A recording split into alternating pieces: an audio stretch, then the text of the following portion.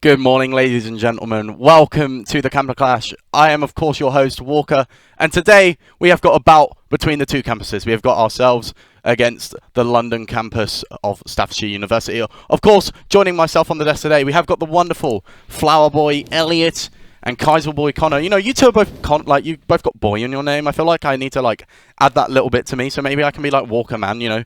Because I've got that extra year of knowledge in the brain. I don't think it works. I don't think it works. It doesn't work. You. It's got to work some way like that, you know, in a little way. So when you lot come level 5, you can be man, and then I turn into OAP when I'm leaving. Flower Man. Flower Man. Flower Man sounds great. Casual man. I know. Well, obviously, guys, as I said, you know, we have got the campus clash today. We have got the Stoke campus taking on the London campus, so definitely going to be an interesting one. And well, we've got a wide variety of games. Obviously, a few little changes here and there. You know, it's never perfect when it comes to events, but for the changes, for the most part, we can have a look at the schedule, and you guys can have a look right now. Obviously, we're going to be starting off with some League of Legends, the main esports title. Obviously, previously we did have Smash, but we're going to be having Rocket League as our second title.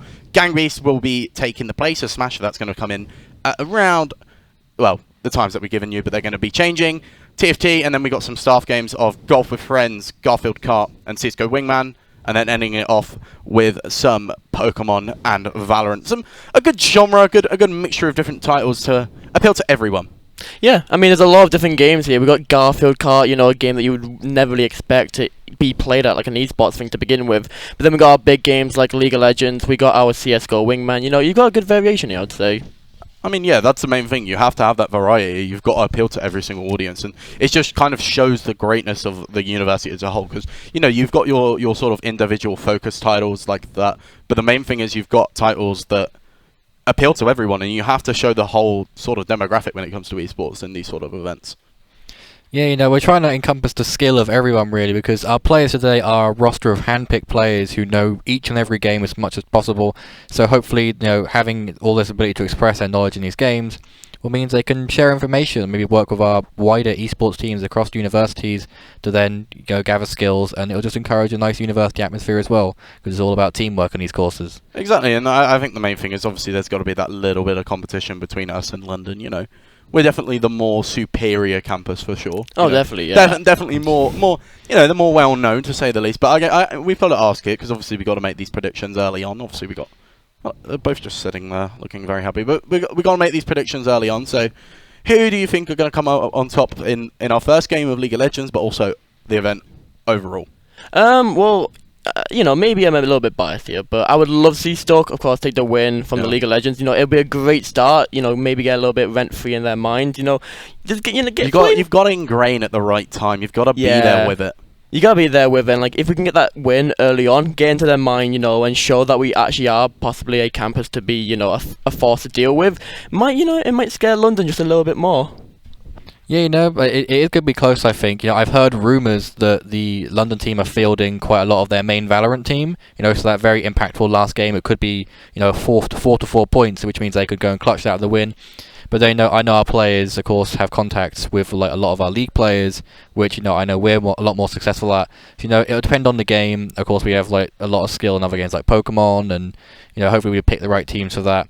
So, you know, it'll be close, but I think Stoke can take it. Yeah, I think that, as you mentioned, it's all about that focus that they've put into the latter stages of the games. You know, it seems like as our team, we've kind of built to be successful in all of them, just in terms of like just being sufficient to at least compete, and then they very heavily focus on Valorant, which is their main title as a university. But it's definitely going to be an interesting way that they like to do it, of course. I think it'd be kind of interesting as well to see like the staff games like Golf with Friends or Garfield Kart, because they're not really that busy with they're not really full of skill. It's just kind of more just a bit of a mess around, so that could be interesting as well to see. I mean, yeah, that's the main thing. Obviously, we've got to appeal to the staff as well. You know, we've got to show off our staff's talents, you know. Of course, the unsung heroes a lot of the time when it comes to this sort of stuff. The people behind us when we do these events. The people who are supporting us. I mean, yeah, they've put us this platform. They've given us this opportunity. Obviously, all of us involved in this event today. So, you know, we'll say our thank yous at the end, but a little one there for them just to enjoy. Just to enjoy it for the time being, yeah. You know, it's just, I mean, Garfield Kart could be a great time, you know. Because like, who doesn't love a good Garfield Kart? I mean, it's Who doesn't? a great title. If you haven't seen Garfield Cup before, you're missing out. You are missing out. Have you seen Garfield Cup? I haven't seen it like in the open, but I've seen a lot of trailers and content for it, so I'm looking forward to seeing it. I'm super excited to cast it. That's gonna be a great time. It is going to be a fun time. I think that's the main thing. I think the main focus for today, not only from our perspective and not casters, but mainly just from a player perspective and a viewer's perspective, we want you guys to enjoy it. We want you guys to have some good content to watch. So that's definitely going to be one of the main focuses. Obviously, we want to put on a show for you guys. We got some little snippets here and there which you might see throughout, which we think you might enjoy. Which we can obviously, they might be a little bit planned. We might have kept those just a bit. Shh. Yeah, we'll keep them. We'll keep them as a secret for now. Keep But when them you secret, see yeah. them, they're tasteful, absolutely tasteful content. No one needs to know that for now, okay? We're not gonna spoil anything. We're gonna wait until that point, when they come up, and then surprise people when they actually do happen. Yeah. I feel like we have to address the elephant in the room in the fact that he's currently got no neck. He does have no neck. He's he really- has a very long neck, but Yeah. then he just little just- pat down. He looks very squashed and just kind He of is very enclosed. squashed. He is very squashed. Look, long neck, squashed. He's cute though. I love him. He's Yeah, very so cute. he's man. lost his hat. He's lost his hat. He's lost his hat. Yeah, no, I'm gonna take his hat off for the You time should put being, you should put the strap on his neck so he's. I should put a so it strap on stays his. There you That's a go. good idea, actually. I like that idea. That's actually an Well, amazing what idea. neck he has. I have to force it onto his head at this point. But yeah, we've seen, Nathan, you've got your monkeys. Is there any story behind these monkeys, or they're just coming for the ride? They're just kind of cool. I like we like monkeys. chimpanzees. They're cool. Can you not? He Do chills. you like monkeys? Monkeys are quite They're a cool. cool Make it animal. better, Obviously, there's an elephant in the room. There's two of them. There's I've 3 been- monkeys. We got one here. Oh. Actually, no. I think there is a big more elephant in the room. And it's the Pokemon's over There's here. Pokemon, yeah. There's one interesting looking fellow over there, and there's one normal looking fellow right here. So I mean, you say that his eyes are a little bit smaller, so I'd argue that maybe not. I feel like the one Maybe with the they're very just dot eyes is a bit Yeah. more scary. Should we leave it up to whoever's watching at home? You Which guys one- can vote this, Which one yeah. is better? which one's better? Which Which one's one do you better? prefer more? The left one or the right one? I'm going to go with this little boy. He looks more normal. That one just looks very kind of Dazed. bleaked out. Dazed, yeah. yeah. Dazed and confused. I won this one from a Pokemon tournament. Pretty cool. Yeah. You won that from a Pokemon tournament. Yeah. That's all Is they this your gave way you? of telling us that you've been helping our Pokemon players with I may some have things, Connor? had some chats with our Pokemon players, whether or not they're going to take it on, and go for it. But I think we can take it. I think we take the win. Yeah, but I mean, we can make our predictions because obviously, let's be fair. We could sit here and say, "Oh, we're going to win every single title. Oh, we're just We're good at the just so uni. good as a university." But obviously, let's be realistic here. So, let's make score predictions. We can have a little. Ooh. We can do it throughout the day between everyone who joins me. But for you two here now, what's your prediction for the overall score The of every overall game? score. Overall Ooh, score. that's hard because with games like Golf with Friends and Garfield Kart, you have no idea how they're gonna go. You have no idea where they're gonna go to begin with. So them two games might be a bit difficult to judge. But honestly, I'm maybe seeing a 5-4 here. A very equal 5-4. I think staff might take it today. Maybe it's a little bit of a bias, but maybe a 5-4 today. What about you? I think it'll be about the same. I think one team's going to just nudge it, maybe in the later rounds. I think we're going to take a lot of the sillier rounds. I think our Yeah. lecturers will take Golf with Friends. I've heard one of our lecturers is really good at Golf with your friends. So that is something I'm looking forward to seeing. I believe I'm casting over that, actually. So Ooh. hopefully, we get to see some hype gameplay from that. And of course, like I said, Garfield Kart, our lecturers have been prepping a lot for that. So hopefully they get those time trials and do really well and pull off some miracles. But yeah, in those more esports related titles, I think London might have a bit of an edge because, like I said earlier, they have got their pro players, but yeah, I think we can show them who's a boss there. So you're thinking a 5-4 as well, then? A 5-4, maybe. Is this what we're going to see throughout the day? Just those consistent 5-4s, people getting that sort of different outlook on things? I mean, I hope so. I I'm hoping as well. I hope to see you some know. different takes. Maybe I want to see one confident person just come on and just be like, 9-0. I know, Easy. easy wins. Who cares? London, who? Am I gonna be? Am I gonna have to be the one to do that? You might have to be. I might. You might have to be the brave person Well, here. that's a set. I'm gonna see. The perk for me here is I get to sit here for most of the day, You so I can do. assess it after each game. So I could just go right at the end. Oh, I think it's this score, and no one will notice. That's so now that's cheating, though. I've That baited is myself actually- out here, so now I can't do that. Why would you just say that in the first place? It's funny. Why would you do that? I mean, I'll make my prediction now. Go on, Go do on, it. make it. We're going to keep it to you. Yeah. I mean, it's pretty obvious. There's only one way we go. What, 9-0? Staffs never lose. Staffs never lose, no matter what, unless you field a Pro Valorant roster. So I'm going 8-1. You're going 8-1. I'm realistic. You know here. what? We got some intel. I like the. You know what? I respect it. You know, I respect the confidence. We got some intel early on that they may have put a couple of good Valorant players in. So using that knowledge, I can assess it and assume that game can be. We'll put it to the side. It irrelevant in our mighty esports titles. Valorant. It's a sleeper. It is a Absolute sleeper. It is a massive sleeper. It's a sleeper title for sure. Obviously, you're just seeing us for now. Obviously, Obviously, there are a couple of people. Joe's in the background, just over my shoulder, doing his thing. So Yeah, he's getting ready for the first match, I it's believe. looking pretty. We're gonna wait a little bit longer until we get into our first match. A couple of technical difficulties, just trying to finalise a few things, as we did mention, obviously. So yeah, just one of those things. As we mentioned, obviously, we've had a little bit of a qualm with the Smash, so we're changing that over, getting everything lined up with schedules and stuff, but we will be getting that underway sooner rather than later, but it's definitely going to be an interesting day. I like these sort of events where not only is there that competitive value to it, but there's also that sort of friendly rivalry that we have against the other campus. It's always good to have a good friendly rivalry, like, you can't really just go in and just expect to win every game, kind of trash talk, London campus. You gotta go win, you gotta play competitively, but, at the same time, you gotta have fun. It's tasteful. That's the difference. We've got to be tasteful with it, and I think that's kind of what we've done. You'll see it a little bit later, but we will. The tasteful the little teasing. A little bit of teasing, a little bit of spoiling. We do a little troll. Just a little trolling.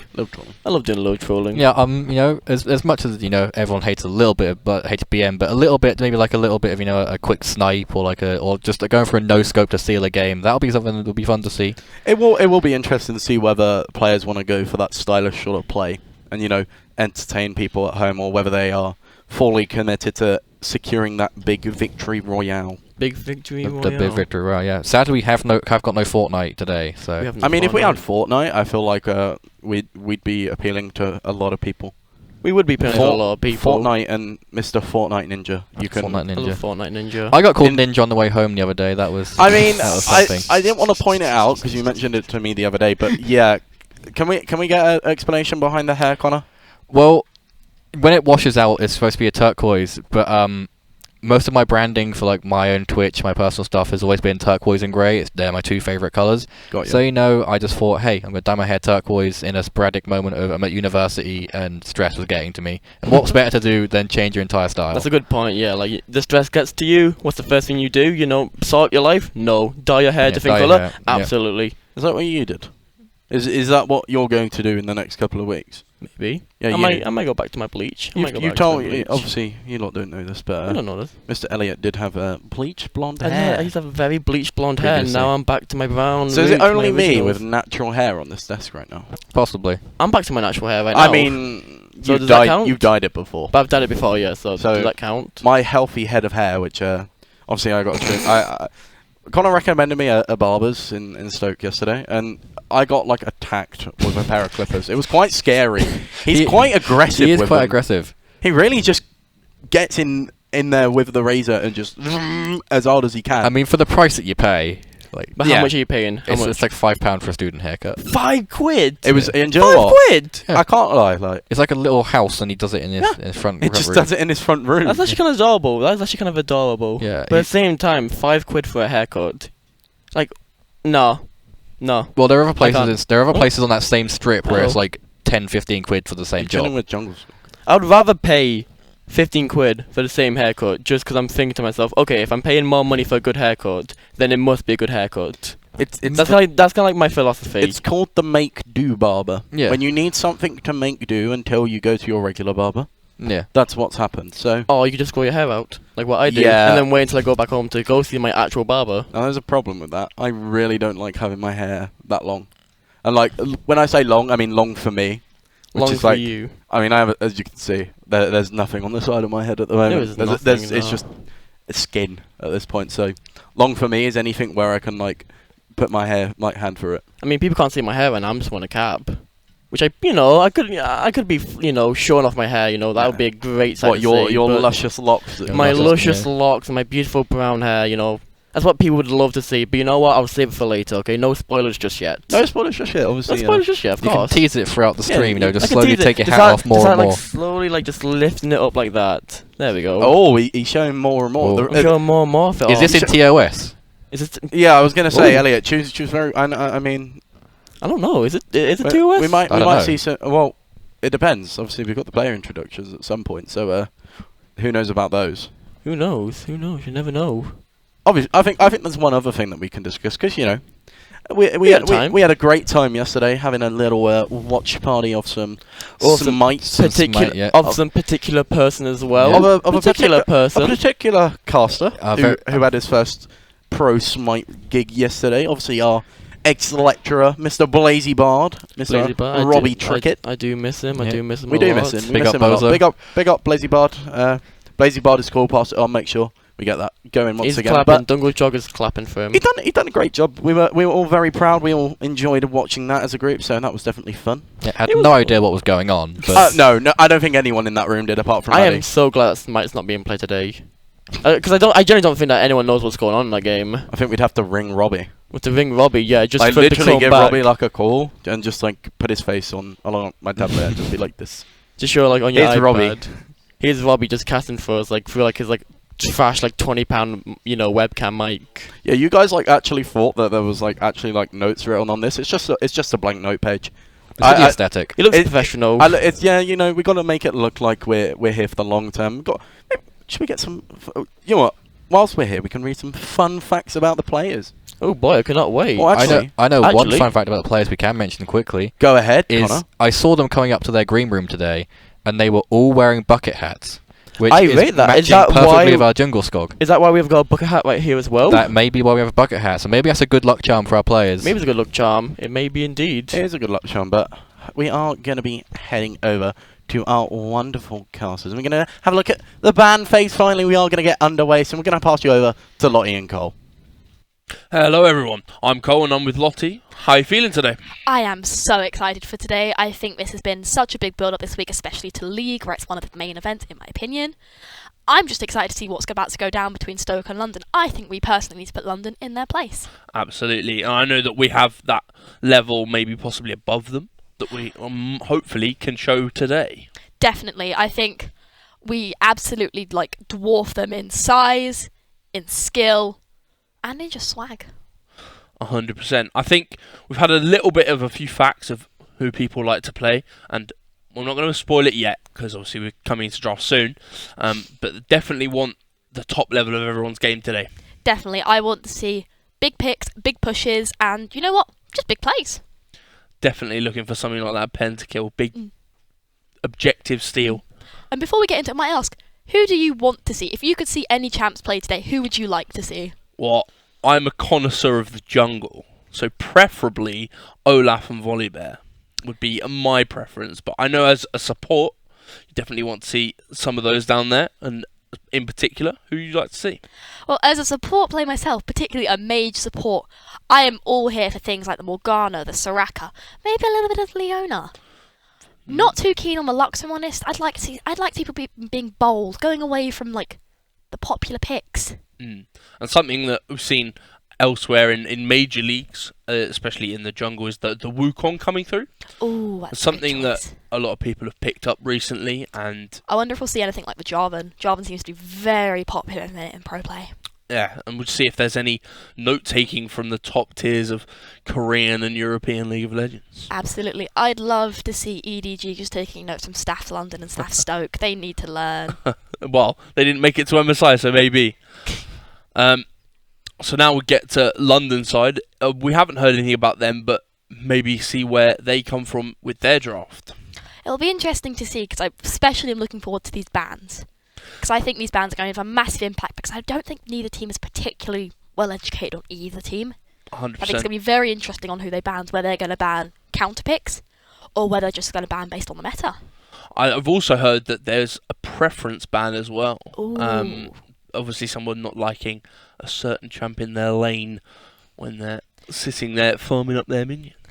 If you had to go for a preference ban, who is yours?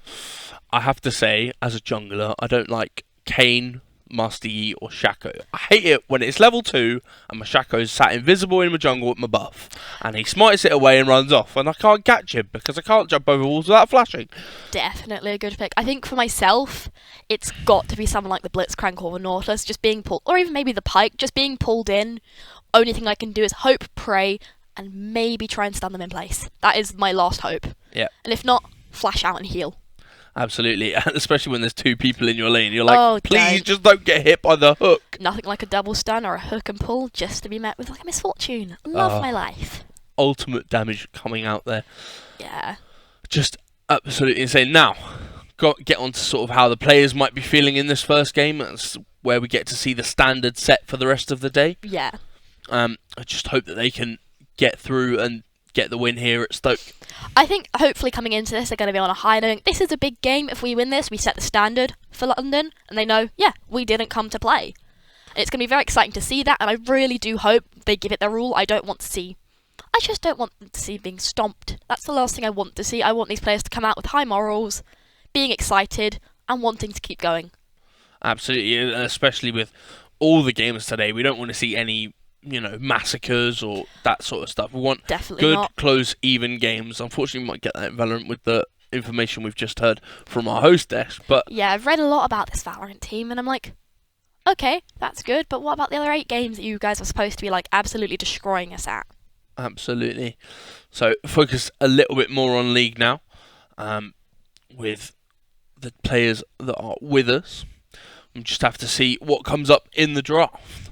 That's something we maybe take from, as we said, pro players or any personal one tricks we might have.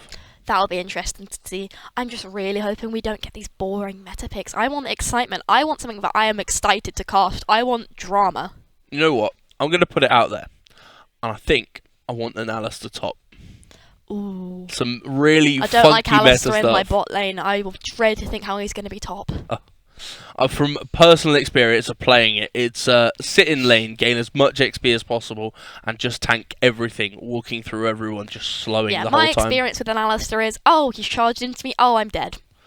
Pretty much, seeing as most of the time it's with probably a Draven or, a Misfortune, and just one-shots my AD carry. Yep, just nothing like being dragged down. Now I'm 0 HP, and now my ADC is yelling at me. Yep, all that flame in chat like...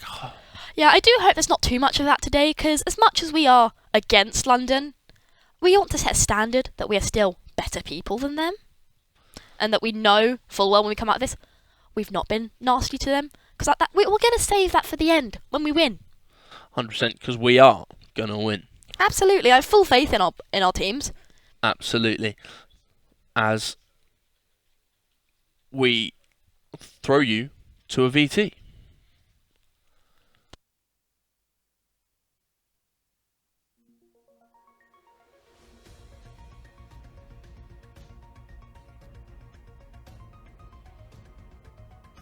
Who's in the background of Nathan's picture? That's my girlfriend. Got you. Okay. Have we got a fact about her as well? That is my girlfriend sleeping on a Discord call. That's kind of creepy, dude.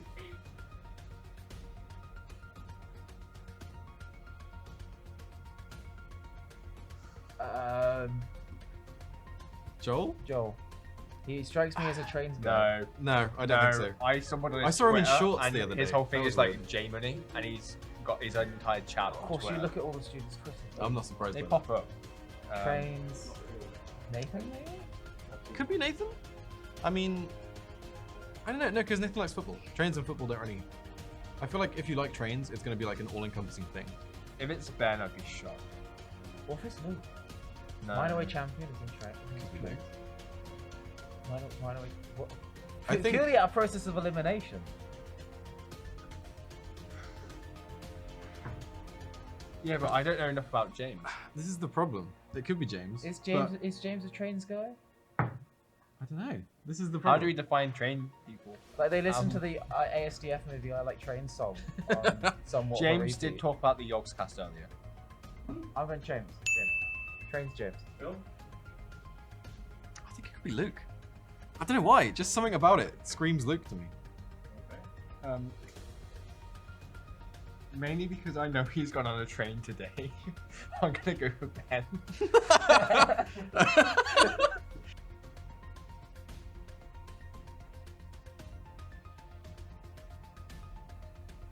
Cranberry sauce. Charlotte. No, Charlotte. Charlotte Charlotte. mentioned cranberries earlier. Yeah. that's true. No, Charlotte mentioned cranberry sauce earlier. Oh, well, there you go then. That's Charlotte. using our powers of deduction.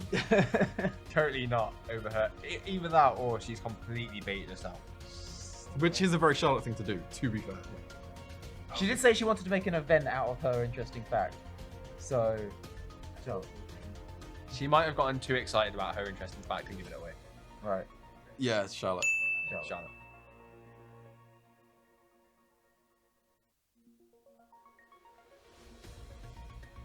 Oh, this. Ben. Yeah, Ben. I'm retracting I know- my other one. I'm going Ben. Because he was supposed to come to the course the year before he did. And I know he travelled a lot.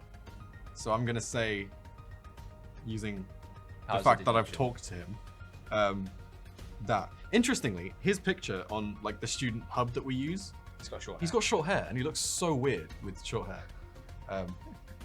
Anyway, yeah, Ben. Yeah, I'm Saw the answer earlier. doing Ben as well.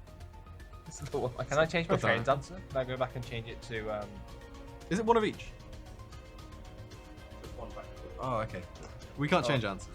That's I'm gonna retract and take it to James. this one. No, the You No, can't change no, answers. yeah, it's just a thing of I know that this is Ben, Right. Well, so I know the you other just one is answered Ben. two for Ben. That's I know. his one.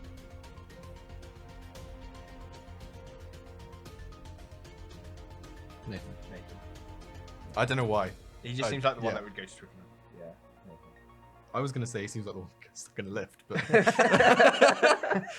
yeah, Nathan.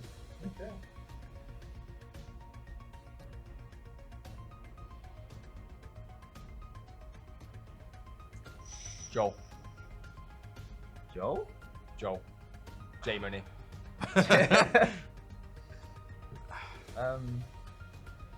I might say Cole, you know. I feel like I've had a conversation. I got a weird look from Cole there. I feel like I've had a conversation with Cole at some point about boxing. But I guess he was not. a boxer. No, okay. Luke? He looks like he would have done karate. He's way too calm, but then that is also someone that could beat the shit out of you. That's why he's so calm. Is because he's already done all the beating out of him. Okay, well. I'm gonna go Luke. Actually, no. I saw Joel in his gym shorts the other day, which sounds really weird out of context. But he was in Verve.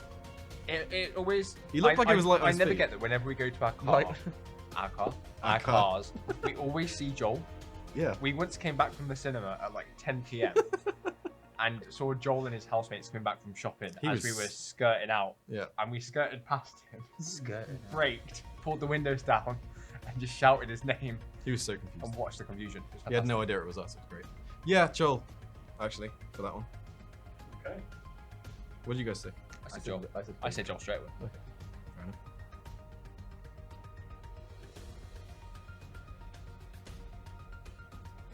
Speak from London. Charlotte. If you're meaning just people from London, I mean, I don't know where the students are from, but I know Charlotte's mentioned London. They could move. People move around the country. So I want to say Nathan because I know he's a Tottenham fan. I was thinking Nathan actually, but I've said Nathan already. Yeah, so have I. But now I'm thinking the Twickenham one might be Luke. Luke looks like someone that would get stuck in a lift and then just be like, Oh. and then He'd just be like, too nice to do anything. and then but- just stand and wait. Yeah. I'm going Charlotte on that one. I think. Did I already vote for Charlotte on the cranberry? Where's Luke from? I don't know. I can't remember He's who I've also already from voted for. He's also from London. Interesting. Pretty good for Luke, isn't it? I mean, we're against each other, so Yeah, but you can do what you want. Yeah, but we're both in the position of we've already used Nathan. It's like, what is it, like top shrubs or something? It could cascade. to Connor other just said places. Harry Kane's family isn't from London. Are you giving us answers off screen? Interesting. So you say Luke? So it could be Luke, but I feel like Luke would have mentioned it. I don't know why. He doesn't really talk about himself much, though, does he? Like he... What's your descendancy, Cole? Oh, that's tricky. That is. I'm going for Cole. I reckon Connor. I don't know. Ben's one I haven't said. I yet. think it could be Connor, but this one I'm stumped on. I think Connor knew the I thing think- about Hurricane Summer. So Yeah, that's true. I don't know who Harry. he's football. Are you abstaining from this round? I'm just gonna say Ben. Okay, fair enough. I'm just gonna get 0.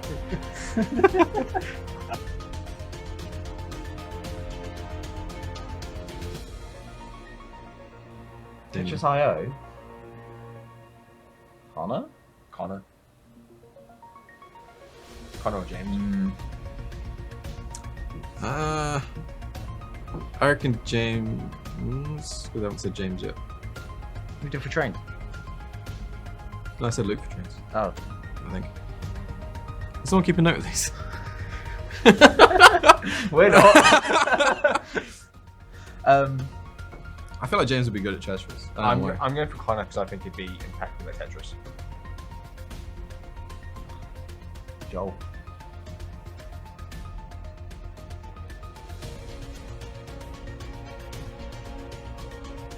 Being a lifeguard. Yeah, I was just thinking that. Or it could be Nathan. Or Ben. It could be any of them. It could be, well, yeah, that's the point. That's the whole, yeah. It's kind of the Fair point. point. Of this. Take a good look at them and see which one was lifeguard. You don't know that. What? Matt's not on this.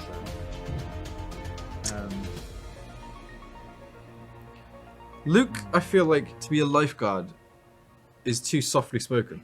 Like I don't feel like he'd shout at people. Do you know what I mean? And lifeguards have to shout at people. I think it's Nathan James. Nathan James. But I've said Nathan, so I'll get for James. I've not said James for anything. I think the only person I haven't said at this point is Cole. Same, I think. How many are remember. left? That's like, No, well, I was that's going to say not- Cole, Cole. because I haven't said Cole yet. Okay. So, obviously, I didn't keep track of the scores. And welcome back to the caster desk with myself and Lottie, ready for the League of Legends game that's coming up soon. I am so excited for this. And I think we might be heading into the draft soon. As we have getting ready for that, what do you think about any patch notes that have recently come out? We've recently had new skins for EDG. Oh, yes, this is for the Worlds, isn't it? They are beautiful skins. Although I'm not too keen on the Yumi one, if I'm honest. It's very, very, very basic. The Viego one, however, Well, lovely. Lovely stuff. Not a Viego player, but I can really appreciate a good skin. I very much copped that when it first came out as a jungle main and using and abusing Viego of how strong he was at the time. I definitely had to pick it up with already having all previous skins for him as well. Definitely got Graves in the top lane is a very nice one from what I've seen of him. Not a Zoe player myself, but looking at her skin as well, I'm a big fan of that. Even as a support, I'm still very disappointed in the Yumi skin. There are better skins out there. I'm sorry, it has to be said. It is a little bit of a shame they're having, even though Graves now I think has come into the top lane meta and sort of dominated in and out as well. It's a shame that we couldn't get a real all-out top laner like the, I don't know, Mordekaiser or something like that. Obviously not played very much at that Worlds, or even at all probably. Yeah, I've noticed that. Worlds does very, very sort of like, we're going to play these 12 champs, and that will be it. That is all you will be seeing for the entire, 6 weeks? Luckily for this, we have a little bit of a different vibe from all of the players. I really hope it's not going to be a troll pick, but I just really want to see out of meta characters. Please give me something. Give me interesting skins as well. I love a good skin. Like, it's all about the looks for me. It sounds really bad. It sounds really bad of me, but it's like, give me that like, Order of the Banana Soraka. Give me some spice. I definitely have to say we're putting our money towards Giz. I think they should at least look somewhat nice. They should look the part. You've come to this competition to play. Look the part. Absolutely. As well, the patch we're on, obviously coming out recently, we've had a few changes, more towards the fighter champions and their items, I believe, with Blade of the Ruin King getting, I think, a slight nerf in the fact of damage, but also gaining a lot of health in the process. So swapping in and swapping out, sort of balancing out the damage a lot. Yeah, it's one of those things. I've not noticed it. That's probably because I'm a support player and I'm also quite literally bronze. But it's like, I'm here for a good time. Give me Soraka with, like, Moonstone Renewer and Warmog's Armor. I'm good to go. I'm just going to pump healing into you and pray you're not going to yell at me for dying. It's definitely something we've seen recently with the mathematically correct builds in Mordekaiser as well. Taking spirits. The amount of healing that man does. You've got to put an anti-heal on that. You please. Just stop this man. This man needs to be stopped. He is on a rampage. Who is letting him do this? And with the newest patch coming up, hopefully balances out the damage with all the sort of lower health champions gaining a little bit more at every base level and less damage throughout other champions as well. Sort of hopefully renewing the ADC role, in fact. This is what I mean. I'm as much as I am a support player, I do quite enjoy being in the bot lane. Shouldn't be a Lux in bot. Should not be ADC Lux, but it's fun. I'm quite the Kaiser enjoying myself too. Especially when most of my games, my ADC is always getting one shot as we're getting ready for the pick phase. We're heading into picks. Oh, already we've got bans from London being Kiana, Twitch, and Morgana. Ouch! It's unfortunately something we can't see of one of your favourites, but we also have the Karthus Diana and Yasuo from Stoke. Obviously, the combo there of the jungle mid, not what they want to see. The knockup from Diana's ult and the massive damage from Yasuo's 6 alongside even the Karthus as we see an Ornn come out from London. Ornn Fizz. I think this is going to be a very fun game for Stoke. As we also had a pick there from Stoke of Warwick at the start. This is a good pick, I think, for us. As much as I don't like playing against him, it's a very strong pick. But I just think I want to see what else we've got. I definitely think the Warwick clear is clean and sort of waiting for strong jungle pick, the definite level 3 with the CC and going into. And there it is. There's the Alistar we were talking about. This is what I've heard. And well, not to toot me own horn, but we'll have to see whether it goes into the support or top lane, as Warwick is also a flex of jungle and top as well. I'm just not excited for this Alistar already. I know as a support player he is a pain to play into, but I think this will work for London very, very well. Get that stun. We go. And definitely with the Ornn in top, you want something heavy damage early, like I think the set will be for Stoke. And we've also got the Nautilus hover. What is with these supports? I was going into this thinking, wow, I'd have something fun to cast, and I'm now looking at Nautilus Alistair. The two champs I absolutely despise playing against. But you know what? This is going to be an exciting game between London and Stoke. Just look at what we've got so far. Well, so far, it's definitely a lot of wet noodles, you might say, with the Nautilus, Ornn, Alistair and Warwick. Luckily, we do have the set and Fizz to sort of balance the damage out with our first ban of the second section from London with Jhin. Jhin, that's an understandable ban. I think if he's in your bot lane, he's in your walls, he's living rent-free. He is very, very powerful if you feed into him, and I think that's the last thing that London want is Stoke getting that advantage early on. 100%. And I mean, the Kaiser ban coming out straight after, and unfortunately, from a reaction I'm getting from Lottie, is not one that she wanted to see. I'm here for a good time. Oh, we've got the Misfortune ban coming out, I believe. A lot of these bot lane bans, I'm thinking, and I can understand why, especially because these are considered high pick characters, and I think they're obviously you get a lot of value out of them with very little, not skill needed, because you still need to hit your shots. But it's like I think they're just preparing to not get fed early on.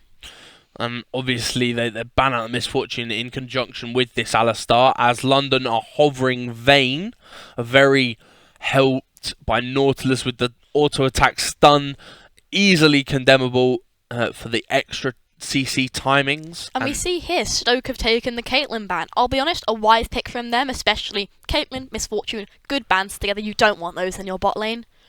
Easy picks for them, and it's traps, stuns, you name it, not fun. 100%, and funny enough, one of the champs I heard that the Stoke side were wanting to ban was Caitlyn, so coming out there as well. Ooh, we've got the Orianna coming out. I don't know a whole lot about her, but I don't like playing into her, so you know what? Good on you, Stoke. And the one thing I do know is our mid laner is an Orianna one trick. Beautiful So here stuff. we go. This is what we were looking for from these players. Yes, I'll be honest, both teams have had very interesting compositions. There's like flecks of meta. There's the Tristana pick. I like to see that. Don't play her, don't know a whole lot about her, but I like to see it. She's a very strong character, especially in the first starting phase. And the Akali, beautiful stuff. Akali mid lane, lovely. We love to see it. But where's our Fizz gonna go? Are we having an Akali jungle? Well, from the knowledge of recent meta, I believe the Akali's going top. Oh no, Where's because of the Ornn. Yeah. Is that an Ornn jungle? With Akali top and Fizz mid? This is some insane draft that I'm very excited about. EDG, start taking notes, please. I'm saying, T1, if you got this draft, you're winning every game, no doubt. Yeah, I think this is going to play out in a very, very interesting way because this is a very, London have got this very high damage team, but I have no clue where they're going to go.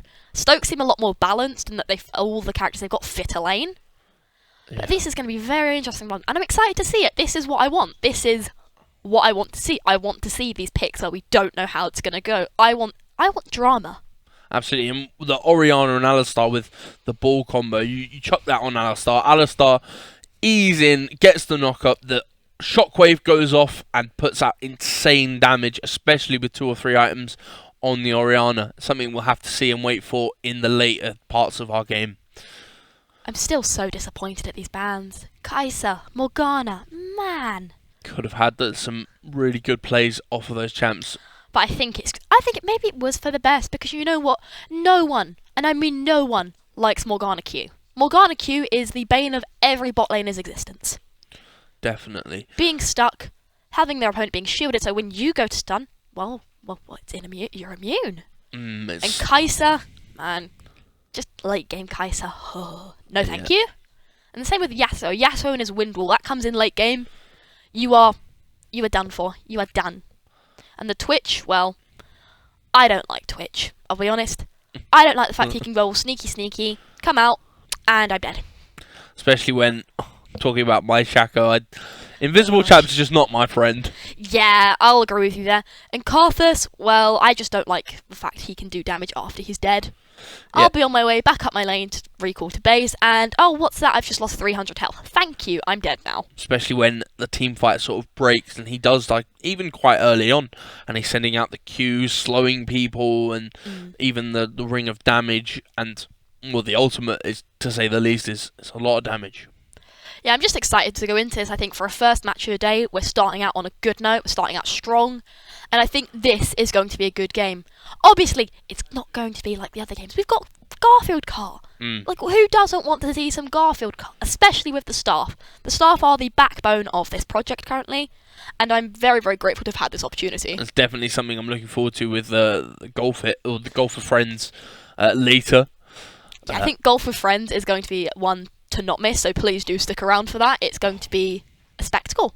Absolutely. And coming back to maybe the bot lane here, the 2 bot laners we haven't really seen recently in the meta, which, like we've said, we don't want to see any meta and good old something we see every time that there's... Screw the meta. We want gameplay. We want content. We are here for a good time, not a long time. We don't care about how we do.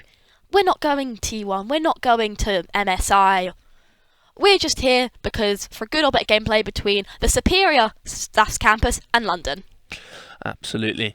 And something I haven't recently seen, and normally played in support from what I have viewed, is the set top lane. Something I assume Stoke was assuming into an Ornn at the time. It's very good with the true damage and the amount of sustain he has to heal back up and then re-enter lane without having to back sometimes. It's very strong. Definitely, looking at this Stoke team, I can see there is a lot of stun. A lot. Stun and movement, I think, seem to be our biggest priorities here by the looks of things. And I think that's going to be very useful when being played against Vayne and Akali, who are very, very mobile champs, and Nautilus with his hooks. Fizz just being Fizz. And I'll be honest, I don't know a whole lot about Ornn, but I just don't like playing into him. I definitely think with the Stoke draft, they haven't subtracted any tankiness either. There's a good spread Definitely. of tank with Warwick and Alistar, and Set even a little bit because of the sustain with Gordrinker and his W. Yeah, it'll be exciting to see late game how this plays out, especially with how tanky it's going to be. London are definitely going to need some anti-heal on their side to at least try and slow them down. And it'll be interesting to see with this tankiness, will these more mobile champs like your Vayne and your Akali be able to get in there and do the damage needed? Especially with the stuns that Stoke have. Are London really going to be able to pull this off? Something we have to wait and see, and we don't know the positions yet fully, so we're sort of waiting on those with Fizz and the Akali and the Ornn. We still don't know, and Could we even see a Vayne top lane? Possibly. The ADC would be a mystery, though, as to who that would be, because there's no other ranged. Actually, something to talk about as well. There's not much range on the London side. Not at all. Even with Vayne, she's a very short-range ADC. She's a very short-range ADC, especially into the likes of Tristana. Tristana absolutely tops early game for that range. Especially when she buys that rapid-fire cannon, which is part of her kit, and she wants that as well. Yeah, looking at this, I think this is going to be a good game for both sides. However, for my predictions game, I'd like to see Stoke win. I'll be honest, they've got, I think, in my opinion, their composition's a lot more stable. It's better into the long-term late game. And I think if we get an early lead, we can hold that, and I think we can definitely try and take that all the way. I want to see them go to the Nexus, drop that Nexus, we are done. But I think if London can get ahead and they can use the fact that they are close-range champs effectively, especially with the likes of Set and Warwick, then I think it'll be a good game. But I'll be honest, this London team composition is interesting. This is like off the meta, but then like madly off meta. Especially with like again, switching positions we don't know.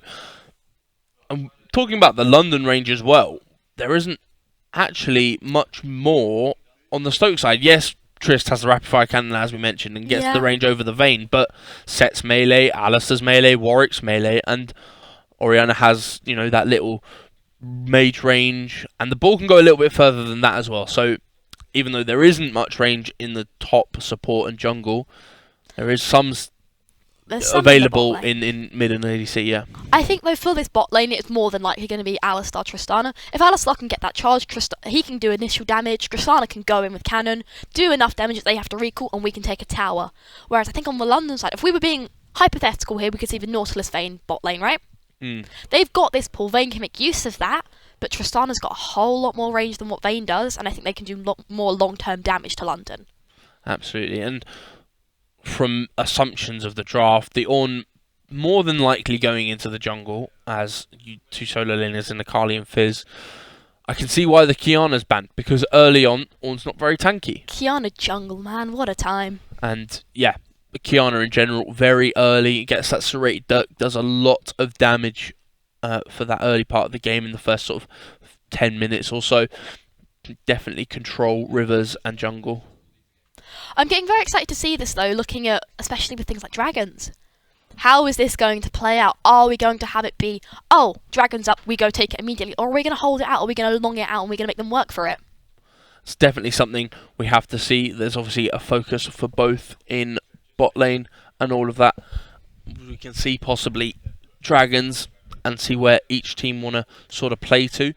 I think it'll be also interesting to see which dragon comes out third, which one will have their soul, and will this buff affect the teams?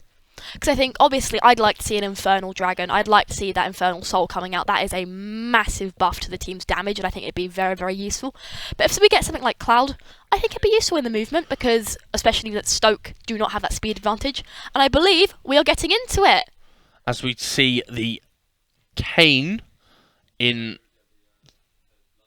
the jungle, as we have just heard with our support staff, London have agreed to a change of Kayn over the Fizz. Good pick, but my oh my. Opinions, blue or red Kayn? Must ask this. Well, based on the team comp, they already have the Ornn and Nautilus, and with this team comp, there's actually a lot of mobility on the Stoke side. So there's sort of pros and cons to both. The Red Cane obviously not very much needed, as London already have a lot of tanks.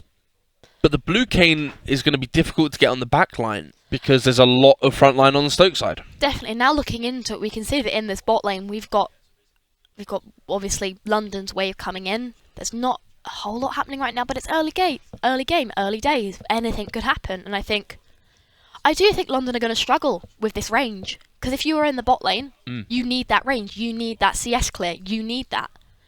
Absolutely. And with sort of how the bot lane was shaping up there, I think Stoke pushing there for the level 2 early. See if they can get a quick engage, especially with Tristana. Yeah, now looking lot at of it, early we damage. can just see old Warwick and their Kane just clearing camps as you do, getting those levels up. And they've chosen to push down a path to bot side.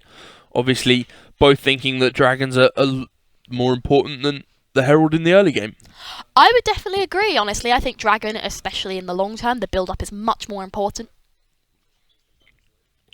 As they're still pushing in that lane, Triss now backing off and sort of setting up her own vision, possibly, as we come back to our beautiful faces. Lovely stuff, and I think this is going to be a good game played out. Although it's a very slow start as it is with League, I'm excited to see past minute 15 what happens. I want big plays. I want dragon steals. I love a good steal. It's just something that's like, yeah, we're going to take all your hard work. It's now ours. Objective steals are great, especially when you're that jungler and well, for this team in London, with the Kane just passing through that wall and being like, yoink, that's mine. And we are back into it. We've got Kane coming in now. As he uses the W, Alistair's gets in a onto the sticky Q. situation here. Is he going to make it out? He does quite safely. Bomb. However, I think this Vayne might be in trouble. Tristana there laying down the damage as we get wards in bushes, and now backs from Kane and Vayne. A little bit of a push here from the Orianna, using her range to her advantage. The good bit of damage. Still got a lot of mana, which is good for her in this part of the lane, sort of trading that for health in trying to get the push for her team so she can possibly rotate. We've got a skin. We've got Orbiana. This is good. This is what I like to see. Absolutely. I just like the little bit of flair. I like the shapes and colours, as you do. And we have one of the only Ornn skins, one of 2.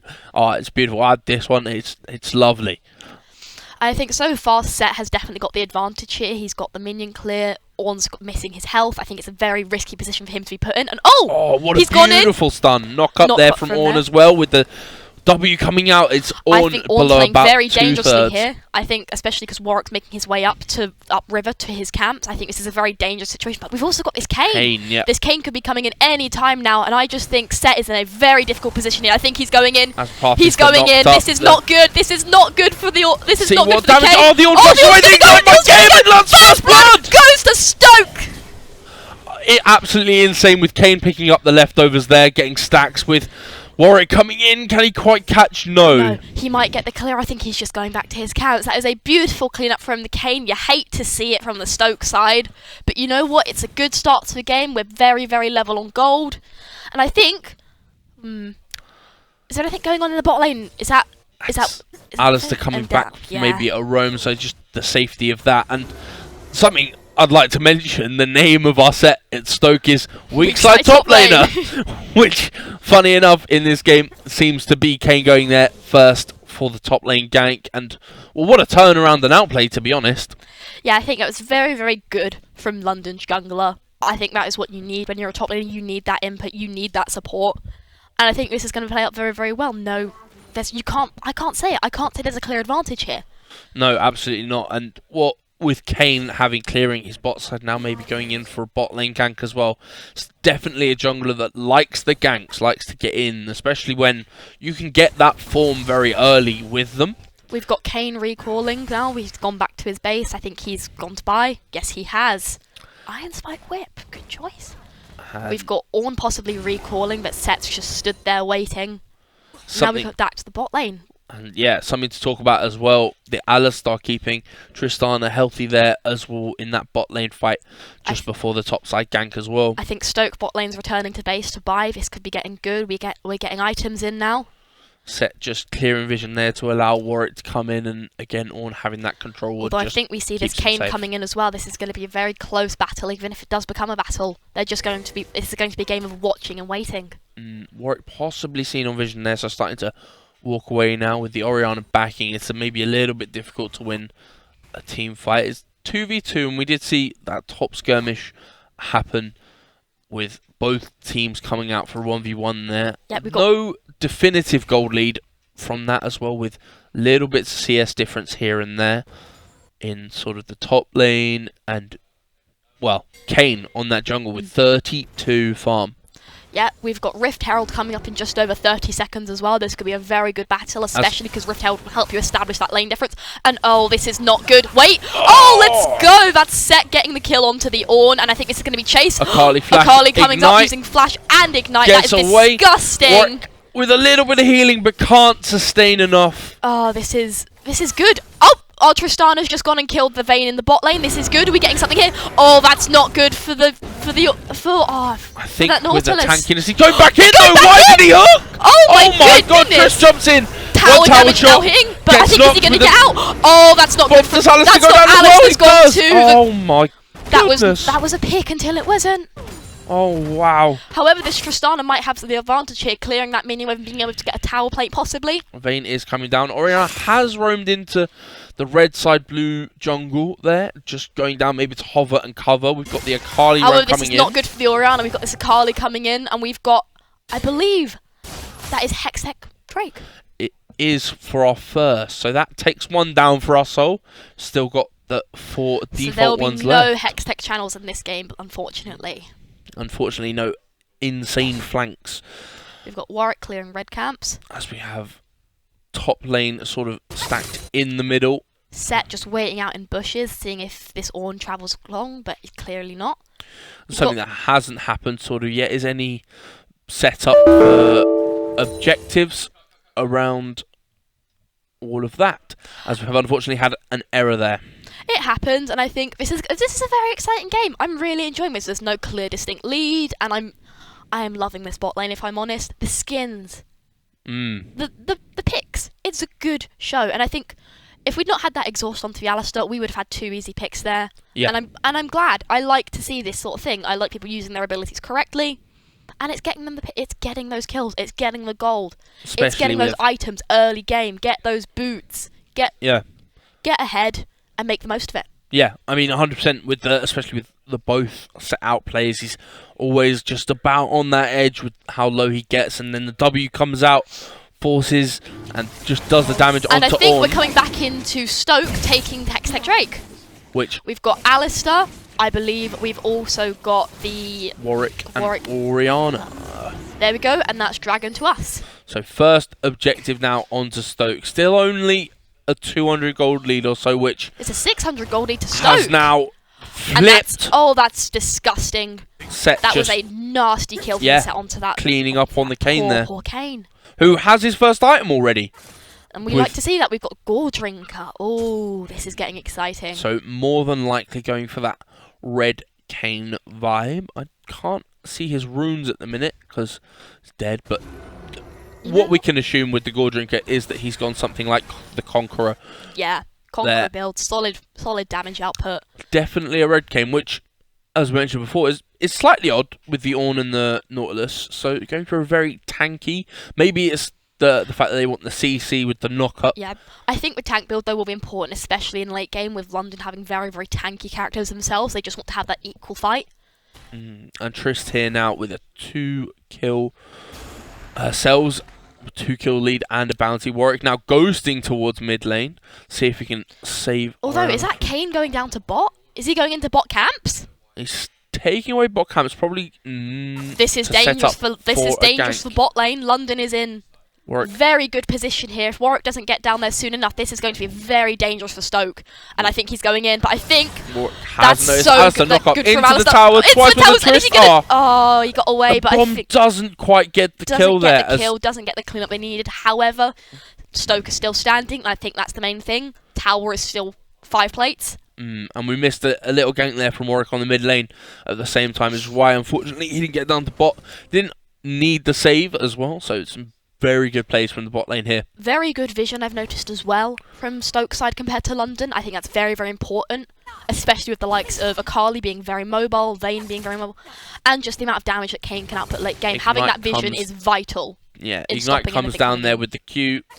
Hasn't got art to seal the deal on the kill there Akali as did, well. however, use Ignite there. That's going to be a big blow for them if there's later pushes. It's definitely something we'll have to look out for. Set now with the extra pickaxe, boots, and I wonder if dagger, which Kane going back into our camps, and I wonder if he was going to take Baron there. I think he's just getting vision so he knows if he can go for that Rift Herald. he's seen the blue buff. No, and he's clearing blue instead, and I think starting to take it. Well, he doesn't have any camps of his own, so why not? The insane 90 CS at 12 minutes now for this Kane. It's just taking over the jungle, basically. King of the jungle, as you say, and I think looking at this, is that Set and Ornn fighting, or are they just playing? Oh, this is not good for Warwick. Warwick's being trapped by both a Nautilus. The condemn there as well. Vayne That's not good. doesn't However, get the kill. we've got Alistair and Orianna coming in. Could they both go for that Nautilus, or are they fighting separately? And they've both gone. And Tristana's coming in, getting the gun, and that's Vayne gone. And there goes Nautilus as well. Beautiful shutdown there. And there's also a gank in the top lane.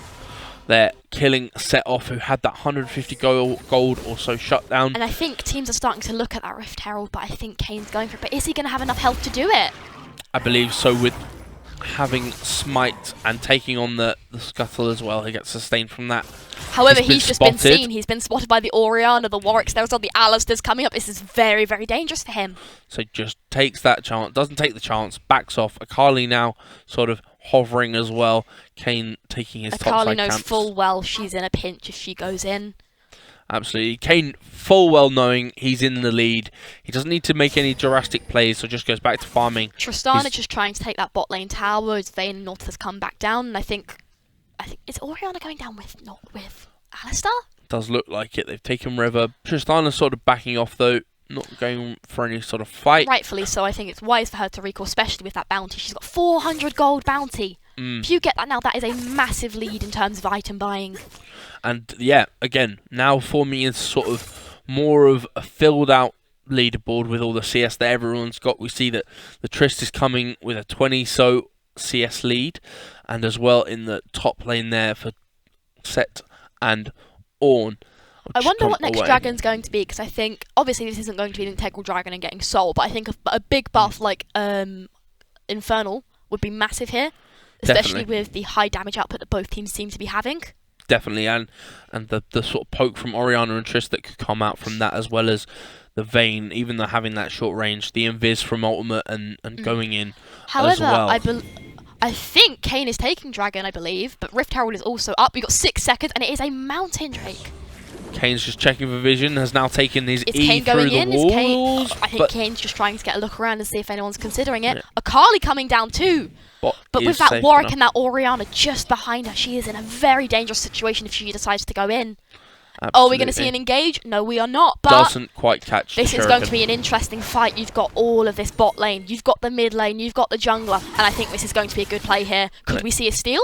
Well, they've taken the drag out. Warwick is around. He's in goes Alistair with the as Alistair knock-up. goes in, gets the knock up. Doesn't quite get the K in the hook. Lands on Nautilus gets the Tristana. pull, Tristana gets the bomb, but red team unfortunately Kane- take the Drake. But could we see a good fight here? Lot of damage down from the Orianna. Kane just about gets inside to stay safe. The Kali very low, ticking away. Alistar gets caught by the hook and gets taken Unlucky, down, that's 3 down by the and that is Vayne a- as well. That is now a 2k gold difference to London. That is really unfortunate here for Stoke, but I think we're coming into middle stage of the game. Anything could happen, especially with this top tower about to fall. It's something I like as well. Set's sort of just taken away that wave behind the tower, and proxying it and taking it away. He's now backing it off Now lane. we see Full well Kane Kane going is into this Rift Herald, but now Tristana's also lost her bounty. That's did. 400 gold gone now. I didn't quite catch who got the kill there. I believe Vayne got one for sure. Either way, that is... You could buy boots with that. That is a massive start to an item. Once you've got boots, you've got that speed, especially with London's high mobility. Yeah. So they get the dragon. They get 4 kills. And with Rift Herald gone, And yeah, the Herald. it's going... I think I think it's going to have to be dropped in that mid lane. That mid lane is where you need that push. And I know 100%. top lane's lost that top tower, and it'd be nice to have that level competition. I just think it's going to have to be dropped in the mid lane. The mid lane needs that push. It's 100%. I think mid lane is the slowest paced lane here now, with both top lane and bot lane having most of the kills here. Mid lane Definitely. needs this push to get games going. Yeah, and it also stops the safety of coming back from both objectives, both being top and bottom side of the mid lane. There's an easy, I think easy, Alistar's just a been little bit seen. of a walk towards safety as Triss now sees Vayne, uses a Kraken Slayer, has the jump, also takes massive that is damage onto the massive damage, Vayne with... and Alistar has taken out the Vayne, but Alistar needs to be careful. He's taking tower damage here. That's going to really take him force if he doesn't get out. Well, he definitely has... Red turret's gone. That means they've now got this push, but there's the Akali. However, we've got is that Nautilus Orianna coming down? Comes down, CC stunned. That is with the disgusting onto that poor Nautilus, and they are just dogpiling on. Flash away from the shrine to stay safe as possible. Now gets the shield from the However, we've got the Orianna. Kayn coming. That's 3 kills. Kayn This is redemption for focusing what just happened. This is Triss. absolute redemption. 3 of them gone. Are they going to push this bot tower any further? Seeing what happens now with the rest of the kill with a lot of sustain from Kayn, and Triss cleans up, gets 550 gold from that Kayn. However, I think they're going to have to make it back to Ornn's mid because, look, this tower is just falling. You've got sufficient wave here to clear it as well. And I think that's sort of the trade-off that London are going to have to take with Yeah. the 4 kill, the Stoke 3 definitely to needed 4 that. kills. That's now pushed them right back up with, I believe, what is a 1,700 gold lead. That is substantial for London. If they have to, they need to make that back. However, kills are almost neck and neck. With the Herald being a Kayn and just getting taken out there as well, there's no full trade-off for the tower that got taken down, the kills that happened. So this is where the gap has decreased. Look at where Set is in mid though. You've got this Akali's in a pinch between this Set and this Orianna. She cannot engage her. She knows full well she does. However, we've now got Triss Nautilus and possibly- Vayne heading up into the mid.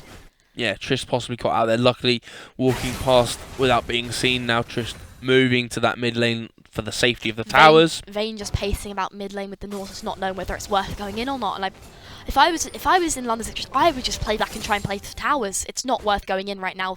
London have got no sort of security in this mid lane whatsoever. Set cancelled that recall there. Just going back top to answer Although we've now got the this Ornn. Kayn. Oh, Kayn going into Tristana. This is not looking good.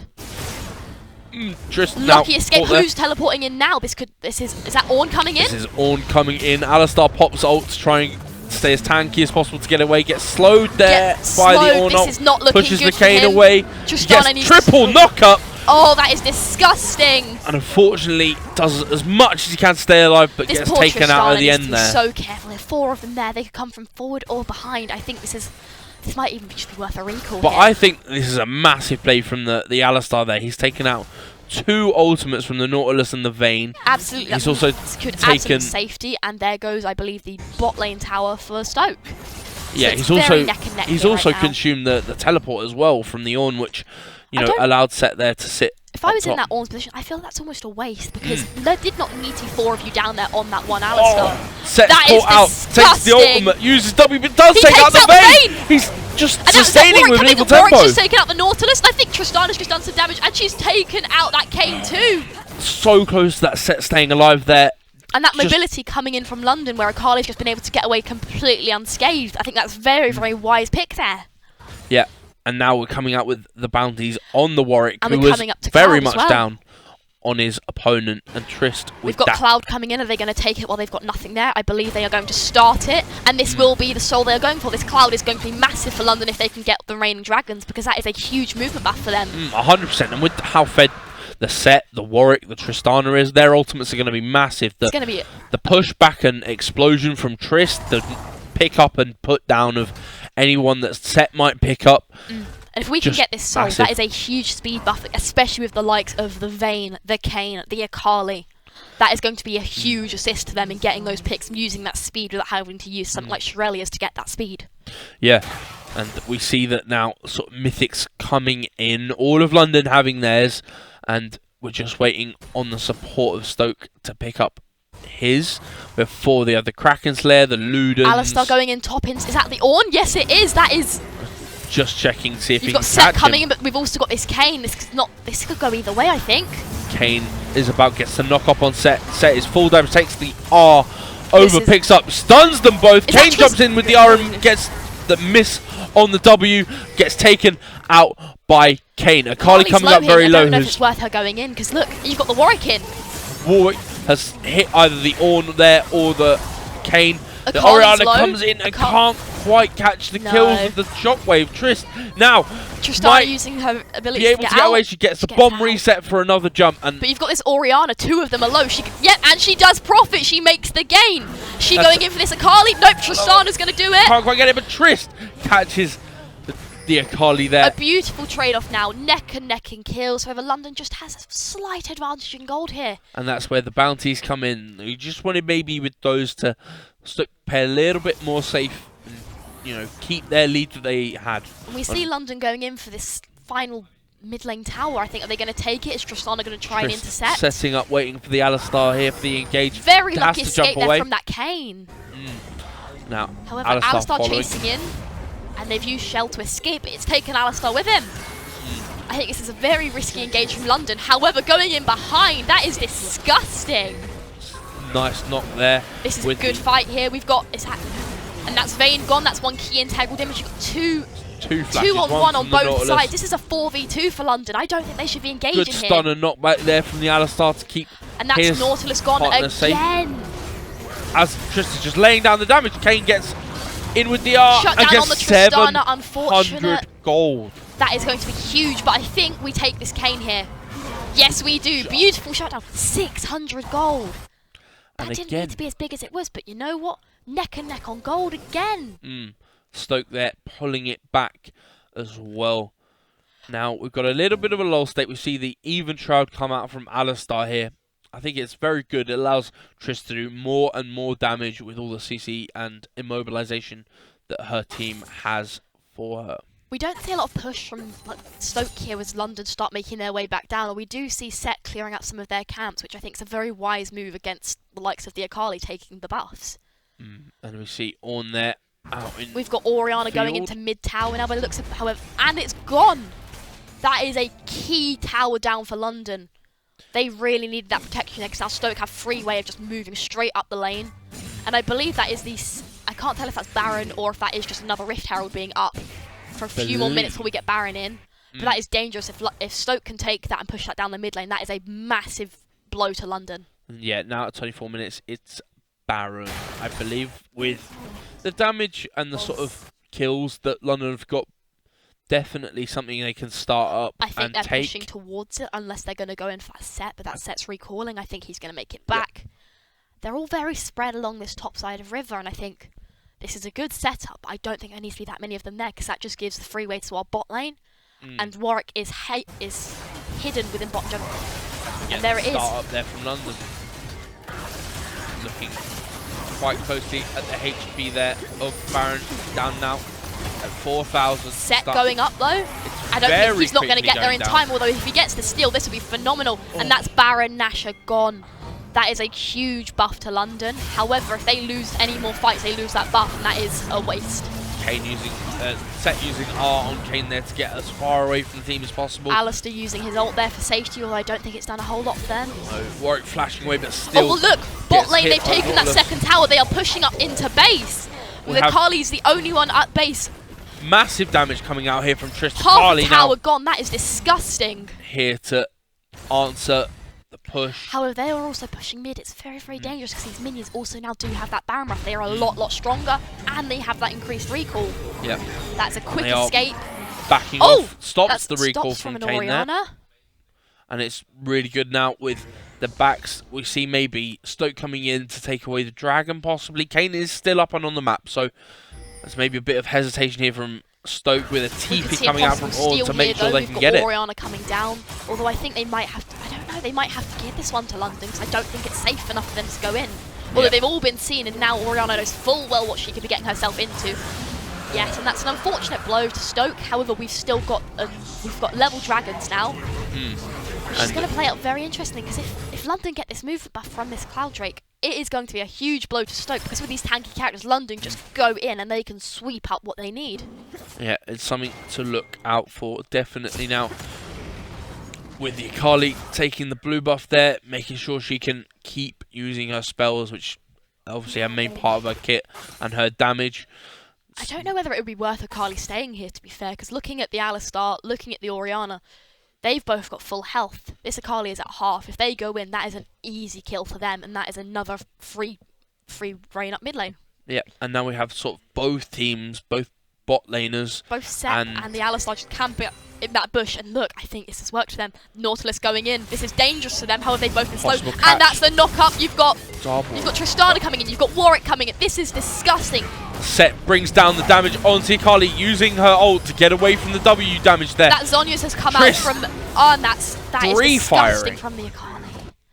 Poor see thing. the Baron push. Oh, but they've gone to bot side base as well for blue. And both teams seem to be playing it exactly the same. Are they going to take that inhibitor? This could be it. Not the backs are way too. They need to long. recall. They need to get back. Trist is back, and they've taken inhib, and they're like, "Yep, Super cool, we've minions taken now it." Coming in are going to slow down Stoke massively because they've now got to focus on that in case they take those Nexus towers. But not everyone back, so Stoke here looking for the counterplay of the other inhib. The mid lane.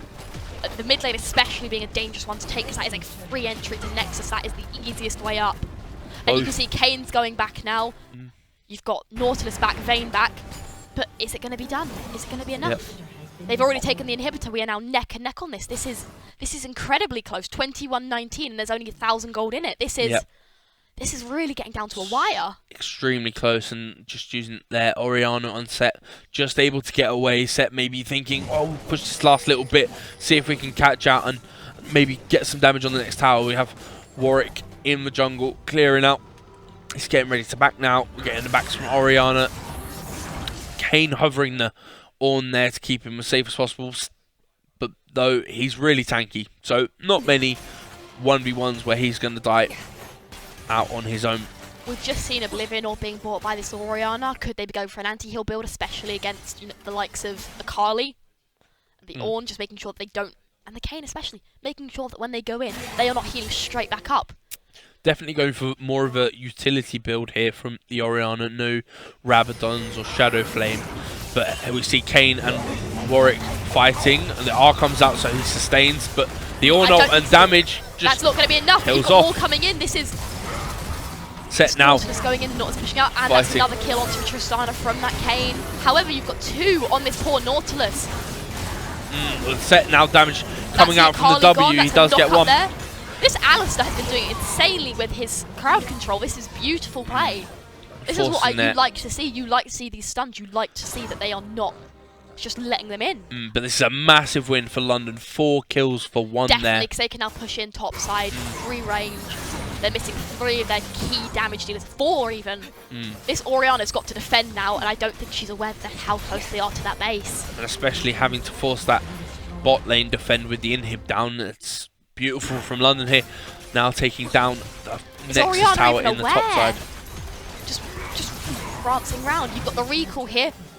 There's pings going out onto the mid lane, which I believe London are now going Orianna back. coming in, but that inhibitor is still going to go down, unfortunately. And that is not what Stoke need right now.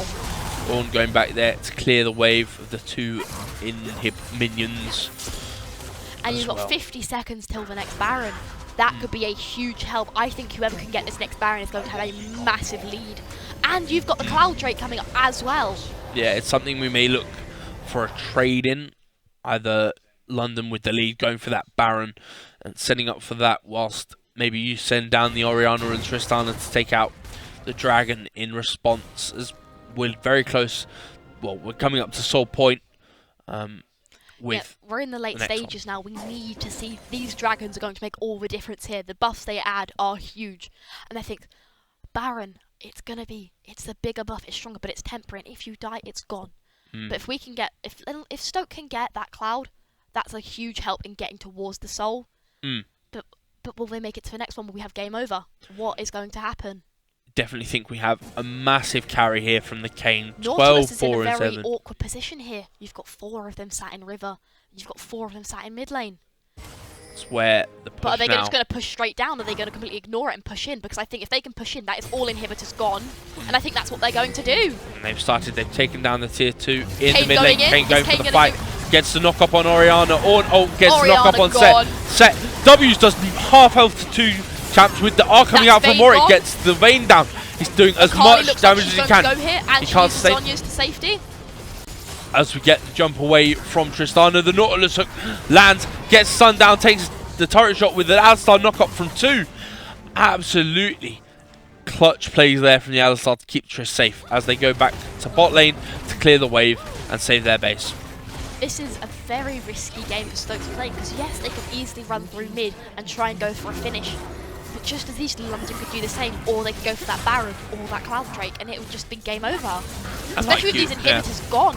Like you were saying before, now all inhibitors down. That's double inhibitor minions in This Akali every could lane. be going here. I believe the Akali is going to. She stays up, but this is very risky business here. Alistar forcing the flash out there from the Akali. Poor This Alistar. could be the end. This looks like it could be the end. I think Minions are stacking up. The Orianna is a massive shockwave with the set ultimate.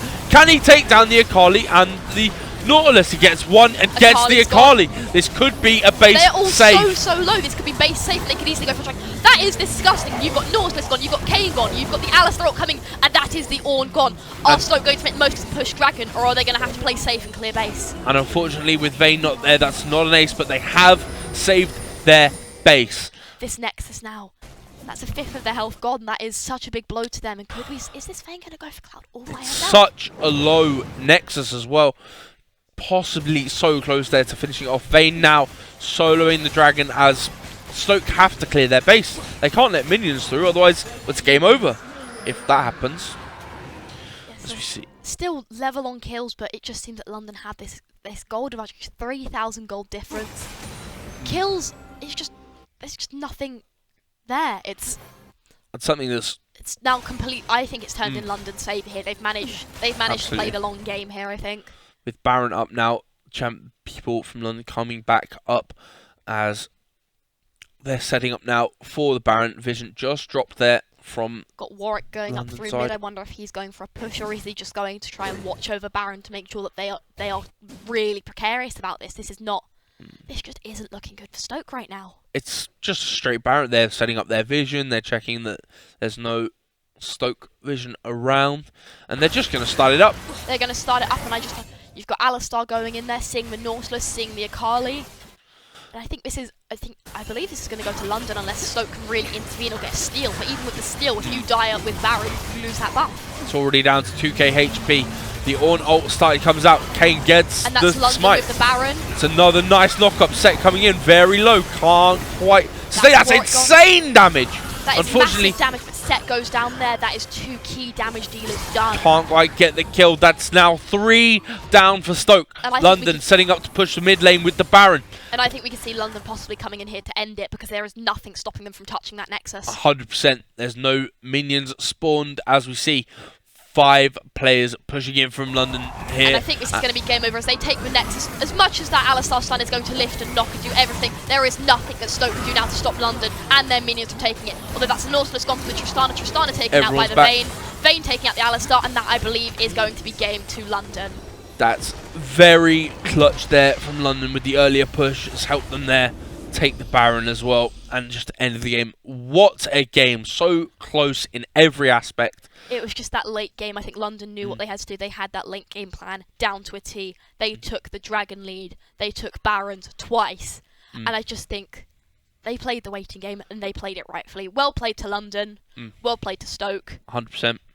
Although, who to say, who do you think your stand-up player to be? I think with the amount of ganks we got from the Kane there, I think he just dominated the game in especially Definitely. objectives with the 2 Barons, the 3 Dragons he got. Maybe not so early because he was focusing that top side in trying to stop that set from getting so far ahead that he would have just carried the game. Although I must say, in terms of Stoke, I am very, very proud of the Alistar. I believe that's Tom. Big ups to him for having to put that such a fight. Those knock-ups were disgusting. The consistency, just everything there. He played as a support should. That is what you want as a bot laner, to have your 100%. support. You want them there. You want them hitting their stuns. You want 100%. that. You want that safety. You want that security. And that was absolutely fantastic. And they from were Tom. definitely consistent. You could always see there was 2 or 3 people getting Those knocked ults out as every well. time. Those ults hit every single time, and that is what you need in a game like this.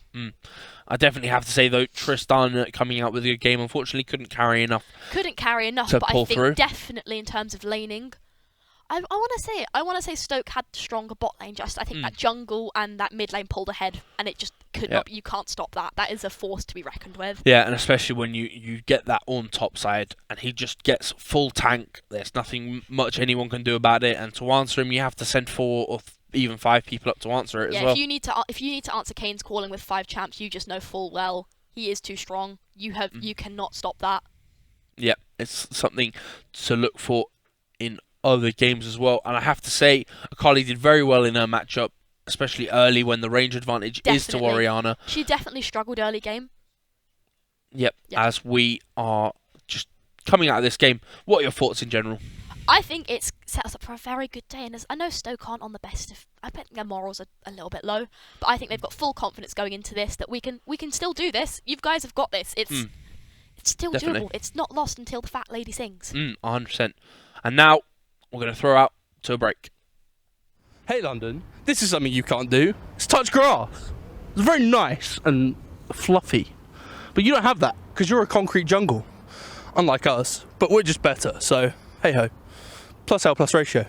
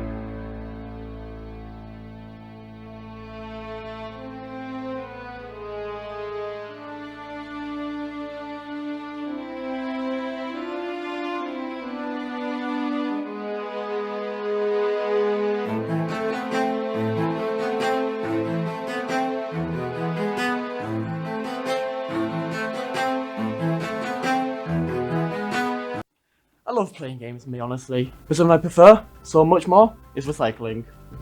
Funny looking duck. Stupid. You know what? That's actually a pretty decent room. I'll let them off with that one. Who the hell is this? Who is this person? Who are you? Get out of here, I don't even want you. Stupid campus. Looks absolutely terrible. What is this mascot? What is this? What? Is that an elephant? Is that a bull? Terrible. Ugh. London? Don't care at all. Terrible.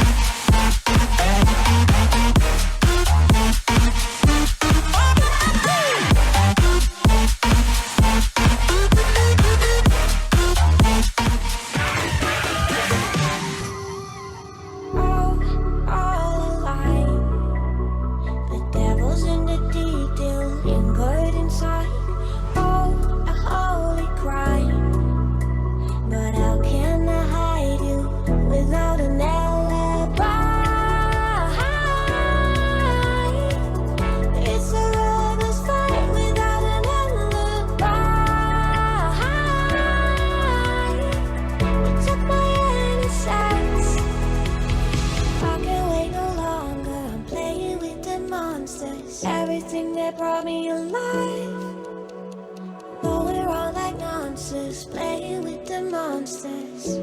They brought me alive, but got no alibi.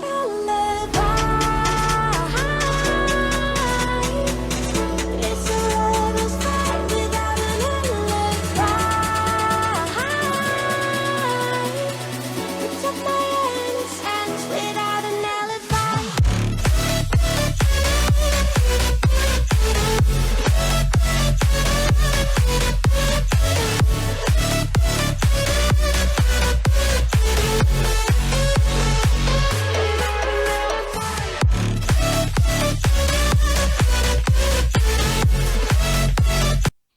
Thank you, Lottie and Cole, for that. Welcome back.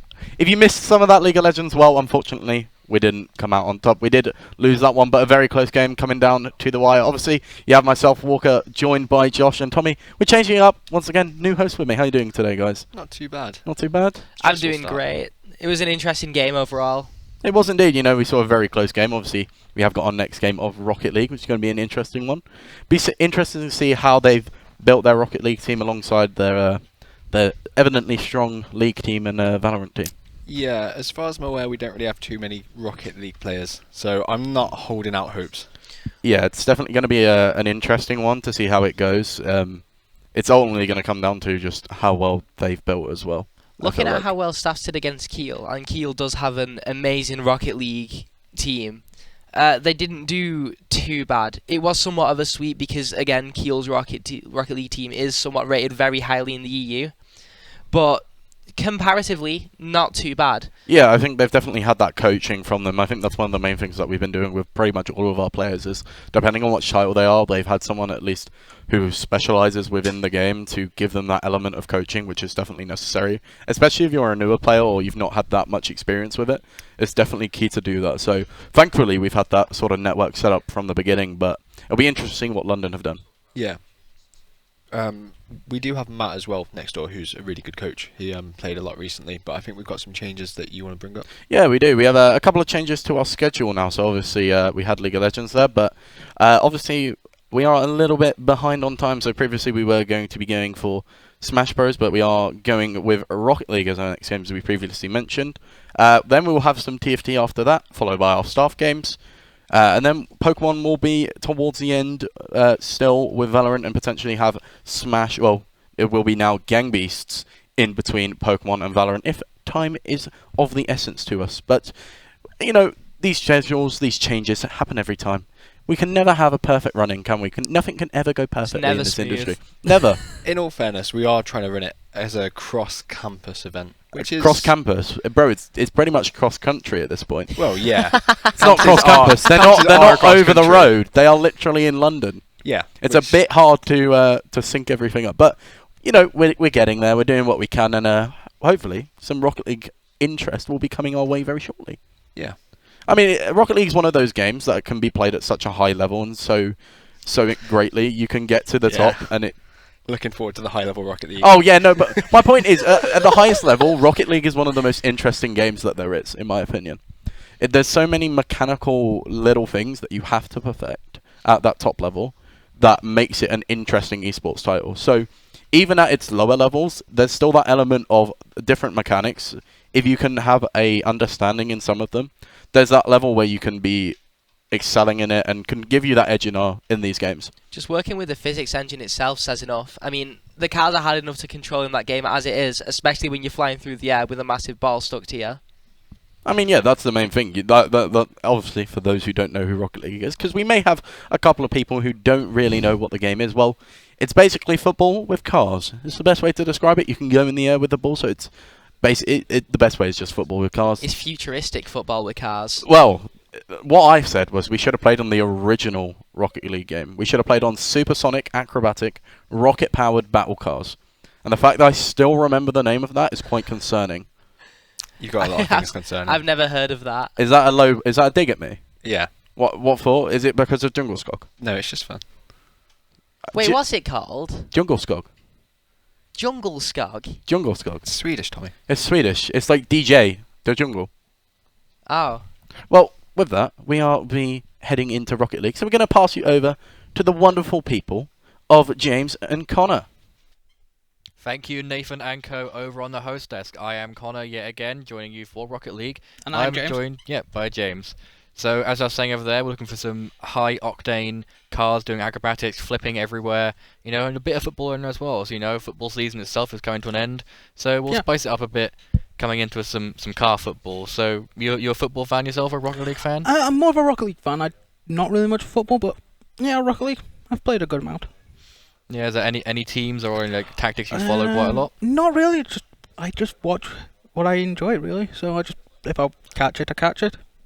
Yeah, well, Rocket League is one of those games where you can really just jump into it at any time because it's just driving a car and hitting a ball. It kind of fits two genres. You got your racing sim players might enjoy it because, of course, it's driving. Then your sports game enjoyers will really like it because it's got sports, it's got football. But, it is one of those games where you can pick it up casually, you can pick it up from a sports perspective, but there's a lot of skill involved. As I was saying over on our host desk, you have to jump for the ball, you have to control the ball in the air. There are some game modes where you can have items, like in Mario Kart. So, it's just a whole explosion of randomness that can happen anywhere. And, getting that ball in the goal is something to cherish because, you got to hit the right angle or, make sure an opponent knocks it in, which can always be a bit funny because you think, oh no, I've got a wrong hand in the ball, and then your opponent tries to block it and then it's tapped in the back of the net anyway. Yeah, I've had that multiple times. It's always just a surprise. Yeah, it is a surprise. Of course, I believe we have some 3v3 content as well, so you're going to have to be seeing the teamwork effort. Maybe have a player standing as a goalkeeper, staying back, and then have a player who's a striker, then a defensive all-around player who's going around the map, zip, zap, zoom, making sure the opponents aren't getting it. And I believe in Rocket League, if you crash, you explode. I don't know if that's just a casual thing or if that's a competitive thing. I think I've seen it in a competitive stage as well. Very rarely, but it does happen. Mostly it's just bashing the other players out of the way to get them out of, say, the goal, so that the ball will go in, mainly. So yeah, that can be very helpful if our players do use that. Of course, maybe some players might see that as a bit of a BM tactic, but some players might be like, hey, if it's a part of the game and I can stop you getting a goal, I'm going to do it. I myself have done it a couple of times, not purposely, obviously, but I think everyone has. Yeah, everyone crashes. It's like real cars. You can sometimes crash a van outside the Stoke City Stadium, but yeah, even though there was plenty of space, I imagine. Yeah, I could see the hosts laughing across the side from the reference I just made there. Yeah. One of them wasn't quite listening, so didn't quite hear it. But yeah, and now we're bringing football together. But yeah, any plays you're expecting to see? Any tactics you've seen from Stoke that could maybe... I imagine we're going to see a lot of which the pros will use, but not really. I'm just expecting a lot of just energy, really. A lot of it. Oh, sorry, I sneezed there. But yeah, energy is a thing we're going to see a lot of in this game. We have seen a couple of practice games of our players where they are really attacking the corners. So maybe they've learnt from these. Maybe our team have watched footage of London play, or maybe of the players they have on their play, to try and see, what can we do to beat that? And again, London could have done the same. Stoke were guarding the corners quite well, but if they maybe switch things up a bit, maybe okay, London could have watched our content.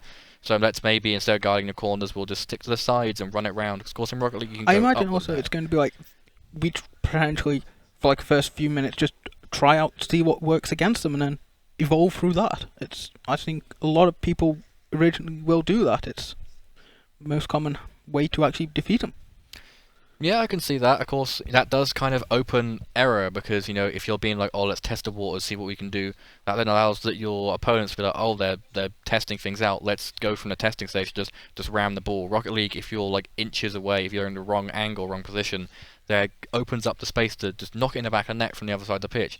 I've played with people who are very big in the game, and, they just had moments where they've had Smurf accounts, and the players have done the testing phase. Okay, for the first couple of seconds of the game, let's test it. We're like, oh, they're spreading out, and to get their boost, I'll just tap it in. It just goes straight from the middle.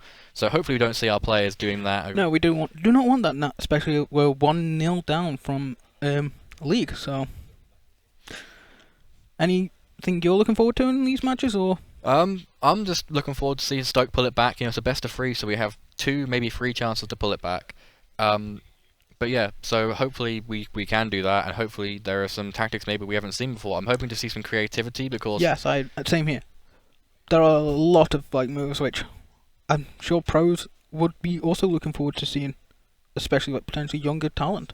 Yeah, of course, younger talent goes one of these games. It is a fairly... Well, it's not the newest game, but it's quite new in the atmosphere. So, catching those players at a younger age and nourishing them could be quite good. And of course, at university level, there's a lot of ways to get that nourishment, to get that competitive play, because a lot of universities are breaking out into esports now, and like a lot of these games are now becoming more esports because of it. So yeah, so young play is something I'm expecting to see. Yeah, and like we say with young players, it's potentially then also see them in the future in bigger teams, which I think is one of the big things which I'm sure they're looking forward to. Yeah, looking like, because Rocket League is such a saturated game, and not in terms of there's a lot of teams there. Of course, a lot of the big companies will run tournaments for it, run teams for it, but because it is often that 3v3 format, you've got to be that pinnacle to get in it. Because it's like, oh, we can't have any Tom, Dick, and Harry going into the game because you've got to have 3 people. Got to have 3 people who are going to be at the top of their game. Maybe you can have 1 really good player, or at least more experienced player, and then 2 players who will be learning. Because that would mean like, hey, I can be the team captain. Yeah, you guys listen to me. Like you want also good synergy with them, so like exactly what's going on. Yeah, as we say that, we are cutting to our game as we have Stoke are 1-0 up currently on the blue side, and we're just seeing it fly through the air, and London are really having to think about it. They're nudging it through the middle. Of course, a couple of players just crashing it, but a nice hit there from one of our players, and just comes back. Could have been a great deflection there.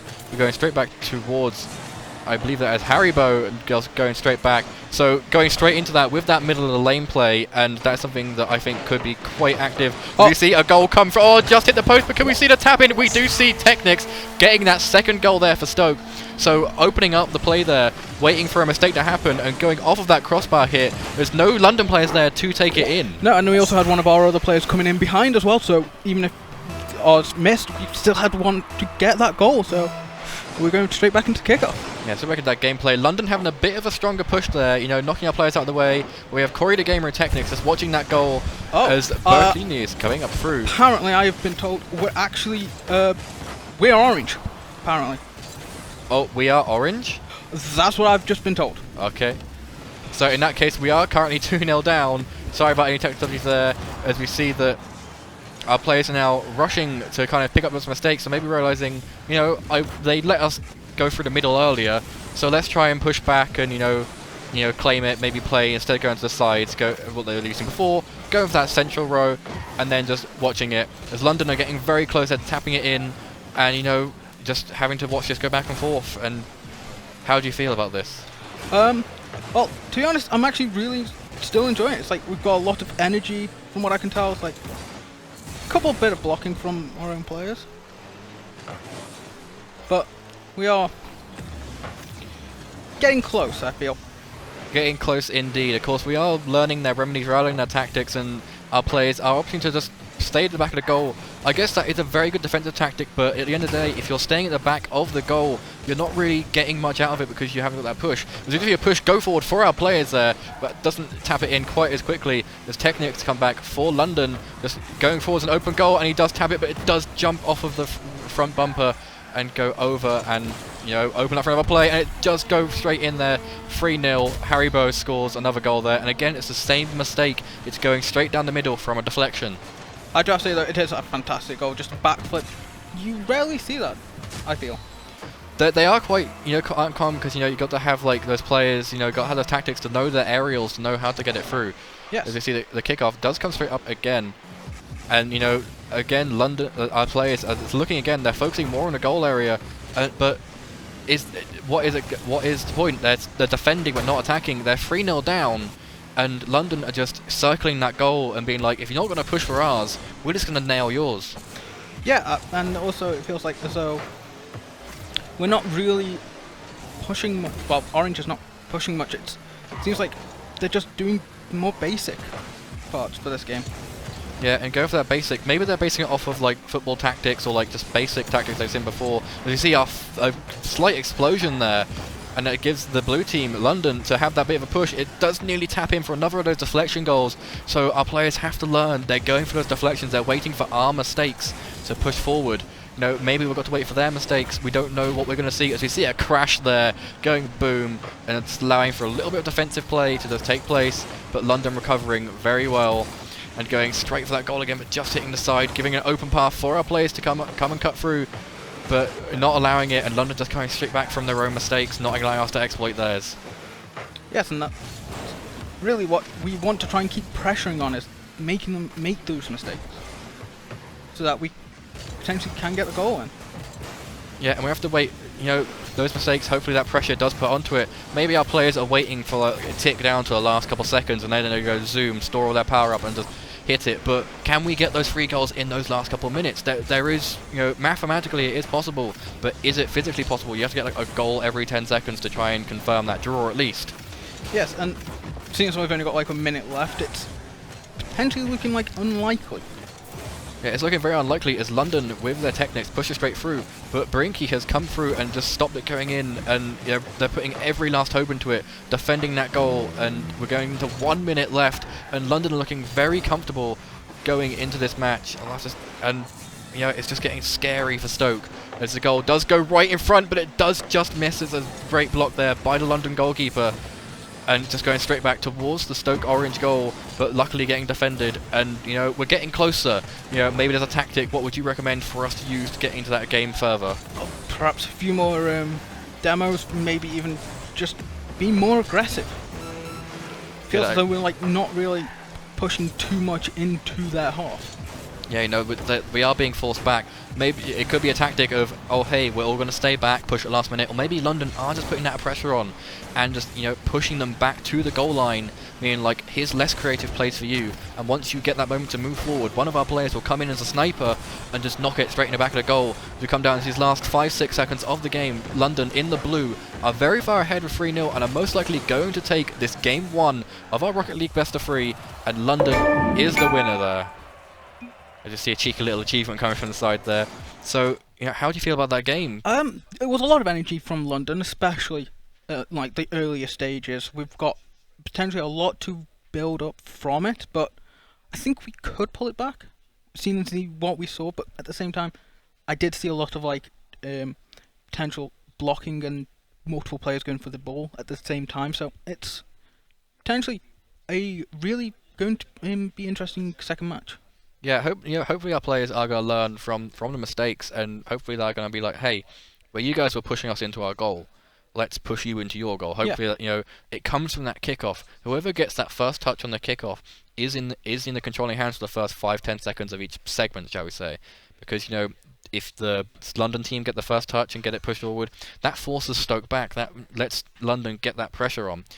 But if Stoke get the first touch, then they can pressure London. Maybe London have a tactic for if they don't get the first touch, but maybe Stoke can disperse them, can be like, oh, we'll get our striker to go forward, and our other 2 players, we won't bother about defending our goal, we'll push you aside, make you follow us, predict where we're going to pass, and just tap it straight through, go with the same cheeky tactic they've been going with, hit the crossbar or the post, and then go in.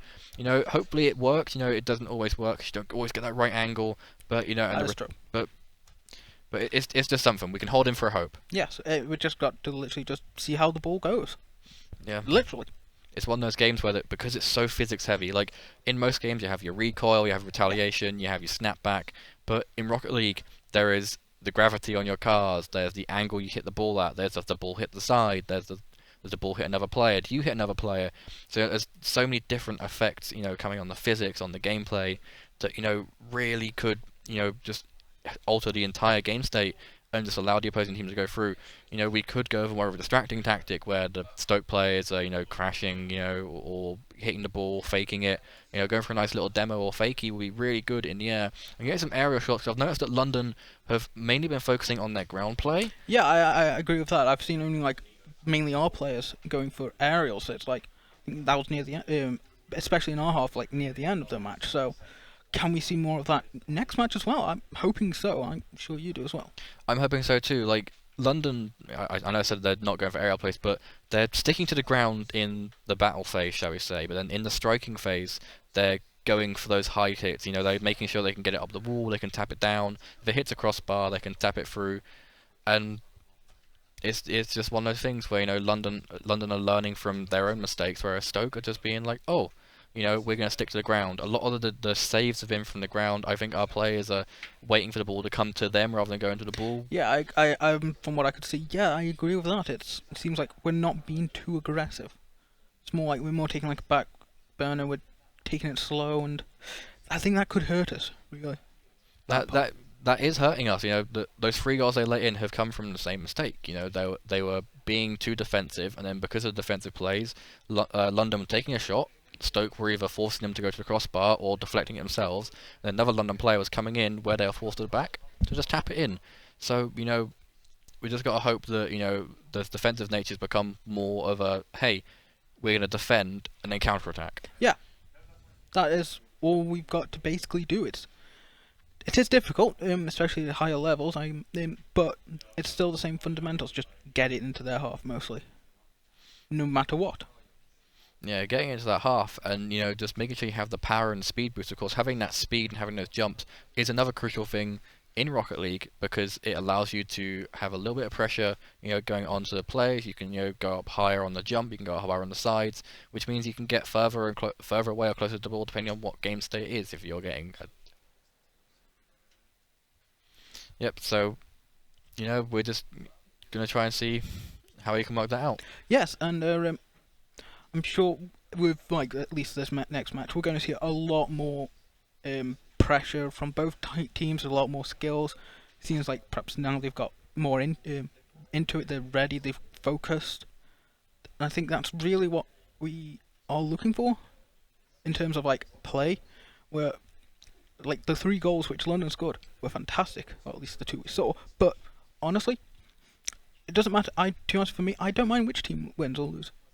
I'm just really wanting to see some really good play from both sides, no matter who scores, who wins. Like I say, I'm just hoping we at least get a win back.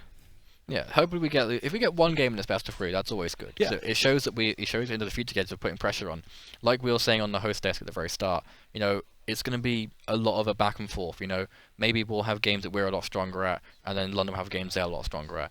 You know, our staff team have, you know, put a lot of effort into picking games where, you know, it's an even ground, but, you know, there's always going to be some sort of uneven there'll always be bits. You and also on the day you could just completely just mess up. It's impossible to say, oh, this team is the best because they're the best. Because, like, even in the other esports, we've seen, like, teams which are supposed to be some of the best in the world fail within, like, the first few matches, and that's it. Their run is over. So could we see the same again? Could London just get to a point where they just can't improve themselves? Yeah, well, they could get to that burnout point. They could be putting all their best players into these first couple games, thinking, oh, we'll just get the dominant lead, and then just sit out the rest, go for a draw. But Stoke could, you know, be like, hey, you've used up all your good players, or you've used up your players on their best games. Let's take our advantage of that burnout, and let's just strike and go straight through that. And yeah. Maybe we could see that in Rocket League. Maybe we'll be like, okay, you've shown us our tactics. You've shown us, we've shown you yours. You've shown us your art. You know what I'm trying to say. Yeah, the tactics have been exchanged. As we jump into the game here, I believe the sides have been fixed. The goal is being straight through, but Technics just jumps it in for London straight away from that kickoff. So we see it's not actually the same mistake this time. It's just, well, it is roughly, but it bounces off the bottom of the crossbar. And the splash emote there, just cheesing it a little bit. Meaning that London, straight off the bat, are ahead, and Stoke have got to go back. Again, they are pushed back to their own goal. The kickoff is a bit of a clash there. They go straight towards the goal and just misses the post. They go again for a second touch, and it goes straight in again from Technics. 2 goals in mere seconds. And what do you feel about, you know, this play? A lot of it was literally just Stoke basically just going, all right, we're just going to leave it undefended. It's all really what it was. Like you saw, like I think it was called going in to get boost, and now we leave it. We don't. Yeah, the Stoke that players just makes no. Just deserting. Have they given up? Have they chosen? They go for a nice hit. They just does miss the goal by an angle. It goes again, but it's an explosion as the ball is hit. So we do miss if that did go in or not, but because it did not. Another explosion. So Ringerford's offensive yet defensive plays here. Yes, we are now hopefully seeing Stoke basically coming back into play and putting that pressure we were talking about onto London. Yeah, London, you know, are falling back a bit. Like our Stoke players are pushing forward to go for a shot on goal, and it does go in. CD Velix gets the first goal for Stoke in this best of 3, and hopefully that is a good sign. We could see a draw. We could see them come back for a cheeky 3-2, 4-2, whatever it is. Amazing in the side of the net, and you know that was just grand to see. Hopefully, do you think it's going to be a pullback? I could easily see one coming, but honestly, Well, does that go straight in? As we see another one from CD Vix, just tapping it in, using London's own tactic against them. I don't have to say anything else. It's just literally just spoken for me. There's the comeback. Have London seen, they're scoring goals and giving back? Are they giving us pity goals? We'll have to find out, as Haribo is on our screen right now. See, do Stoke get another one? They go straight in for that kick. It does go off, but it does go quite close to the goal, and unfortunately Technics gets that hat-trick, which means that Stoke are yet again on the back foot.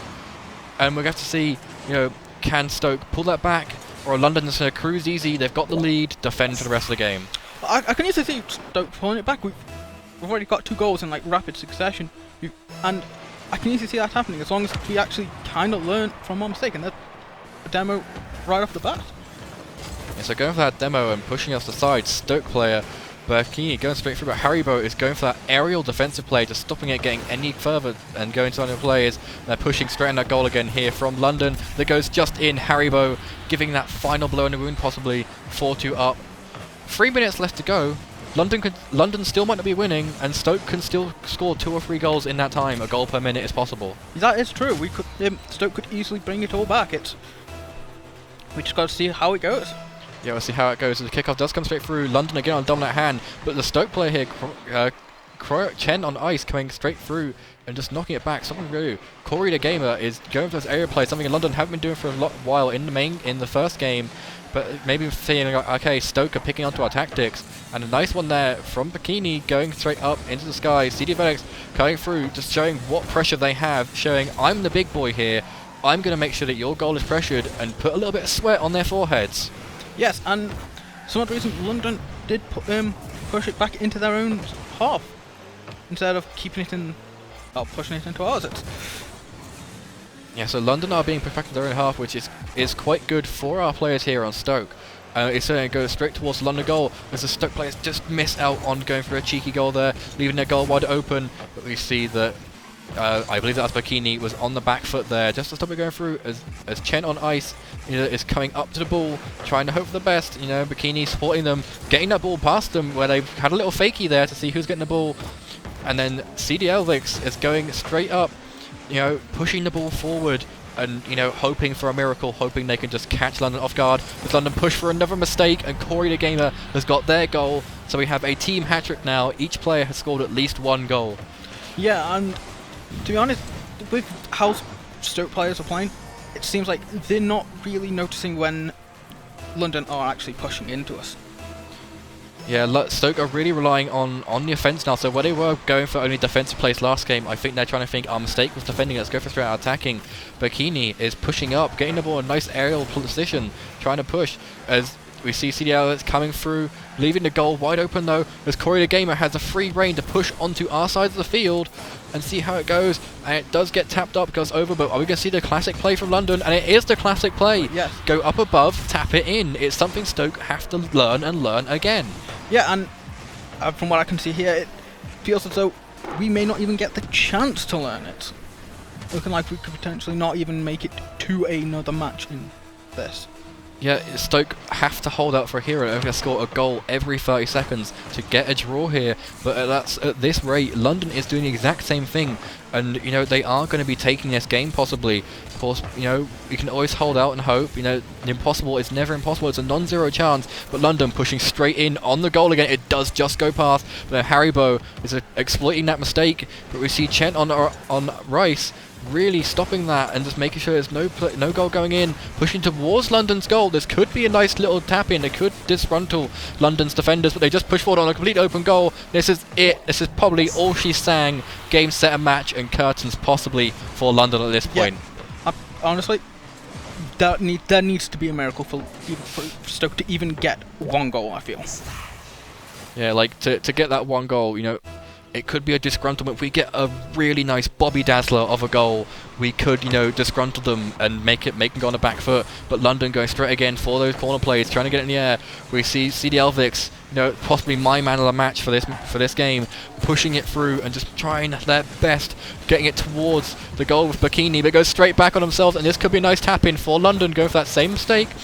You know, Corey Game are just missing it, but Technics is trying to, you know, get through that corner, situating themselves perfectly, just jumping around, doing some somersaults, and that's something you mentioned earlier. As the goal is wide open, Haribo misses it though, and that leaves it great open for Chen on right to push it towards CDRVix to see if they can get it towards the goal, but of course it is pushed back again to that corner, and it's just going to be a back and forth tussle now. And do you think that either team can take this on as 1 minute comes down? To be honest, I just see him just constantly doing this, really. I don't see anything else happening. Yeah, a little bit of tic-tac play, you know, just getting it back and forth. You know, London doing it for defensive play to stop it, you know, stop it from going to their goal, get closer to this goal as possible. Stoke just doing it because maybe they're just trying to find a way to get it towards the other goal.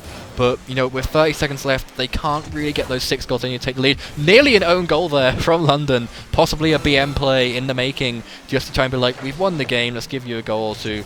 And, you know, going really close to getting a goal there. And we do see a goal there from CD Evlix. You know, a conciliatory goal, just to be like, hey, you know, here's some points going forward. Yeah, we're playing, we're here, we're having fun. You know, the fun never ends. No. But with like 24 seconds left, it's going, like I say, I have no belief that there are going to be any more goals. There is, it's going to be pointless. It is going to be a back and forth play again, you know, like I said, those tic-tac plays, you know, going to and from each player. Haribo sitting around a goal. We do see the Stoke players are being very oppressive on the opposing side of the field, though, with no count, though, because 8, 7, 6, you know, again, they're counting down. This will be all she sang, all she counted, as curtains will be folding in, and London will be our victors for this best of 3, as that last little second ticks over. And here we have it, guys, and all the viewers at home. London takes that crown for our best of 3, and are currently 2-0 up in this varsity. Sadly, yes, but what they played brilliantly. I noticed so many times that Stoke, we just didn't have that finesse to get the goals from chances we had. Yeah, like with the chances they had, you know, they really were pushing, and the goals we got were really good goals. Like that first one, where just from kickoff, we were like, it was like London are dispersing, just gonna go straight through. Yeah. Yeah, and you know that was why CD Evlix got my man of the match, because to be honest, I think most of all of London players could easily be my man of the match. They all played phenomenally and near perfect. Yeah, well, I'd say if I had to pick a man of the match for each team, it would be CD for Stoke, and I want to say probably Technics because of that early on hat trick, that goal in seconds of starting the game. Yeah. You know, Haribo was up there a lot with Yeah, them. I was going to say mine would be Haribo. I see him doing a lot of like chances at the goal. Most of them did succeed, some didn't, but he was always there. Yeah, he was always there. Where Haribo was missing, you know, Technics was scoring. And, you know, and saying about scoring, we're going to have a nice score and transition over to our hosts. Thank you, Connor. Thank you, James. Welcome back. It's us now. So, yeah, unfortunately, we fell a little bit short there in Rocket League. Obviously, you guys did see a bit of a issue with our scoreboard there. So, just to clarify, it was a London victory there, but it said Stoke, but London actually won. So, falling short of the final hurdle is unfortunate. But, again, close games. It was disappointing. Disappointing, yeah. But there was closeness. I got really excited because I thought we were doing well. So did we. Yeah. We've been sold a dream. Okay. Do you want to talk about what we're moving on to next? Well, yeah, of course. Obviously, we are going to be moving on to TFT as our next game, so that's definitely going to be an interesting one. More intricate one, similar to, obviously, a 3D chess game of League, I believe is the best way to... It's just a rip-off of Dota Auto Chess, isn't it? Yeah. It's just Auto Chess with League characters. Didn't it originate as Auto Chess? It did, yeah. It was originally a Dota 2 modded game. That's all my TFT knowledge, baby. I feel like there's a sore little taste in your mouth there from that, Josh. No. Is there something you want to say about Dota? Your main game? I mean, love? My your dream? Absolute your despair fantasies? that I don't get to play it today. L. Because I was really prepared. Bozo. Ratio. Me and Josh Jarrett had this conversation. No, shush. No. Me and Josh. No. Okay, right. No. You what? Can't say what you want to say. Me and Josh. No. Right. Okay. Anyway, right. Enough about Dota. Dota. See, there's a reason Dota's not on the schedule. It's because of you, right? That's the only reson why. That's fair. No, it's not. It's because no one in London plays it. No. It's because of you. It's because I'm too good. No. Yeah. Too good. Too good. Too good. 5,000 MMR is average, just above. You We see the have at time? least 20 Look, something people like, watching. Oh, yeah, You Ben can't was just pushing lie us, to wasn't he? people. No. You see the time. I'm still looking for when I actually asked about what rank you were. Is this because I made a dig last time? Yeah, you've asked for this. You've dug at me so many times. Look, I've got all this built up. Every time he's done it in lecture, it's been built up for this moment. Just little picks. It's just good distraction from us getting absolutely destroyed. Yeah, pretty much. I was just trying to distract you lot so you didn't realise that we got battered in Rocket League. Handily. Obviously, Yeah. TFT is our next game. So, again, there's a bit of hope. Maybe, just maybe, we could be a bit better in that. Yeah, although Find a victory. Although when we said we need 4 players, they didn't realise that we needed 4 players. Oh. They didn't know we needed 4 players. We might have 2 good TFT players. Who knows? Well, with that, Oh. we're going to head to a very nice break. We'll see you after that.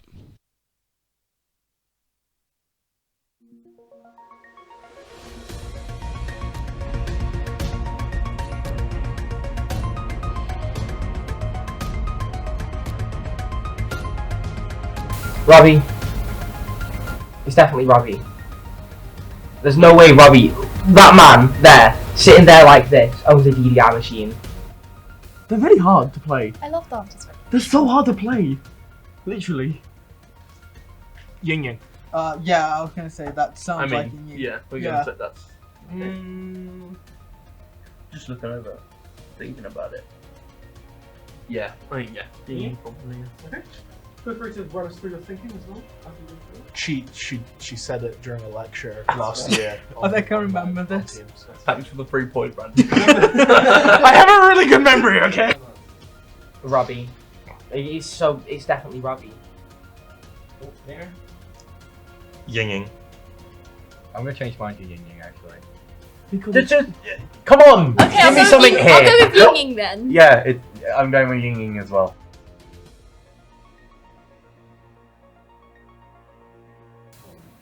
That's so Ross. What?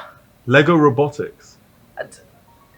What, like Bionicles? No, there's like you can like code. Like, Oh, big what? blocks. You can like buy Yeah. like it's like they give them like engineering and IT schools. They call it Robic.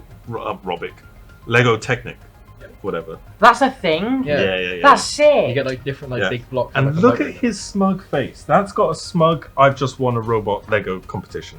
I'm thinking Chris for this It's one. between Chris, Ross, and I also thought Maddie might have done it, just from a general sort of thinking. But the more I think about it, the more I think that Ross was one of those. I feel like Ross is one of those people where he'll go into the Lego store and spend like a ton of money, Like $1,000 on, just on Lego. on just like the Death Star or, I feel very or something out like right that. now. So I'm gonna go with Ross Do you have a personally. Death Star? So No, but I yeah, have my I'm going Lego on the Ross, back of but my I head. think I'm wrong. But I think so. I think I'm gonna go Josh. Josh Jack. Josh Jarrett? Yeah.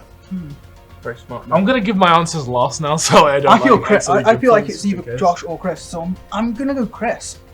I'm gonna say Ross. I'm gonna say Josh.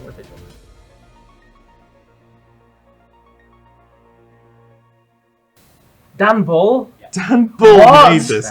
Okay, so now Bill Cook. it's just swapped It's Bill from Cook. who has a song called Everyone Hates Blank Blank to who knows Dan Bull. The fact Dan Bull made it makes it so much better. Josh Ferguson. I'm gonna go Ross. I feel Ross. Mainly because that seems factual that everyone would hate him. There you go. Thinking I am wrong with one of my previous ones for that reason. I'm going with Robbie. I think I'm I'm pretty gonna sure go it's Robbie. with I'm Tom then. pretty sure it's Robbie. I think this one. Wait. Is, I, You go ahead, sorry. I think this one is Ross, but I've already said it, so I'm gonna go with Tom as well. I'll stick with Robbie. Chris. What, Chris Lee? Chris Lee's Oh no, you're right. Yeah, it is Chris Lee. It's probably Chris He Lee. told us in lecture. Because he's also only shows up when there's problems. He did tell us in lecture too. Did That's he a actually? big giveaway. I'm going Chris Lee's. What do you Yes, think? It's Chris Lee. Because like Tom Evans is quite a common name because Evans is quite a common name. That's But also then- very true. But then you guys said that Chris has brought it up, but I've already voted for Chris on one. I'm gonna go with Tom just because how common his name is.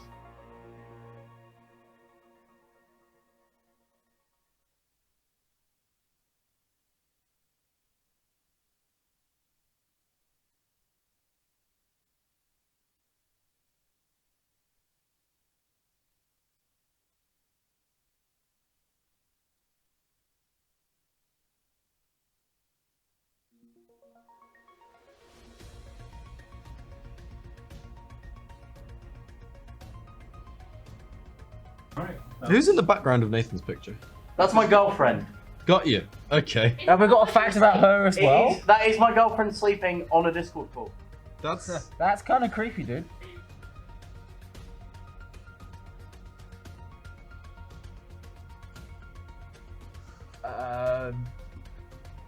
Joel? Joel. He strikes me as a trains guy. No, I don't think so. I stumbled on I his saw him in Twitter, shorts and the other day. his whole thing That is was like weird. J Money, and he's got his own entire chat. Of course, you look at all the students' Twitter. I'm not surprised. They by pop that. up. Trains. Nathan, maybe? Could be Nathan. I mean, I don't know. No, because Nathan likes football. Trains and football don't really. I feel like if you like trains, it's going to be like an all-encompassing thing. If it's Ben, I'd be shocked. What if it's Luke? No. Minorway champion is in train. Could be Luke. Minorway. What? I think- Purely a process of elimination.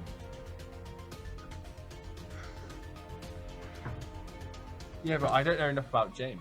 This is the problem. It could be James. Is but James a trains guy? I don't know. This is the How problem. do we define train people? Like they listen to the ASDF movie "I Like Trains" song on somewhat. James did talk about the Yogscast earlier. I'm going James. Trains James. Phil? I think it could be Luke. I don't know why. Just something about it screams Luke to me. Mainly because I know he's gone on a train today. I'm gonna go for Ben.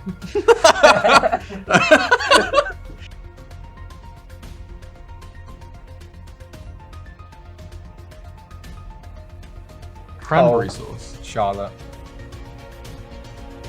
No, Charlotte. Charlotte mentioned cranberries earlier. Yeah. That's true.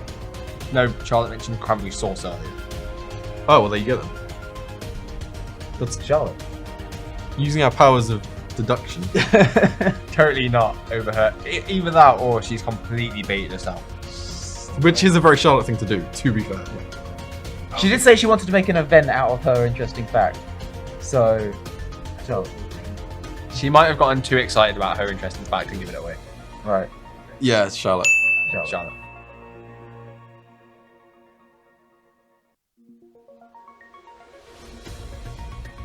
Oh, this.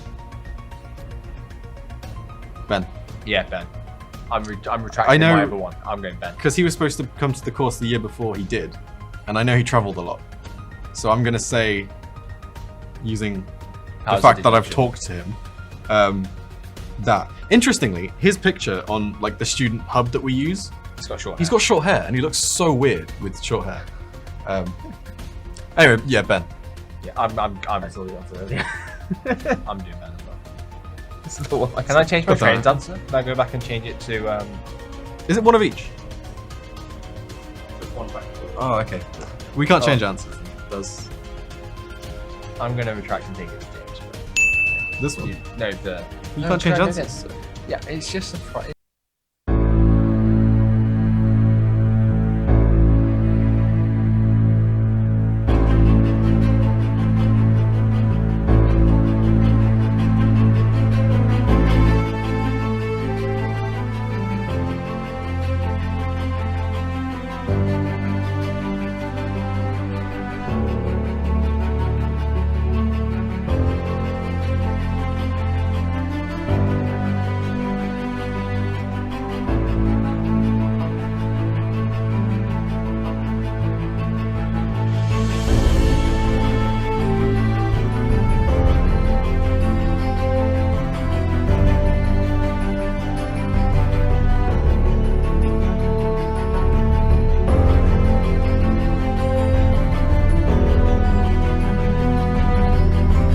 Yeah.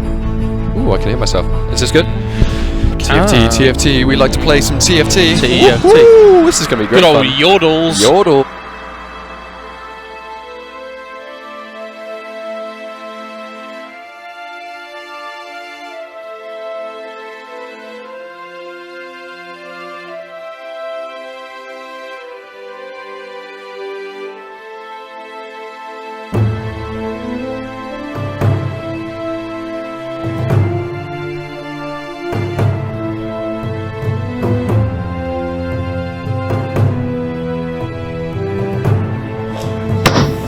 Jongo! Jongo.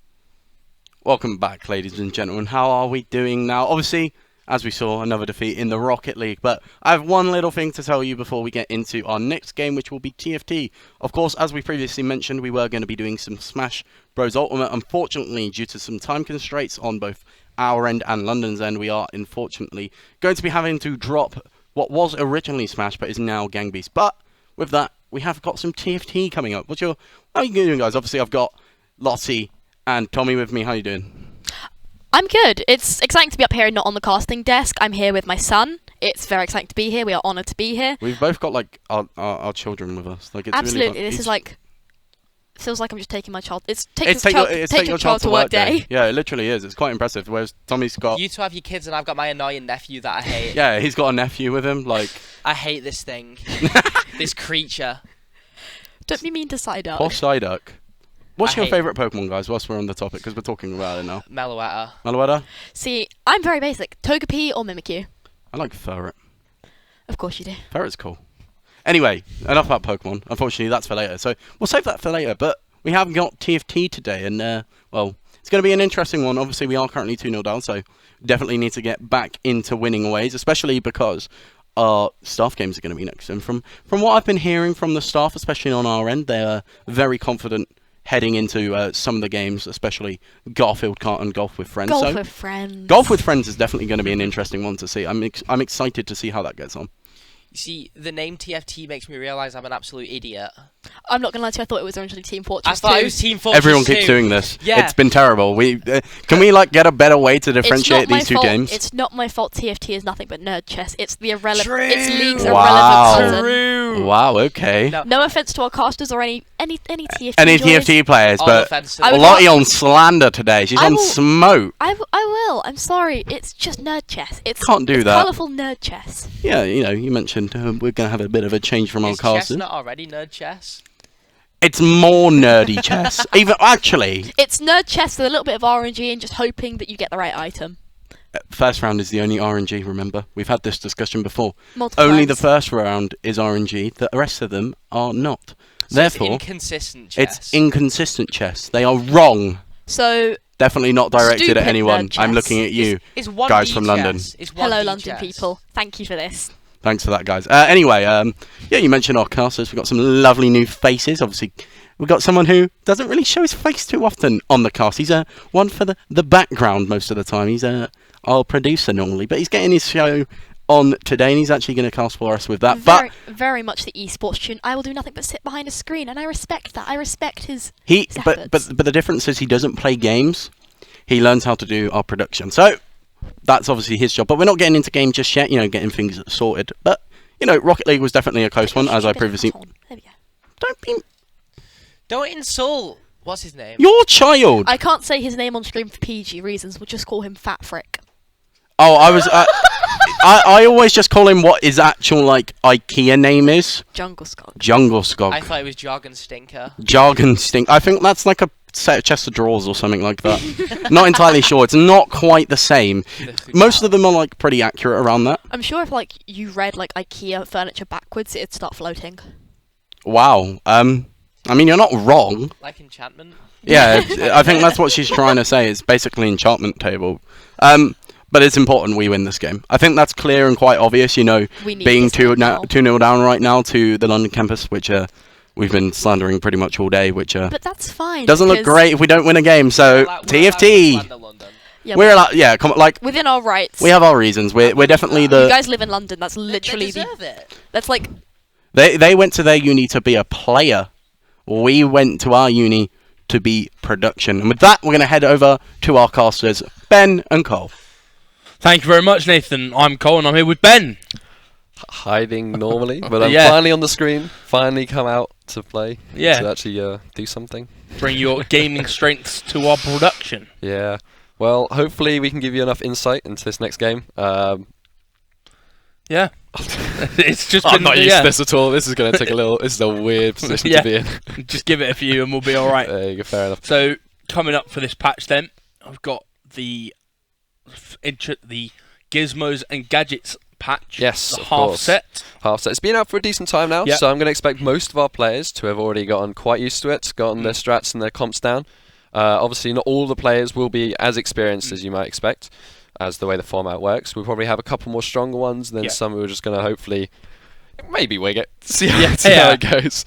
But no, it should be interesting. The format as well. Of course, we should discuss how it works. We've got 4 players from each team. Then they'll battle it out, and then whoever, depending on the positions, will gain points. And obviously, which team gets the most points after that game will be crowned the victor for that round. 100%, yeah. And with a little fact sheet and maybe cheat sheet we've had, we know with an innovator player. An innovator player, do we? Side, Ooh, is he? It's a very luck-based. It is a very luck-based thing, especially in the case, obviously, with TFT. You tend to want to go and play in with what you've got, necessarily not so much what you maybe are good with or what you know. Obviously, you just got to see with the maybe some lucky drops. If they get some innovator plays, it might go very well. But at the end of the day, if they don't roll any innovators, yeah, and the traits as well, because you need the extra innovator to get at least the dragon. Exactly. So we'll have to see how that goes. Hopefully, he can pull it out. But yeah, we'll have to just wait and see for that. So, as our TFT connoisseur, what's your favourite comp to run? See, I tend to like to go for the physical characters. So I don't like the Yordles, obviously, in most of the majors. So it tends to vary. Namely, I'd try and sort of base it around sort of some of the more melee ones. So Fiora, I've been enjoying quite a lot recently. Very good, yeah, the Challenger type builds. Yeah, Challenger, Fiora stuff. But then, of course, sometimes a bit of Sivir, something like that. Just try and take a bit more of a step back. But, I mean, we'll just have to wait and see, won't we? It's we'll see what the other players think and what they find are just as good. But, yeah. So now with gadgets and gizmos, the traits coming in, is there any that you think or find a little bit broken or maybe underpowered even? Well, I think personally, like I said, what I find is very different to what other people might find. I prefer things that are going more towards that physical traits. I think definitely things where you can get multiple options off of them, definitely are massively advantageous. I think either that or just obviously standard econ pieces. One of the econ pieces I'd say to look out for though is the low roller one. Okay, yeah. Well, obviously, normally you're inclined to try and gather up as much money as you can to gain that interest and gain that econ. In that, it almost tries to encourage you to not do that, which you would think might be okay because it does give you some extra gold. But at the end of the day, it tends to feel like you just end up losing out in the long run. And it tends to be a bit of a trap, I found. Personally, and just general, I think the community has agreed. It's a bit of a trap card. Fair enough.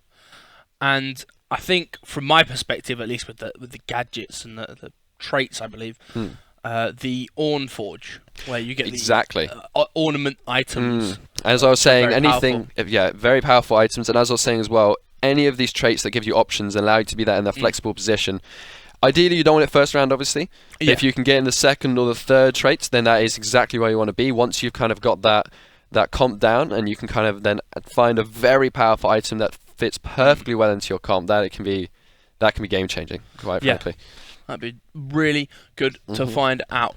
We're just getting the lobby ready. The lobby is just as we are talking through what comps we might like to see. I think something else will be interesting will be to see what kinds of traits we're going to get, the rarities. Hopefully, obviously, we go through Prismatic. I think they added that, haven't they? They've added it. It's pretty hard to find. But I think there is a chance of it. Something we're fingers crossed for. Fingers crossed. Well, as we get into our first carousel. Exactly, the first carousel. First item as well, it tends to almost sort of explain what kind of builds that players like. Obviously, again, more magey characters are going to go for those rods and those tiers, whereas maybe if they're going for a more physical build, they want those swords, those gloves, those bows. But we'll have to see. Fortunately, I think 2 players got random items. Yeah, maybe they're not quite so sure. Ooh, what's this? Already got an egg. What's something this about? We're not sure about, as possibly a new addition to the patch. You see the Cassidin start with the crit glove. Great item to build into things like the Giant Slayer, I believe. Giant Slayer. I mean, an interesting thing about the crit glove is obviously you think being crit and sort of tends to be more physical damage based, it would be great in that. With that BF sword, perfect for IE.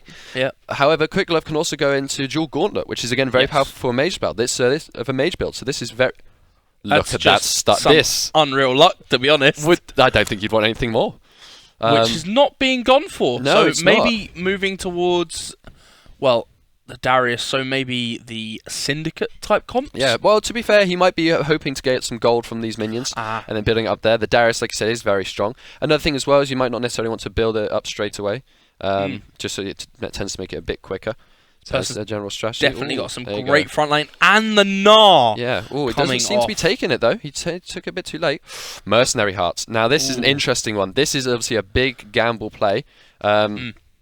Gaining that heart, if you can get Mercenary early and you can get those losses in and that loss streak, and you play out your cards right, this could definitely be the beginning of the of a very strong build and a turnaround.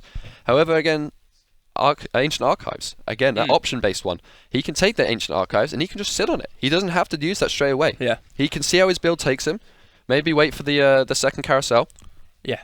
And then from there, maybe pick something that will definitely play into his hand better. So they've gone for the back foot, I believe it was called. Yeah, back foot. Again, a more versatile, open option. Again, this kind of thing you do want to go for in those earlier rounds. Yeah, very stats-based. Very stats-based, things that will benefit pretty much any team. You don't want to lock yourself into a conference no, as early as this, but we'll see how they all play. Yeah. Here as well, the Alawi going for the Bruiser Striker. Very strong early build. Maybe thinking about win streaking. Yeah. Which would be interesting to see. We'll see if he levels up here as well to try and maintain that win streak. Yeah, they've got the common start of the Rek'Sai and Jarvan as well. Mm-hmm. It's very common, especially when you want to go into those, like you said, Bruiser or Striker combos. Very easy ones to pick up. As you can see, only two characters needed for it, so it's easy to get. And again, those stats early on, just that raw damage and that raw health. Abilities aren't as powerful at this point, not until you sort of start to level them up and give them the items that can really utilize those abilities. As we've got a Singed Assassin on this board. Well, that's something I haven't seen before. I can kind of see it though, to be fair. Getting that Chemtech in the backline, he's going to cause a lot of trouble. He's going to be hard to kill as well. Those backlines are going to be messed up. Big explosions. Yeah, as well. If they maybe... The nice thing about the Singed backline is a lot of time a counterplay might be to put someone who's going to defend your backliners. The Singed will just grab them and flip them straight back to the front line. Yeah. So that could almost be synergistic with his other ones.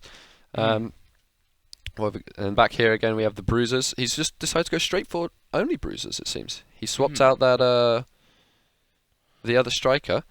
The Jarvan for the Darius. Jarvan for the Darius. Or is this might be a different player actually. He's just got an almost identical comp here. Oh no, it is the same. Ah. That's interesting. How did that? Something we've... No, that was a different player. I just can't read. It was just a bit confusing as the scenes changed there. But yeah, that was a different player who's got almost identical. He's just decided to hit for more for the Bruisers. Hasn't found his Jarvan yet. Yeah, I guess not finding it on the board early. No, here we go. There's an awful lot of Dunbars there. I don't know if you know. Some Chemtechs. It's obviously giving him a bit of a thought. Which way does he go with that? Again, here as well, Rek'Sai going for... Rek'Sai is an interesting play, considering he hasn't got any kind of synergies at the moment. Maybe he's just going for solid characters, which is the never back foot player. Yeah, exactly, back foot player. Never a bad option with something like back foot, obviously.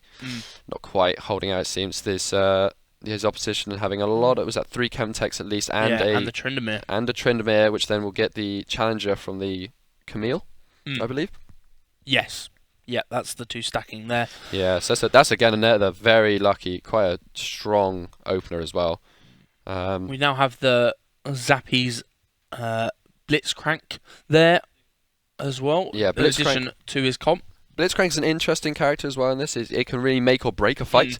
Obviously, if you've got a set of frontliners, the Blitzcrank's not going to do too much. He's just going to reshuffle them around and they're not going to care too much. But obviously, if you have something like these more range sort of carries, I might say, something like a Brand, the Mages, maybe even a physical based one. If you can pull them to the front line and get them all up in the mess, they're not going to last very long, and they're not going to get the damage out that they need. That sustain.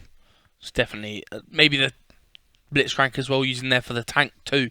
It's a little bit, even though you've got the 2 Bruisers, the 2-star bow Alawi. There you go. The Probably going for what? Titan's Resolve? Probably not on the Alawi. I'm thinking at the moment the Alawi isn't doing much. It might just be there because it's the stats, and I'm guessing Alawi was probably his starting character. He didn't have much choice in that. I can imagine that probably getting sold relatively soon as he starts to sort of flesh out his comp, get those traits in together. Caitlyn there with the ability one-shot in the Darius. Yeah, I'm guessing kind of saving this round, really. Did he? Because there's another one. Oh, what? I don't know what happened there. That might have been a bit of a... I believe they had Thrill of the Hunt. So when Caitlyn got the kill, got the heal off Darius and was able to stay alive. Now, second round of Carousel here. We take the Negatron Cloak there for the first pick and a recurve for the second. Obviously, just explaining as well for those who may have not seen this before. In the first carousel, all the players do pick at once. However, the later on carousels, the players will release 2 at a time, starting with the bottom players. So obviously, if you're falling a bit behind, you get a first preferential to give you a bit more of an advantage. So in a way, almost coming first isn't always advantageous. You get to keep that health, which can be a nice bumper for later on. But yeah, you'll get later carousel picks, and it'll be a bit tough to kind of find those key items, which is ultimately what the carousel is very useful for. Find those key items to really just finish off and round off what you've got. And something that now that we hadn't known at the start is getting close to being opened, the egg. Yes. 2 rounds away. Yeah, I think but both of us, we both played a decent amount Yeah, this set. a reasonable amount, yeah. However, I'm guessing in a bit more recent times, Yeah. this has been a new feature. I'm not entirely sure what it is. It seems they all get a dragon egg, which was obviously from the previous set. Yes. The draconic. Yes, from the old draconic sets. I'll be interested to see what's in it. A lot of healing there from the job. And yeah, this three-other hunt is becoming very strong. Again, with the striker and bruiser combo, so powerful in that early game. Just lets them keep on that sustain. They don't really care too much about those abilities. They're just going to keep hitting and hitting. And that's a very big win there for Digital Panda. It's 5 units still up. Yeah, WizX is definitely losing a bit too much health, I'd say. If he is going for a loss streak, you obviously want to try and keep it as close as you can to lose as little health as you can. But yeah, he's taking some massive hits now, all the way down to 72 HP. It's not looking great for him. He needs to find something. Well, Corey there, losing his first round of the game for him, now down to 94 HP. Obviously, originally still on the 100 there. Again, just moments ago. That's going to be rough as well for him, obviously, with his win streak. So obviously with this as well, it's, as you lose or win, if you continue up a streak of either one, you gain extra gold. So obviously it gives you more of an incentive to really go all in or just really lay back and not spike too early. And with that, now he's lost that streak, he's going to have a lot less income, which is going to be a bit more of a struggle for him. Just hope that as a player he'd kept that money and keep the interest down. Definitely. But that's ultimately the problem as well though, with win streakings. You always need to spend that money to make sure you keep on top of winning. Yeah. So it is that real struggle of a balance there. And very much that coin, the one side and the other. Flip. Well, hopefully it looks like here at least that that WizX has finally won a round, which is good. It's finally saving some of his HP, which would be a bit of a sigh of relief, I think. And a possibility of the 2-star Camille takes it. We've dropped an item bag, is what that is. Oh, okay. The and egg. a tome, it seems. An item bag and a tome for here. Is it a tome for everyone? Yes, yeah, it is. So it seems that all the players do get 2 items and also a tome of traits. Possibly with this one as well, an item removal. Yes, very, very well seen. Yeah, an item removal. So I guess it's just based on luck. Yes, item removal I think is an interesting one. It's something that can be quite impactful, especially if you maybe are going for a comp that has both a stronger early mid game carry that you would maybe want to transition to a 5-star. Tier 5 yellow one that's on the yellow units, which obviously you won't be able to get until later on, and you definitely need to put those items on someone else to make sure you get there. But if you want to keep them round, then that item removal can be very strong for that. That's a lovely blue orb there, a Morgana and the Syndra, making the Morgana 2-star. Yeah. Also, that Syndra is, again, you got nearly a second 2-star Syndra, so that 3-star Syndra is looking pretty likely here, which is not bad. It's maybe something they're looking for the Debonair Master. Who do you think they'll be going though for the Debonair Master? It'll be an interesting choice. Yeah, I've seen obviously the brand used very well. It's very heavy AP carrying. Depending on obviously what comp you're going, it balances out where your damage is. Draven again, I've seen as well, going for the AD side of the brand. It's a very good carry. I mean, it all sort of just depends on what damage they want out of their comp. Exactly, definitely. I mean, obviously, even within that, if they want an AD thing, Tan's also a good option. His pure damage as well, actually. Yeah. Will be very strong against if anyone's building more of a tanky team and more of a stally sort of style comp. He'll be able to just tear through them and not really care too much about that armor in Magic Resist. As I believe the Singed Assassin player has changed it onto a Vi. Has he now? Okay. I think, unless somebody else has got the emblem themselves. Yeah, it does be interesting. There's a lot of players that is not being amazing on it, but yeah, it seems that Zappies is doing pretty well at the moment. He obviously lost one. I think it looks like his first round, but since then he's been going on a pretty strong win streak, alongside also Digital Panda. They're both having having quite a good game. I reckon. Do you reckon they have some high contenders, or is it a bit Well, too early to say at this point? I think at this point onwards, I would say, is where we see the sort of mesh of where the leaderboard's going to lie. And, well, yeah, like you say, Zappies and Digital Panda having their streaks now is a very good position to keep that gold at a high level and keep it sustained so that they're not falling off late game. Oh yeah, definitely.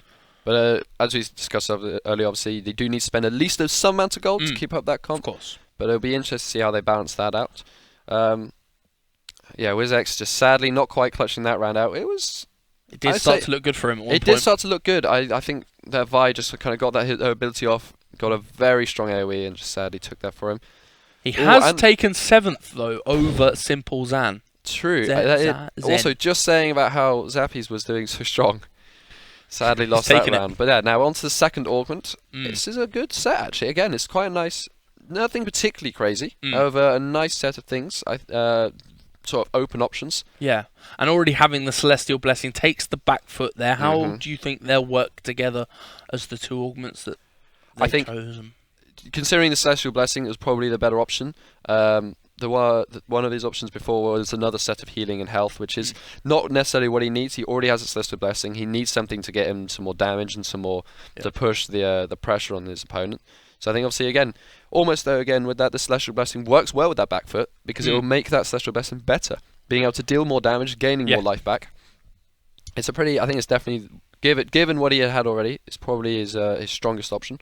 Weak side top lane here, just checking on his items, seeing what he can make, and see what the best options are for his comp. Yeah, as we can see, discussing earlier, that Challenger Chemtech build is definitely getting fleshed out now. He's interesting to see if he definitely tries to force it. He obviously has a Tryndamere, which is a key aspect for that build.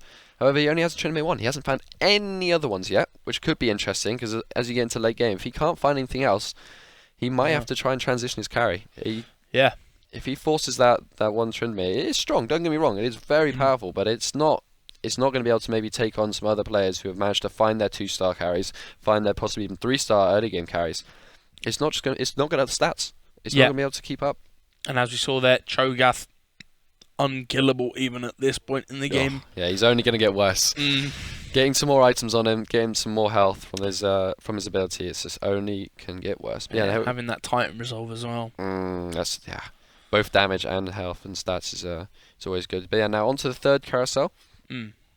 Karzik's taken there for Wizix is with the cloth armor. It is interesting to see that it seems most players are going for the physical items. There was only 2 sort of major items here. I say that as both major items do get picked up. Curse as always. But yeah, it does seem, looking through them as well, there's a couple challengers, and there tends to be, I think it's at least 2 other Chemtech players. Definitely this sort of physical brawlery kind of style is the main priority. I suspect this is most likely going to be because there is an assassin player in, and as soon as you try and put in mages against an assassin, unless you can have that strong front line, you're going to struggle. And as you can see, the assassin is going all in. He has 5 assassins up on his traits. As it's going to be top as it's Zappies with the Ash carry there on the back with the Rage Blade. What other items are we looking there for the carry to continue? Again, with the assassins kind of build, it'll be interesting to see maybe a Banshees. Banshees? Or No. Trapclaw. Trapclaw would be good. That is a very good option actually to try and deal with the CC of if any of the assassins or the abilities. But Silver Claw. That's what Silver. Claw. Oh yeah, sorry. Yes. We both think of the same thing. We just got the wrong items every time. But no, yeah, something I think definitely to maybe flesh out the damage. The like you said, the Rage Blade is good to gain that attack speed with her passive. It definitely helps. But yeah, she needs something more just to get that damage out. Obviously, the Syndicate helps with that. Don't get me wrong, but again, to elevate that even further is a main thing. Maybe an IE. Yep. I'm unsure about the thing with IE is just raw damage, but it doesn't get you much else. The survivability is not helped at all. And again, with these assassins, survivability is something you definitely need. As we're seeing our first 4 cost units come in now, so the Alistar there just at the start. I wonder what sort of comps with the 4s as well they're going to start to make with this starting to sort of bulk out and get their meat and potatoes of what they really want at the end game. Exactly. Depending, again, as this point where the 4s are starting to be seen, some players who may be on the edge, who haven't maybe fully committed. Obviously, Syndicate 5 player is going to be probably holding out on that Syndicate 5, but maybe some of the other players who are kind of more in a more flexible position might see a 4 here or there, and that they could easily slot in and do a little transition too. But yeah, as we were saying, actually, the IE, he has gone for the IE. I mean, obviously, if he has another broadsword already on the bench, which is going to be very good for maybe. I still can't remember what the name of the item is. It's a sword. I know how to build it. And what? Reses. Oh, GA. GA. Guardian Angel. There it is. The cloth armor.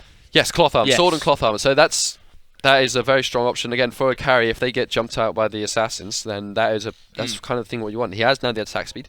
He has the damage. He has even got someone there to protect him, hopefully. And the with front GA, line of that Morgana as well. Exactly. And with the GA, hopefully that will round off that Ashe to be a pretty formidable force. Yep. As we're starting to get towards the middle of our game, we've got our lowest players on 44 or so. Digital Panda having an absolute storm, getting the right balance between spending and saving. Oh yeah, with 96 HP and 8-game win streak, 50 gold. Yeah, I don't think you could ask for any more at this point. No, that's mean, a level strong 6 point. Yeah, level 6. He could probably argue. There's an argument to be made. He levels up now after this. Just keep that streak. Getting to level 7, you obviously get that chance of the tier 5 units that maybe you can look forward to. But again, he's also got a very nice flexi comp here. He's not committed to something. He's not committed any items to champions either. Yeah, only the Gnar. Which is very impressive, quite frankly. Yeah. Like, the fact that he's gone this far without them is it makes you a bit worried almost, doesn't it? Yeah. I'm a bit concerned for the rest of the players. And it's great for Stoke at this point. I believe Zappies and Digital Panda being on the yeah. Stoke side. That's top 2. Very good. 7 and 6 points. Forget it's almost about Stoke versus London here. But yeah, both of them on top there is exactly what you want. I mean, there's not much else. I think if you get those two, it doesn't matter too much what else happens, as long as you get at least another player getting some points. Yeah. Should be pretty much in it. So we have to hope that Wiz or weak side top lane can start pushing up a tiny bit more to at least confirm the win. I mean, I think if it definitely, happens. Even though we say those two obviously are two Stoke players are at the top, you look at the leaderboard, top 4 are even relatively close. It's only 12 life between 2nd and 4th. It's not, that could be easily lost or gained within just a single round. Yeah, it's a shame there. Digital Panda taking it on Wiz and giving him more problems with his health. Oh yeah, definitely. It's never nice. Obviously, you never want to really match up against your teammates because you don't want to lose each other's teammates' health, but you also especially don't want to be matching up like that and just sort of, like I said, feeding them on that win streak. It's very unfortunate. We now have the Braum and Leona. Yeah, Leona, very strong one for that CC. Nice. It tends to be very often used as sort of almost an add-on to actually, interesting here. Sorry, so I just seen he's got two BF swords. Yeah. 2 long swords. BF swords, yep. Do you reckon he's going to go for a Deathblade? Could possibly. I mean, IE already is a bold play. Yeah, I mean, knowing not the most about TFT, I've heard that the Deathblade not really the best item for anything but damage, really.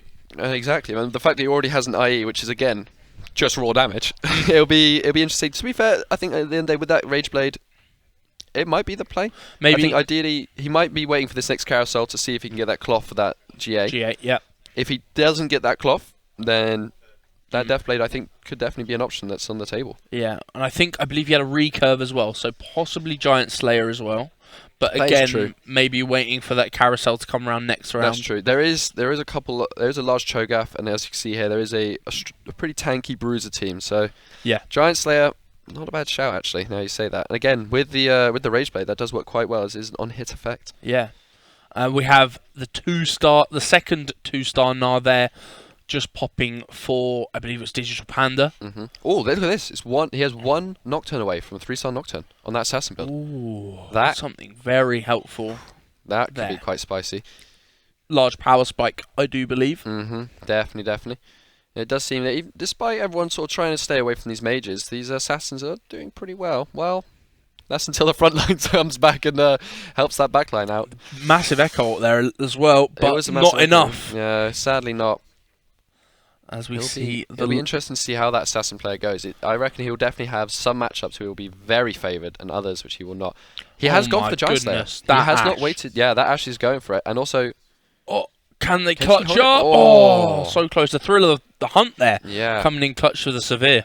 But yeah, as we were discussing, actually, that Giant Slayer has been picked up on the Ash. He didn't wait for the GA, which was interesting. There is one cloth here. However, he's fourth, he has a chance. There was a chance. Yeah.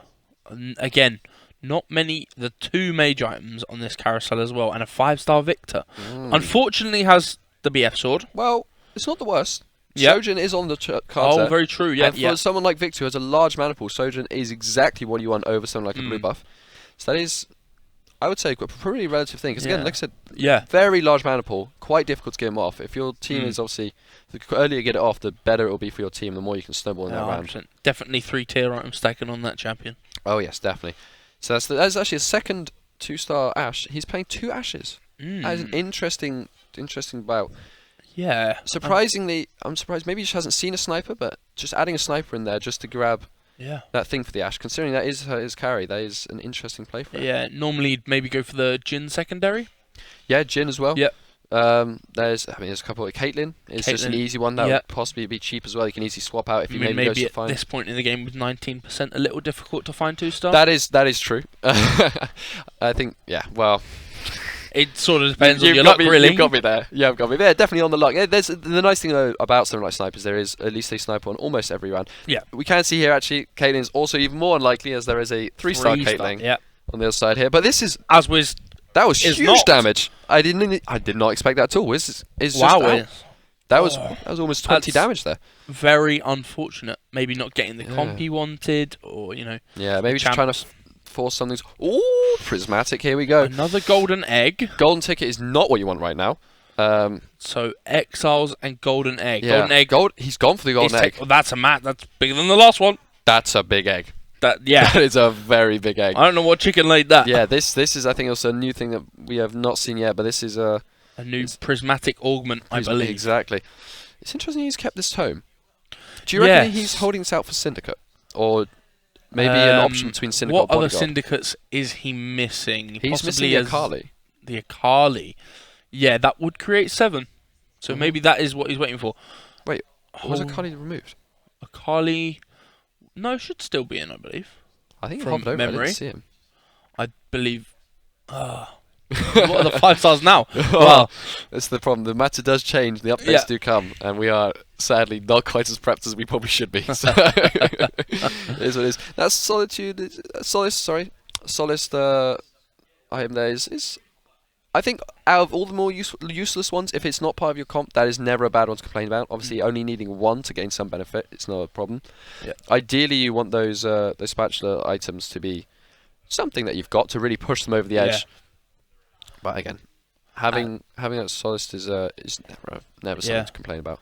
Well, that giant Cho'Gath now, 3 items. Titan's Resolve, Warmogs, and there's a health bar there that I can't see his other one, but there's a Mouse with Rabadons and Shojin on the backline, just healing unbelievably, really. I mean, as Nar doesn't quite get it. No, Nar does get it. It went that way. Did it not? No, he... Oh. It was this Nar. Ah. I think because they were rotating around the board, it got a bit confusing. Yeah. But no, the Nar did clutch that out there. Yeah. Unexpectedly, to be fair. I was not ready for that. Oh, here we go. Here's a Xayah 2 as well. So this Syndicate build is getting close. The problem is do you reckon he can get it there in time? He's got 3 champs now. Yeah. 2/3 of the way.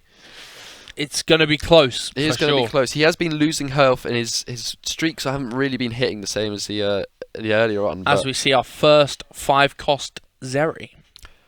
Zeri, for the Donbar, I mean... Yeah. The Donbar assassin, I mean... Could he have asked for anything else? No, it's your best next option is probably Draven, and even then... I don't... Is it really an option when you know you can have the Zeri? I honestly think unless you're going for him to get that 2-star and to make him your carry, I mean, you're mainly playing assassins. Yeah. Donbar is not your main thing. Zeri is, I mean, pretty much, she is an assassin. It's like, I don't think there's anything else. That was incredibly lucky by him there. It's interesting to say he went for the golden ticket there. Yeah, I was going to mention that. The free refreshes this late into the game. Yeah, it's. I mean, maybe he's wanting the 2 to 3 star 5 cost, maybe, or 4 cost. That is true. I mean, the only thing with it is, obviously we weren't able to see what other options he had, but surely there'll be something that would be able to be a bit more impactful. That those kinds of things where the abilities and econ, they're much nicer to have in the early game, where you can make full use of them throughout the match and throughout the rounds. But this later on, I mean, there are still 7 players in. Yeah. All of these players will be getting points. As mentioned earlier, it's a cascading point system. So first place will be getting 7 points, second will be 6, and so on, all the way down to last place will be getting 0. So sadly, Wizix has not scored any points for his team, but everyone else left will at least get something, which is... As we have 2 players at execute range at the bottom there now. Yes. Holding on for dear life. It is... I mean, who's... It's as simple as Zen and Weak. It's the 2 Weak side Stoke top players. It is. Oh, goodness. Oh, dear. That's 3 out of 4. That is 3 out of 4. It's... That's not good. That's not great. Yeah, that's for points with our cascading system. It's not the best. No, that is not ideal, is it? It's in our carry we trust. Digital Panda. Digital Panda and Zappies as well. Zappies. Oh, so maybe I don't know. Zen is not. I think it's just Zen. weak side. I think I may have got that wrong. I did think so, because Zappies and obviously Digital Panda both on the Stoke side. So I mean, first, second, 6th and 7th. Do you reckon that's winnable? I haven't done the maths on it. But hello, first, second, 6th, and last. That is still that's a win, isn't it? That's 13. As long as we didn't. Oh wait. 6 is. Oh no, yeah, because we got 0 points already. Yeah. Yeah. It'll be tight. I reckon. It'll be very tight. I think it's 6 is. Oh, interesting. We were talking about that sniper thing earlier. Yeah. He's gone all out on those snipers. Yeah. He really has. He's put back on that second Ash, and also, like we said before, has that Jin, and has even gone for a Misfortune. Yeah. I wonder if he's looking for a third sniper, to sort of finish that off and really elevate that Ash, but and obviously just keeping that slot open. These golden eggs getting close to being popped.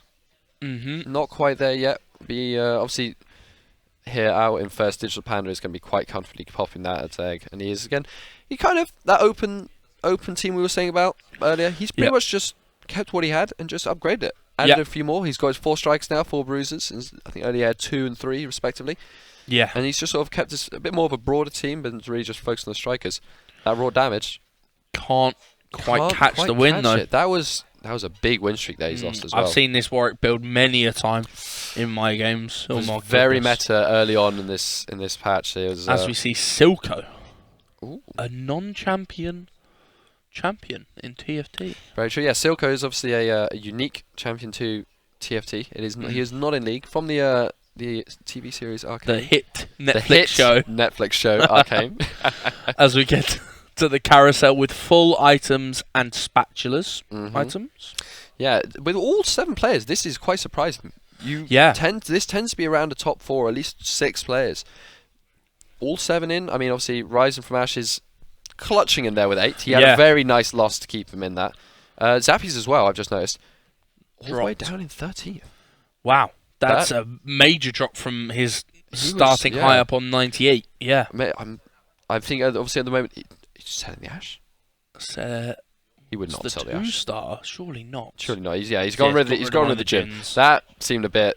Put Silco on to start the top half I think of his comp to be more tanky, obviously. It definitely seems as Zappies at the moment is just not hitting those 3 stars. That is going to be his ultimate power spike. Whether it be the Morgana, whether it be the Ash, whether it be even the Syndra, who he hasn't put much in. Having that as a 3-star is a massive power increase onto those abilities. All 3 of those champions have, well, great AoE, basically. Great AoE, exactly. And so having that buffed up is huge. But as you can see here, he is clearing most of the team, and he is now holding that Zyra. To be fair, that Zyra still on the front line. Definitely Does the secured Thriller of the Hunt get Digital Panda the win, though? Deceiver. Oh, Deceiver turned it around again. Zappies is very low. Oh, this Sivir, that attack speed. And no one still going out. Oh, dear no. Lord. Yeah, that's Sivir though. That is the definition of a carry right there. I mean, I don't think you could have asked for much more. As we see Renata Glass, again, a new addition. Interesting. Zappies has 55 gold. He is not spent. He's on 6 HP. He needs to spend this gold right now. Oh, what was that? Wait! We just there was lost a it. 3-star there. Was a 3-star. He collected his Morgana. He got the Morgana. Okay, and Zyra as well. He's one away from massive tank for him there. He needs to just pick this up and just keep rolling. He needs to just go. He just needs to keep rolling. If he can get these 3 stars, this will be it. Why is he saving the money? Oh, This isn't- it's so confusing. You're Why on is he saving 6 HP, man. He just needs to spend the money. You can't spend gold when you're dead at the end of the day. He needs to spend this money and just get it on. Is he winning though? It's still a I really 1-star hope so. brawn. I really hope How so. much can the 3-star Morgana now do? The eat. Not. She has got this the embrace. Is this Seraphine's embrace? Yes. Yeah. The Seraphine's embrace to gain that health. Can the Giant snipers do Slayer, enough to I keep mean, him alive? The CC. hopefully- The I mean, eat. Oh, just gets the extra damage. Zappies is now out with 48 gold. Oh no. I'm speechless, honestly. It's crazy. I Absolute don't know what to say. madness. Why? Just he before the. leveled- Oh, was he waiting for the dragon round? Even then, like you need to need to live. make it. You Yeah, need to I make mean, it. You yeah. cannot spend your gold if you're dead at the end of the day. There's no point saving the gold for a round. You're not. No, that's involved in. 3 Stoke players out as well with the weak side top laner going down too. Oh no. Digital Panda though. Digital Panda, in we trust. Oh I mean, goodness. I think if that's all 3 Stoke players out, I don't think we've got. Yeah, this I anymore. don't I mean, think- despite Digital Panda hopefully getting a victory here and getting an incredible item there. I don't know if you just saw. Yeah. That The- the upgraded Thieves Gloves. Oh, okay. Yeah. I mean, yeah. This on a Kaiser as well, which just nicely rounds out that mutant. Yeah. Again, a very very strong character, just a late game character. You can just And slot a in late item. Nico's help as well. That could be Wow. big if he can find another Kaiser there. Having that 2-star Kaiser really bumps up that power on And her. definitely puts him towards the upper 2. Oh, yeah, I don't see much Sure. else that he's going to be wanting to. He's already got everything else to level 2. Yeah. He's on 72 gold. Is he looking at leveling up to 9 here? Do you reckon? I mean, possibly. It's not something we saw in the earlier half of the patch, I believe. It's something No, that it's- people thought was not really worth that much, because with 8 champs on the board, you had enough damage and tank to sustain throughout. Yeah, and at that point, honestly, investing that kind of gold into that Kaiser. Yeah. What? I mean, just one-shotting the rest of the champs that were on the board. Yeah, cool. Yeah. I blinked and I missed it. That was incredible. But no, yeah, sorry, we were discussing that 80 gold is a huge investment. That is definitely. Obviously, that is 40 rolls, which can get you much higher stats. I think in his case here, though, it's interesting to see. There's not much else. He has his comp pretty much in. He hasn't really been going for 3 stars other than that Gnar, one of his main carries. So honestly, I think in this case, it's not a bad choice. Yeah, I mean, he's just upgraded the Kha'Zix to 2-star with the Nico's help instead of the Kaiser, so maybe That's not true. finding it because he wants the level up. He's just going to go make for the sure more he secure, can get it. Going for that secure play, going to start trying to maybe just get wins in. Starting to deal the damage to try Yeah. and kick out the Kaiser other has been players. knocked up, though, so only just starting combat now. Hopefully, though, with that Death Blade, it can... with I obviously her missiles are based off her damage. I mean, the rest of the team as Yeah, well. the That Acathian Gnar- Rain just... Yeah. just gets rid of the rest of them. The Gnar, And that's a knockout. That's... They are just both... Just yeah. unstoppable. I mean, I don't know what else to say. They're unstoppable. The Onyx Spark as well, and the Dragon's Claw with that taunt. As That's we're a combo. coming down to, I believe... Is this the top The 4? last... It's definitely top 4, but I think it might be top 2 even. I mean, if we could have a quick... If we could could see change the any other- leaderboard for the players now... Be interesting to see. I think you are right, actually. Looking at the mini-map, we can There's- only yeah. see 2 of the players on. I mean, What it was happened? such a close game. I believe This game was been... Yeah, like I said earlier. London players took out London players and Stoke players took out Stoke players, I believe. It's a very anti-team game. Yeah, not ideal. Well, that's sadly the problem, obviously, with these kinds of games, where it is technically you are playing for yourself, but you're playing for a team at the same time. Yep. You can try your best not to hurt your friends, but that's Yeah. ultimately how it comes down to. But yeah, obviously, the amount of 3 stars I'm seeing on the other side of that board, that 3-star Cho'Gath. Both players having a reasonable amount of health. We obviously have Digital Panda here on 83. The Acathian Rain coming down, doing so much damage. Yeah, we saw that, obviously, that Sivir earlier. Carrying... I mean, he's just got to get anything? I think so. Yeah, I was I mean, about with to the- say the earlier... 2 carries of the 2 Sivir carries, and oh, Kaiser. Yeah. Oh, yeah, but even then, the Sivir is, as you can see on the damage board on the right... As we're coming into what might be 10k our damage. final carousel. 2 Probably, players to be left. fair, yeah, 2 players left. It will almost certainly be our final carousel. Obviously, there's a couple single items, so if the players have any leftovers that they want to finish building. Most likely they're going to go for full items, especially ones Yeah. if they like the look of. That's... Another... Sojin will be interested to see what goes on. Oh, the Silco. Oh no, sorry, the Renata. The Renata. Yes. That does make sense. That's again, she has a very powerful ability that will hopefully sustain that front row to make sure that they can hold out for that Civ and the Kaiser to really go to their full potential and to deal that damage. As we saw also in that last round, I don't know if you noticed, the Civ wasn't doing too much at the start. No. As she was building up that Rage Blade, it wasn't as impactful as you thought. That Cho'Gath, I was worried, was not going to die. Yeah. His health bar was not moving, but now, hopefully with this even tankier front line, if all he has to do is stall out long enough for that Sivir and the Kaiser to get their abilities in, to get their attack speed up, and to now just the really go Kaiser's for it. moved one in because of Locket. Has got caught and stuck in the same place. She's jumped somewhere. I think she's died, but it's always hard to see with this size of a Cho'Gath. There are no golden items, so I believe she is down. So we have to see how this Severe might carry the game at this point. She's just going. She's just going. This Kha'Zix the pizzas are going. The pizzas are going, but the Kha'Zix is jumping. Oh wait, who's behind? He clutched around. The other Kha'Zix on this side. This side. Severe gonna dodge the eat. I think the Celestial Blessing is just gonna.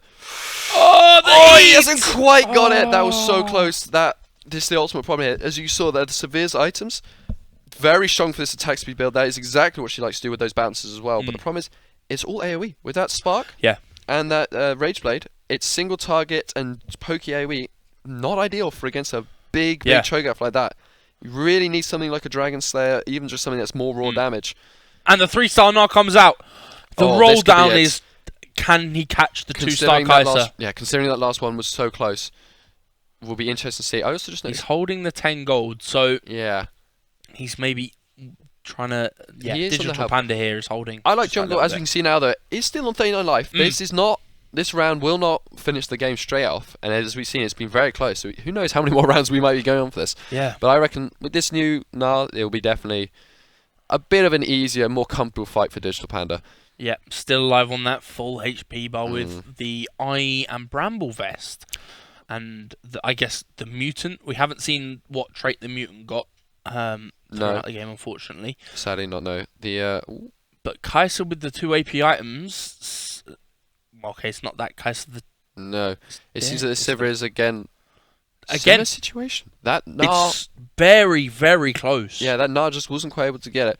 I mean, obviously we aren't able to see the I Like Jungle's perspective right now, so it's quite difficult for us to see if he gets many upgrades. We just have to keep an eye out on the right if he does level up any of those champions. I mean, just rolling, and not getting every other 5 cost but Kaiser. Yeah, it is quite unlucky. I mean, something like Galio is a tough one to add into a comp. Obviously, having that Colossus trait, meaning it's not so. You can't just swap him out for a single character to get those traits in back. But luckily, we have a creep round here for Digital Pandas. Try and think about what he wants to do next. Exactly, a little breather, a little step back to just think about it. Save that 10 gold, get a little bit extra interest. Keeping the Malzahar, maybe thinking 7 mutants. Maybe so. I'm not sure what other mutant he'd put on though. That's the only thing. He's got the extra on with Gnar. He's on 5 out of... Oh, he would need Cho'Gath. Yeah, he would need Cho'Gath. But again, with Colossus, that's an incredibly difficult thing to slot in. And also the Cho'Gath 3 from his opponent, taking up all of those Cho'Gaths. It's an unlikely attempt. I mean, he has now the 2 Kaisers as well. He has enough life to sort of buffer it out. Yeah. Hopefully, if he can hold out long enough and he gets that Kaiser 2... And something you haven't even mentioned, that's 2 Colossus, Alistair as well. Very tanky, and even though it is the Cho'Gath as well, there's a lot for the carries to get through on Digital Panda's board. And as you can see here as well, that Alistair jumping in the back line. Yep, slowing, he's just messing up all that damage, those 2 carries. I mean, they are still both alive, which is a massive improvement. As Kaiser getting away and Ikati raining. The Kha'Zix is struggling to kill her. The Celestial Blessing is just holding the Spear of Shojin and a Stone Plate. I think this will be it. Yep, that's the win on Digital Panda's side, but can't quite take out I Like Jungle. Surprisingly low damage considering there's a lot of 5 cost there. Yeah, very true. I mean, the 2 tanks, Alistair and Cho'Gath, just eating it all up for breakfast. True. Yeah, it does seem to be interesting. Do you reckon that was maybe more because the Kaiser was repositioned, or maybe because they had better Thieves' Gloves items? Well, now the Kaiser's in the Socialite spotlight. It has given her, I believe the first one's more damage.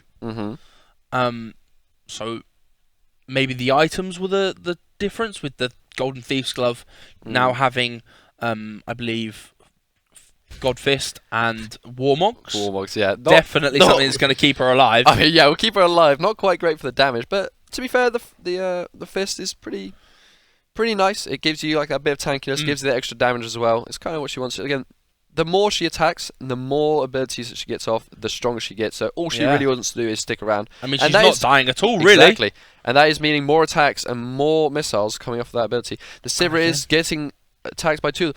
Cho'Gath loses interest though. Also stays alive as well. She survived a Cho'Gath eat. Nah, dealing with Rek'Sai. Is this the end? Can you get executed on 18 HP? We'll find out. It's staying alive! Is that on 1 HP? That has to be. That is 1 HP! Oh He's my still goodness. holding it out. 1 HP. my Oh, lord. the Kai'Sa! Kai'Sa too! But he hasn't got any money. It's the last round! He hasn't got any money. Well, to be fair, he has the health at least. He Yes. has the health Yeah. to survive. Despite if he loses this round, he has locked it in place. He can And get that. 2-star Mal's and Alistar on jungle, so we could see another round here. We might see another. This is going to be another carousel. Oh, wow. Another carousel. And we said the last one was the last. Oh, Oh, wow. dear Lord. Here we go, ladies Proven and wrong gentlemen. again. There's not much of a composition change up here. Both teams are keeping it out. They're just trying to roll, finding those characters. There is a reposition for I Like Jungle, now moving his backline to the other side of the board. That is true. Trying to maybe stay away from the Kai'Sa. But I think the Kai'Sa's got lucky with items again. Deathblade Again, for full yeah, damage this and is- Sunfire. I mean, I don't know what happened here. Not much. Maybe I guess just Wow, changing that backline was that's- enough. That was detrimental. Maybe the Golden Thief's Glove items was just what helped Kai'Sa stay alive every Oh, time, yeah, and definitely being a little bit more tanky instead of more damage favoured. That was an exceptionally long TFT game. Yeah. There. Played clearly by some very experienced and well-versed players. Definitely. It's an exciting match to say the Yeah, least. definitely. I think obviously And- Digital Panda there almost certainly being the MVP. Getting out on more than 50 HP is a feat in its own right. Yeah, 100%. Mastered his build. Keeping that health at the start very high, and then throughout just continuing that win streak. Like you said, maybe the best possible way to win a TFT game. Maybe. Maybe. I'm not sure. We'll have to see. Obviously, not too sure on what the points are. I don't know if any of our production staff have tallied the points on. As we are getting the scores in our ears, I believe Stoke got 10 points. And London got London. way more than 10, apparently. So, yeah, as you said, even despite Stoke winning that, not quite enough. Maybe to really a clutch rethink out. of the rule set. Wow, yeah, maybe we have to rejig the rule set for next year to try and be more advantageous to us. But it is a shame, obviously. I think definitely partly on the case of Zappy's side. He got quite unlucky with those syndicates. He was so close. He finally got that Morgana, maybe too late.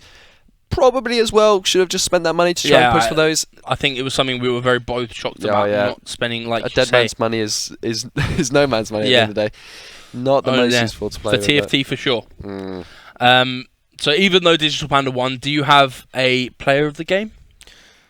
I think honestly, I think Digital Panda still, like I said, it's just he played it masterfully. Every time he had a problem or any time he started losing, he managed to not spend too much gold. He kept his econ high, pulled his team back around, found a comp that was strong against pretty much everyone there. Even despite against that Cho'Gath, still got through. Because like we said, there was a little bit of a wobble there maybe at the end with the Cho'Gath being that tanky. And now we are ready to give it back to the host desk.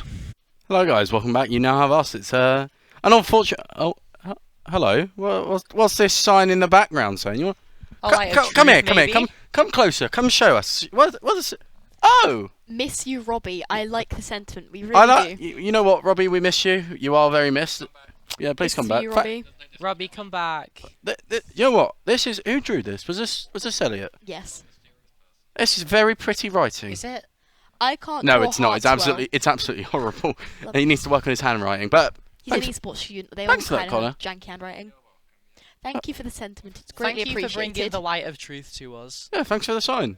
Yeah. And I mean, I think, you know what, this little message about Robbie pretty much sends us perfectly on what we're going on to next. Obviously, as some of you may know, Mr. Blazy Bard Robbie Trickett did leave us here as students to pursue his dreams as a Smite Procaster. Of course, And Emmett well, Smite. luckily for us, our lecturer spent his final day with him, and we're going to see the vlog of his final morning here in the UK.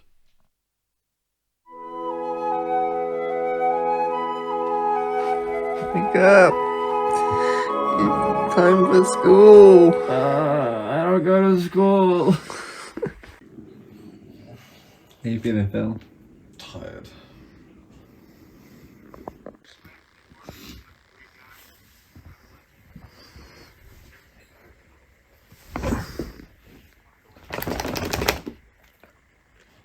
So, it is the 17th of May, I think. It's about 6:30 AM, and I had all the lecturers stay on last night because today is somewhat of a big day, at least for one of our lecturing staff. Robbie, who does all of our on-air stuff and is now the self-proclaimed dad of all our level 5 students, is flying out to America for the first time to cast a official Smite Pro Masters tournament, which is pretty big for him, for us as his friends, because we're all quite proud of him. So we're gonna go take him to the airport now, which is gonna be fun. I've got playlists prepared for when he leaves so we can celebrate.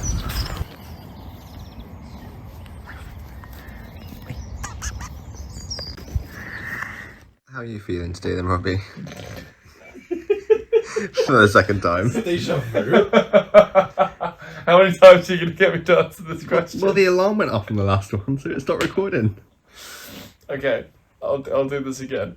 At the moment, I'm feeling tired, but there's a linear right. So there's a graph, and if this axis is distance, and this axis is stress, so that this is distance in relation to the airport, and this is stress. It goes like that way, you know, like it's just a straight linear graph upwards, like that. That's Is that good enough this time? There are no flights today. No matching results, Manchester to Atlanta. I've been No duped. matching results. I've been duped. You've been done. Apparently. Give you an idea of Just some early morning entertainment. Typical days like studying esports. We start every morning here with a viewing of the day in the life of an esports student. Makes sense really because the lecture You're already making it happen again. Can we just not watch it? Baby Phil. What you gonna cry? Below here. You gonna fans? Robbie just got a really cute message from a student, and he's really sad. I'm not really sad. I'm very happy. There's a difference. That I'm not even crying. Go off. Go away. Wallet. I want my wallet. I want my Recording keys. me now. I want my wallet. The dog. Okay. I want my keys. See, it's I want how my long phone. it's gonna be the Where my dog. keys? Have you ever been in that situation where you lost your keys anymore? Where my phone? Where my passport? Where my phone? Where my keys? Right? You remember that? Yo, it's Steven Seagal. Yo, Steven Seagal? True. Let's just look at the state of Phil's car. It is a tip. What about the hoodie? Oh no, I have no zipped hoodies. You look after them when I'm gone. I will. We're Oh, no. someone with no boxers on.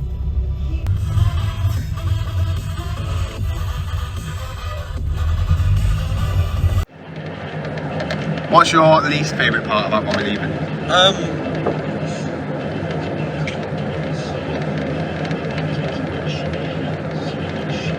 Yeah. I can't wait for all the things we can do about it. It's gonna be so good. Yeah. We're gonna go camping, we're gonna go pub, we're gonna go everywhere. DHO! DHO! DHO! DHO! DHO! DHO! DHO! DHO! DHO! DHO! DHO! Oh, he's faster than you. How you feeling? 17 minutes. Confusing. Got your phone? Yeah. My phone, I got my headphones, I got everything in my bags. Says clear the exit. Understood. Do you want some grit salt for your journey? POV Robbie hug. POV Robbie hug.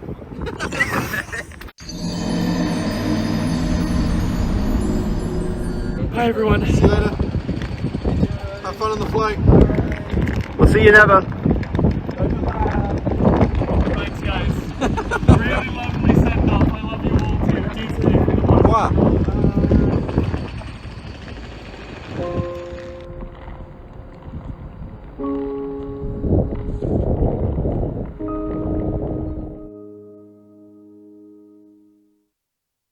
We're getting communication from Robbie, who was super prepared and told us that he'd sorted everything, that he didn't validate his NHS up, so he might have to wait 24 hours for that.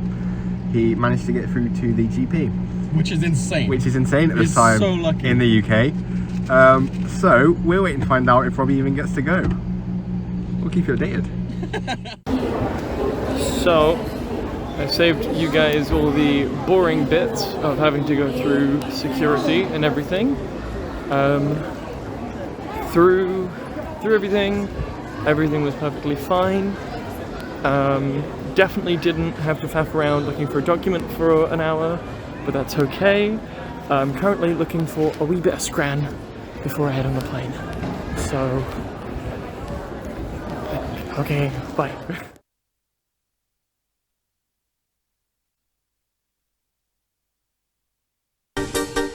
Who's that lecturer? It's Robbie!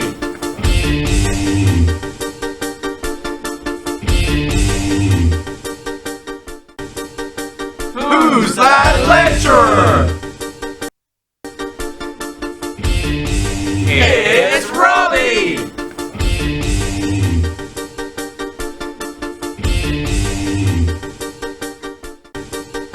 Who's that lecturer?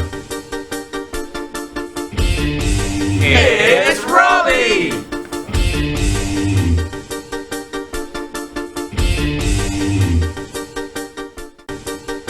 Who's that lecturer? It's Robbie!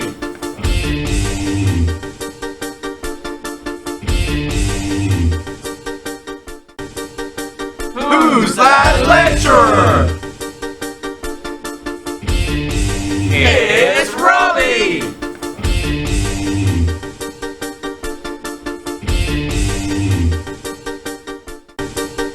Who's that lecturer? It's Josh!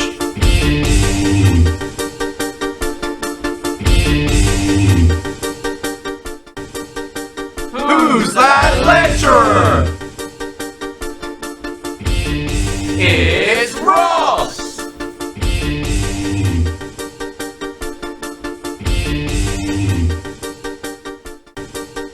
Who's that lecturer? It's Phil!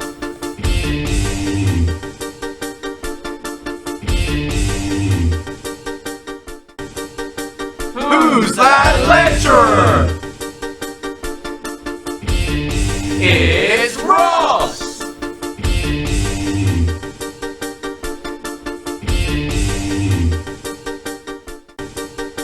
Who's that lecturer? It's Robbie!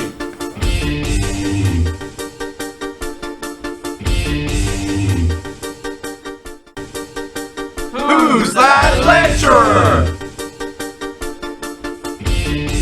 It's Phil!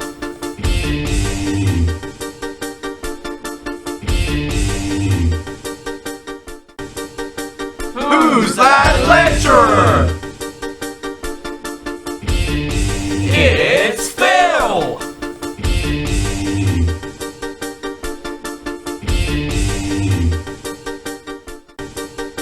Who's that lecturer? It's Maddie!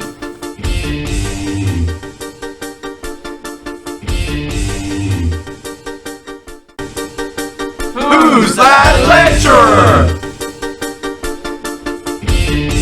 It's Josh!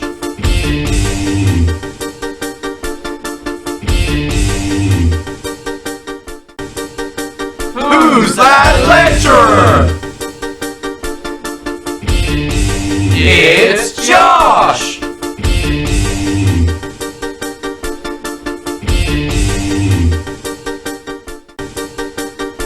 Who's that lecturer?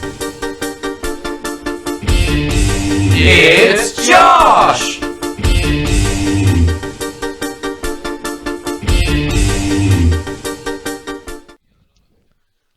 I hope you enjoyed that little segment of Who's That Lecturer? I think we had fun here just guessing them. Good job to production on that, you know. Well done, Benito, obviously. Shout out to Benito. Shout out Benito for that. Shout out. Great content, and hopefully you got most of those right, but at the moment, I think our players are struggling to find the right tactics to get the victories. Obviously, we technically won TFT, but we didn't win it. You know, Ryan got the win in the actual game, but not the actual point system thing, doodad.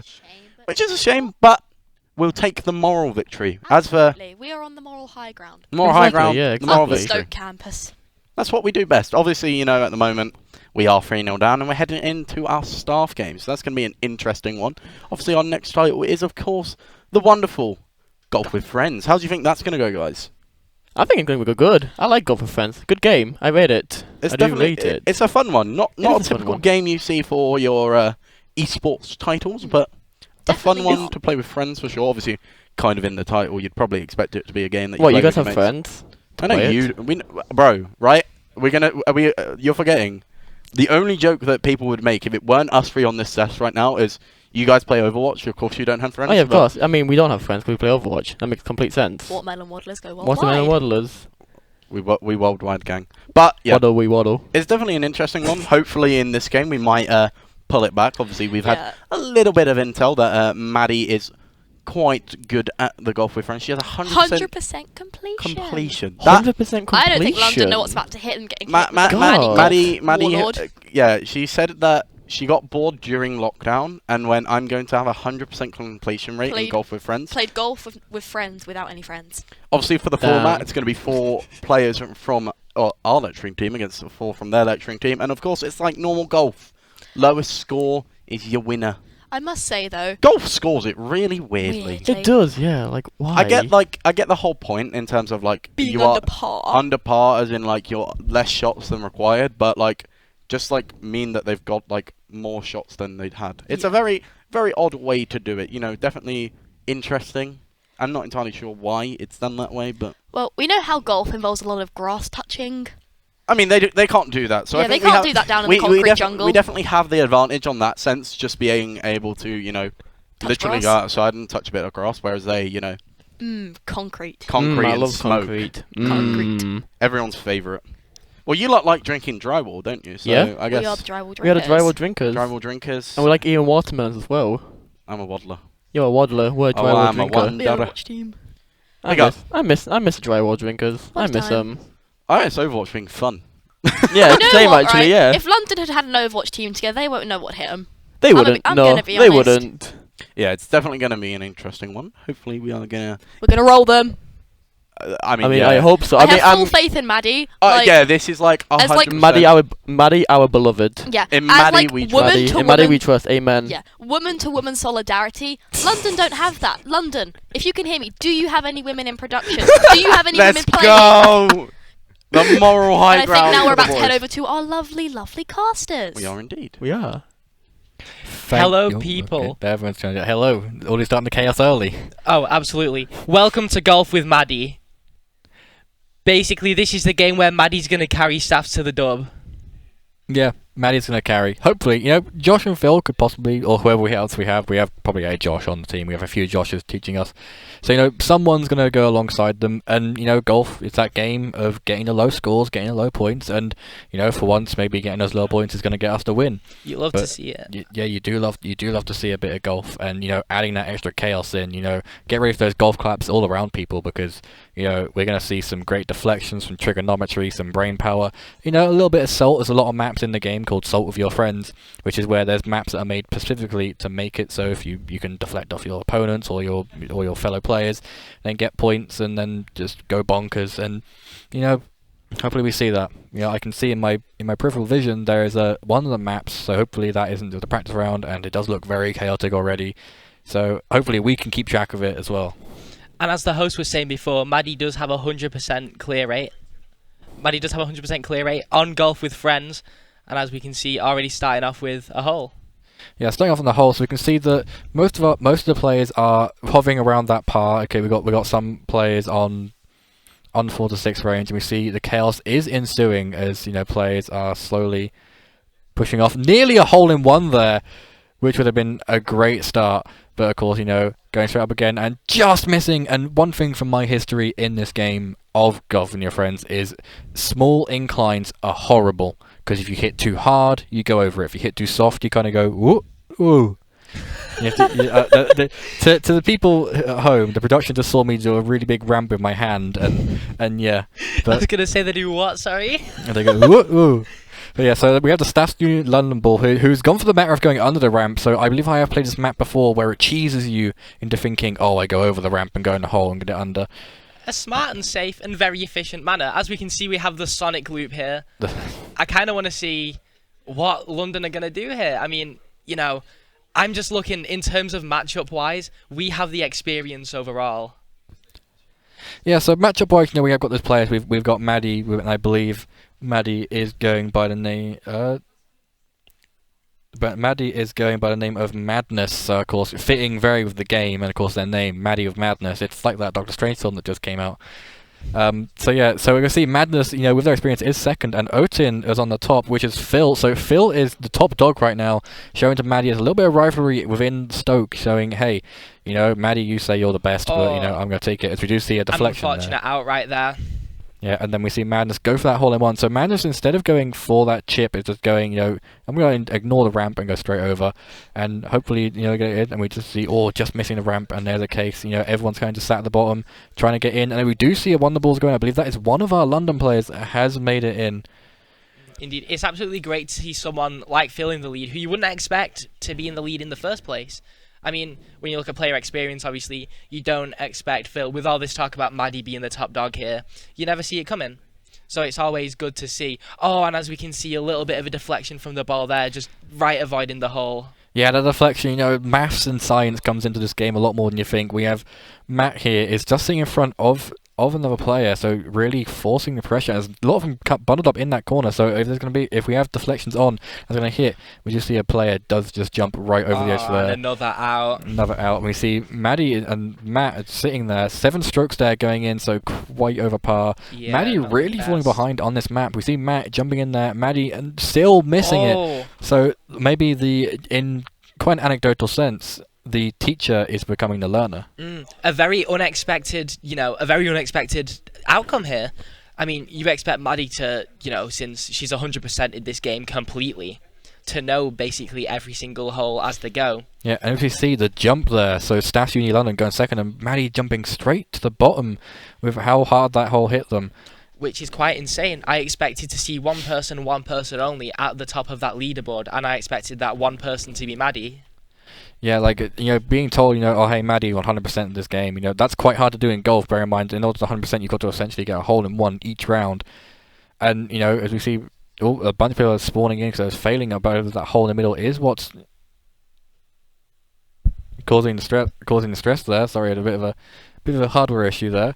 And just hovering around that hole, again, golf with your friends is one of those games where, if you see a hole, golf is all about aiming for the hole, but sometimes the hole you want isn't the hole that you hit. A lot of maps will cheese you with a little hole in the middle being, so enticing. And yeah, another outage right there, as we see. But I suppose the way to do this is go all the way around, but it's such a specific and tight thing to do. The best thing you can do now is just try and chip it over. Yeah, as we do see just here, that's a great shot there, chipping over. I do believe that was one of the London players though, so boo to that, I guess. Oh yeah, boo to that. Oh, never mind. It was an awful play. Awful play. That was one of the worst plays I've ever seen. RNG frame. Yeah. That was kind of cringe. Kind of see the Matt here falling in that hole again. So it's a little. I like how the map designer has made a little death trap there, really causing the players to have to think about if I hit it too hard, I go over the edge. If I hit it in the middle, I could go in the hole there. So you've got to find that weird quarter 30% mark to nail it. Really, what makes it a casual and solid, somewhat of a rage game. Yeah, as you see, Matt is probably raging really hard to just tickling the edge of the hole there, and falling in. It's sports isn't really sports people's thing, so trying to get that aim, and we see it goes in. So hopefully these players, if they're playing in the shooting games we have later, they have really good aim in that, and better than they have in this golf. Yeah, I mean, let's hope so. You know, a lot of comparisons can be made with golf and shooters, I suppose, as with anything. Yeah, but the wall rebound's quite nice there. Hopefully looking to go straight in, but definitely not. But a very straight and clear shot, as we can see here. Yeah, and we see Tom, who was playing as Cave, got a nice, I believe that was either 2 or 3 holes, and we see that one. Matt comes hovering in. Matt having a bit of better luck on this level. I was going to say page, I don't know why, because of the layout on paper here. He was coming in, rolling down the hill softly, didn't get quite the right bit of power on it, and they go full shot. And then Phil just comes out of nowhere and knocks it right in the hole. Overtakes Paper, as we like to see. And Paper, just not finding the hole at the right time. And we see that it's a battle at the top here. 1 point between first and second. Joint second, actually, I believe. I've been seeing that table again. And just going round and go right back on themselves. Just a really unfortunate turn of events there. It's so hard to predict where you're going to go when there's a giant pillar in the way. Yeah, like in these sort of maps, because of how the engineering and the physics works, if you hit something round, you're going to curve with it. And sometimes if you hit that curve thinking, oh, I'll just go in it and deflect off, you go in it and come out the other side. As we see our lovely pink player there, does get it in. I believe that is Maddie playing with the pink ball. And then, everyone follows suit. Of course, Maddie is crawling up off the bottom of the table. And we have Staff Union sitting at top, Paper sitting in second, and Phil is also dropping. So the Stoke teachers are really falling behind on these later levels. But you do like to see Maddie climb up and up, because the 14 shots that Maddie had earlier are not doing Staffs any favours, as is fairly clear. Going for the specific kind of tight shot here. Yeah, and they make it over that hole. It could be 2 shots, and it is an eagle. That is a nice eagle. These maps here, I love these because, the ramps are kind of concaved. It's got the point at the top, which you can try, and if you can wall ride that little point at the top, that's amazing. But if not, you can try to catch the dips at the right angle, and it goes all the way around. A lot of these maps, I've had a lot of rages myself on these maps. I don't know if you've got any experience with this game, but the fact that you just it can go straight ahead, or because it's curved, it just goes on and then flops. I do love this stage, because if you know me, you know I love silly little gimmicks. And this stage is the personification of a silly little gimmick.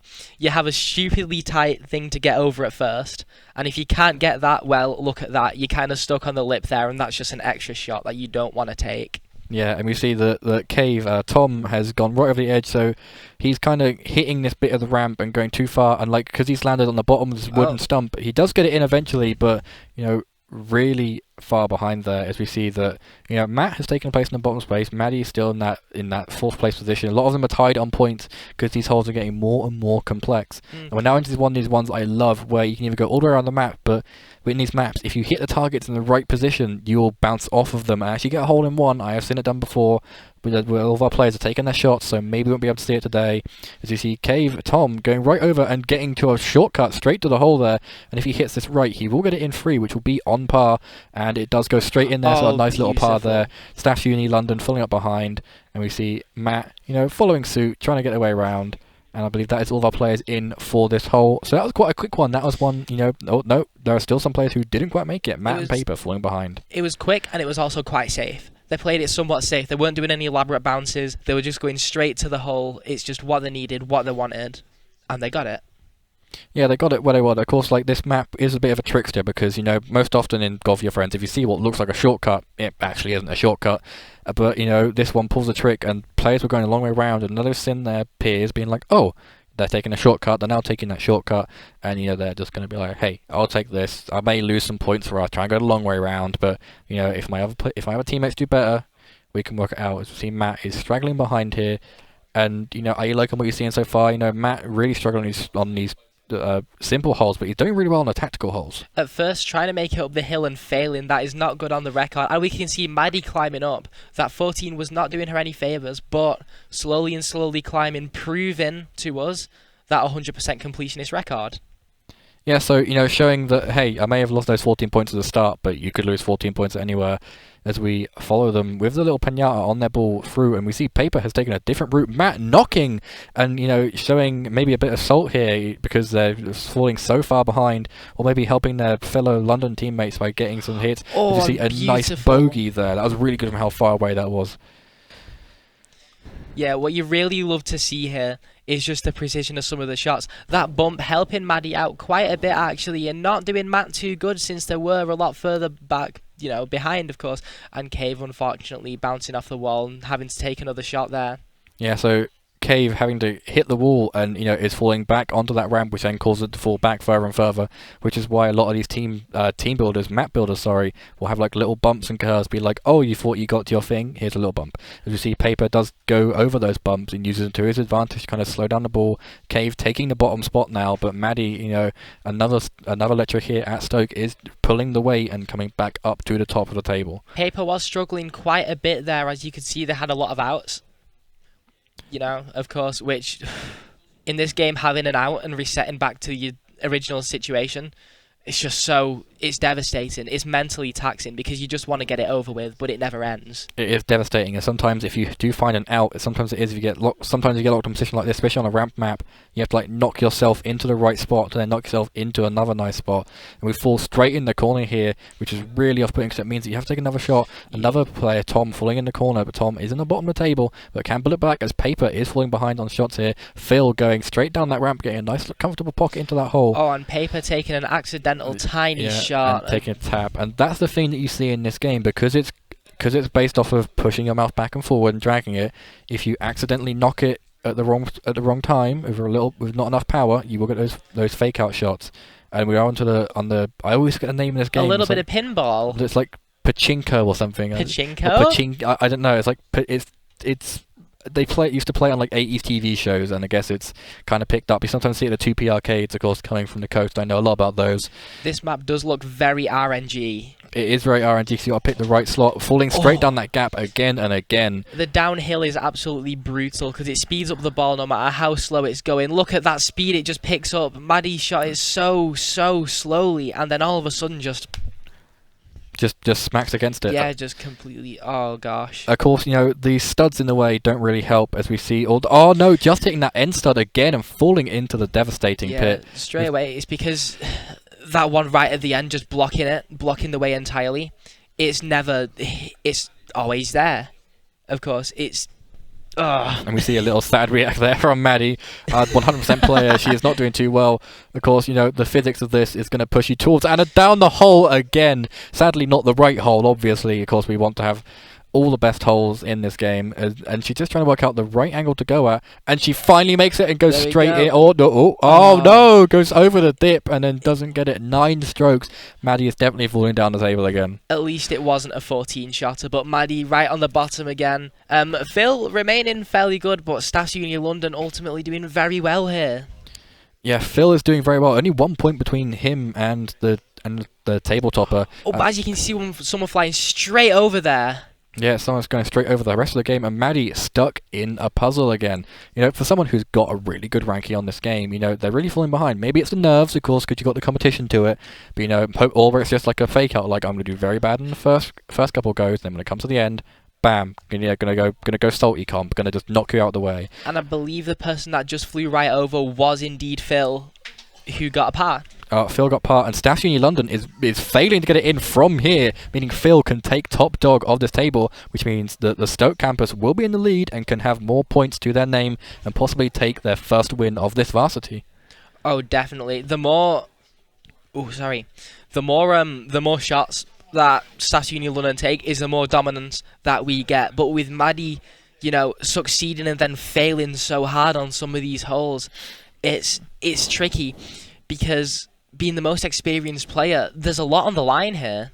Yeah, there's a lot on the line, and we did just see one of my least favourite parts of this game is the rotating holes, which is, if you hit it at the wrong angle, it doesn't go in. We see, I believe this is Phil, actually, has surpassed that. Paper just sneaking in before him, but he's got enough hits to get it in on par. Matt, if he'd have gone as frame earlier, would have knocked Phil out, and that would have meant that, there'd have been a bit extra power. Cave gets it in, slotting it in. Tom kind of, saying, we're going to... Oh, no, Cave not actually going in. I missaw that. Is going to settle in. He's probably going to be like, hey, I'm going to take it slow and steady. If someone slips up, someone slips up. And we love to see Phil doing so well here, representing exactly what Staffs is about, and that is winning. Winning and, having fun as well. We are the home of esports, and esports isn't just about the winning, it's about the, the having fun, the building teams, and, we're doing that here. We're building our little rivalries through golf, and in such a chaotic way. With the esports team who touches grass and has fun.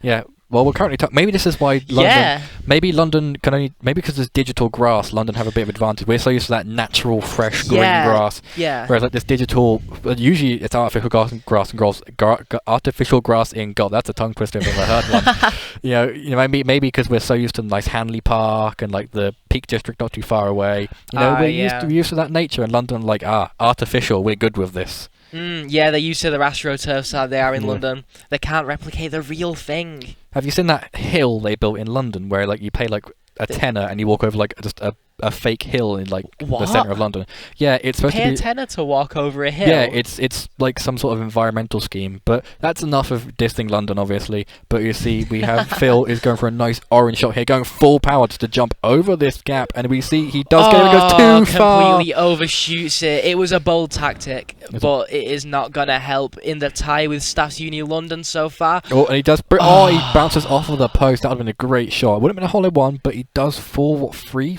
short of par, which could push him down. He's still top though, 57. And I'd like to see Matt scoring 1 point for no reason in particular. As we can see, 7th placed, of course, tying on that round, keeping him right up there all the time.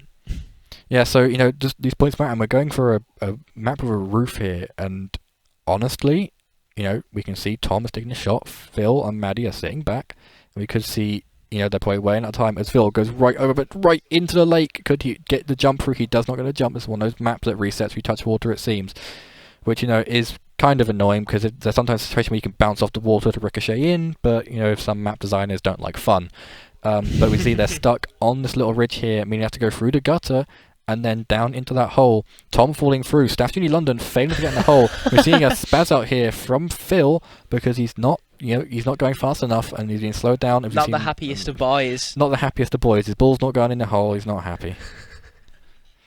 And of course you're going to laugh at that. So while Tommy has a breakdown, I'll just carry on. So we see Staffs Uni London is stuck on the top of the ramp there. Phil was able to just kind of ricochet off, just misses the hole, but that's okay because he's comfortably in the lead. He goes 1 over par, gets that bogey. And if you know anything about bogeys, it's a good thing because, Dick and Dom love them, and they're from up this side of the country as well. We love Dick and Dom. Dick and Dom, they're great comedians. In my opinion, better than Sam and Kat. But anyway, back to golf. Back to golf. But yeah, so Staffs Uni London, who was the table topper, is starting to fall behind and giving Phil that amazing lead, 61 points to 64. So it's 3 points between them, but in golf, those points mean everything. I've seen people, score, hundreds of points and still win because, that's just the nature of golf. So for this stage, what would you say the strategy is? Because I'm noticing a lot of water here. Well, I believe it is a case of hit the ramp on the right place, hit this pier, and then go over. Or it's a water jumping level that's actually letting you touch the water. It seems they are allowed to bounce in the water in this one.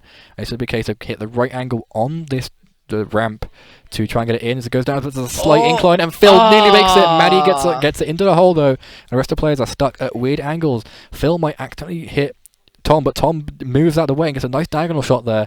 And Phil can easily climb up this hill, and if he can get it in before Staffs Uni London does, he's going to be great. But Staffs Uni misses the hole, jumps over it, and Phil taking his time to wait for this shot and goes down the ramp goes back again. Down the ramp, and he's even further away now, so now he has to readjust, go in for a slight shot forward. That's just going to be an extra shot there. And Only and he misses shots, it we again. never know when he's going back downhill. No! So Phil might be losing his lead here, but it wasn't that big of a lead anyway, so he can easily get it back, and he goes up and he does get it in the hole. And there we go. So a double bogey. So Phil could still be in this. Phil is still in this for 66 points. Nice points for Staffs London there. Constantly tying straight with Staffs Uni London. We're on the last hole here. Can Phil take it? We need to see Phil do this. Phil being the MVP here, which is an upset, which is surprising. I didn't expect this. Yeah, but, maybe Phil has had a bit of secret practice. Maybe Maddie was lying to us. It was actually Phil who's like the top dog, and just trying to make the London players think, watch out for that Maddie player now. Maybe Phil's been getting a little bit of coaching. They've been trying to purposefully salty sabotage Maddie, and Phil snuck in from the sidelines, and now he's the main threat. But as we can see, just bouncing on water here, not doing the best. Yeah, so letting Staffs Uni London get that lead. Staffs Uni London also taking a couple more shots though. Phil landing right on the edge of the bollards here, and it's going to go straight for that hole. You can see it's just got to not hit one of these minecarts that's going round. Oh, it looks like we're playing Minecraft now, apparently. And after, we're gonna go, and he's just aiming. He's trying to get the angle perfectly, waiting. You do not want to see him hit that log. If he hits that log, that's an extra shot. And Matt Hit comes in off with the edge here. sabotage. And but Staff Uni London is also off the edge, so Matt actually sabotaging his own player there. But Phil's gonna run off the edge Phil's again. gonna go again. Phil, no, what are you doing? Phil going for a table topper to just table hoverer, but Staff Uni London is also falling behind Phil. Another Phil close one, and he goes off over again. Phil, what are you doing? How is he simultaneously the best player and also the worst player at the same time? So he's getting a nice angle on this, so he's got a nice clear view of the hole, and if he doesn't hit the minecart, if he gets that sweet spot where he doesn't fall in the water, he doesn't hit the minecart, he's got to time it and strength it perfectly. He goes right up, and he lands on the edge here. This could be a close game. Of course, I believe he is the last player to go in, unless there's someone on the other end map who is falling through. 8 strokes to get it in. 8 strokes. A little pop-off from the production team there, as Paper is the only one left. So Paper doing it.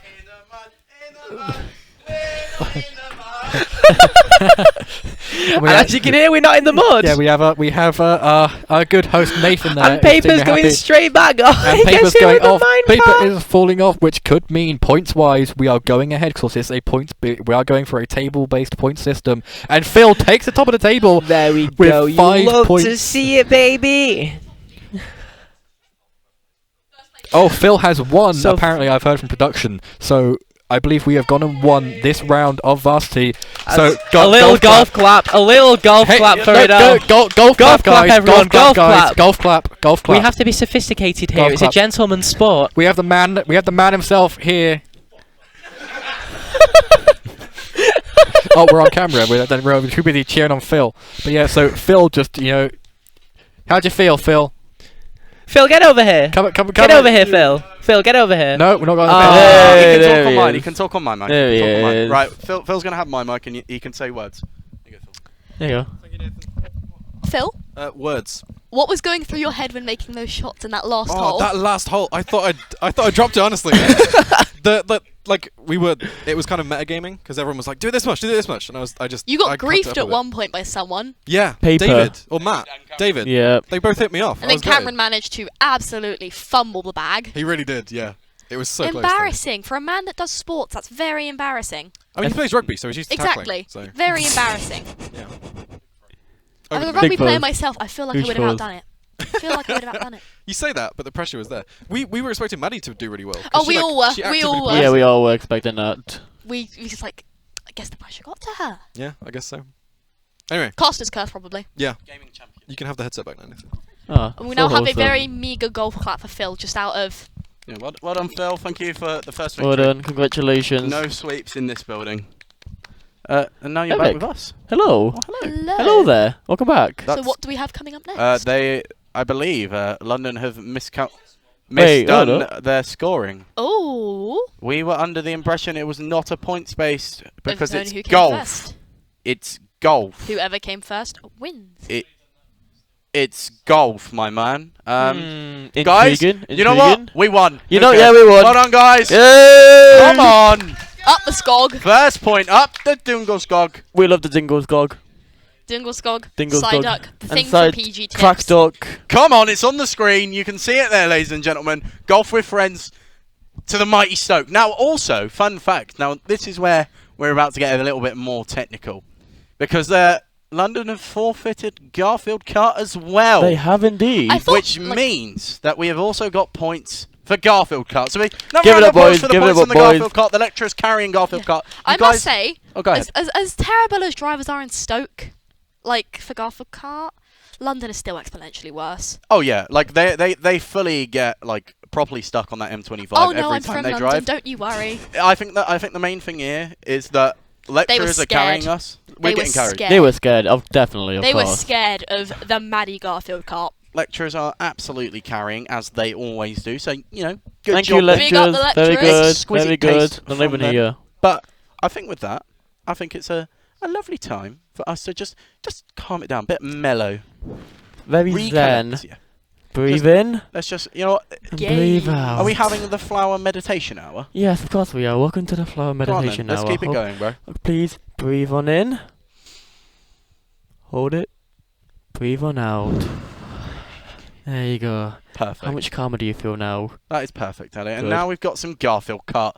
We've been waiting for it, and now we're just going to have it as a little break. As a little break for the time being. So you guys can watch some of this go on. Hell yeah.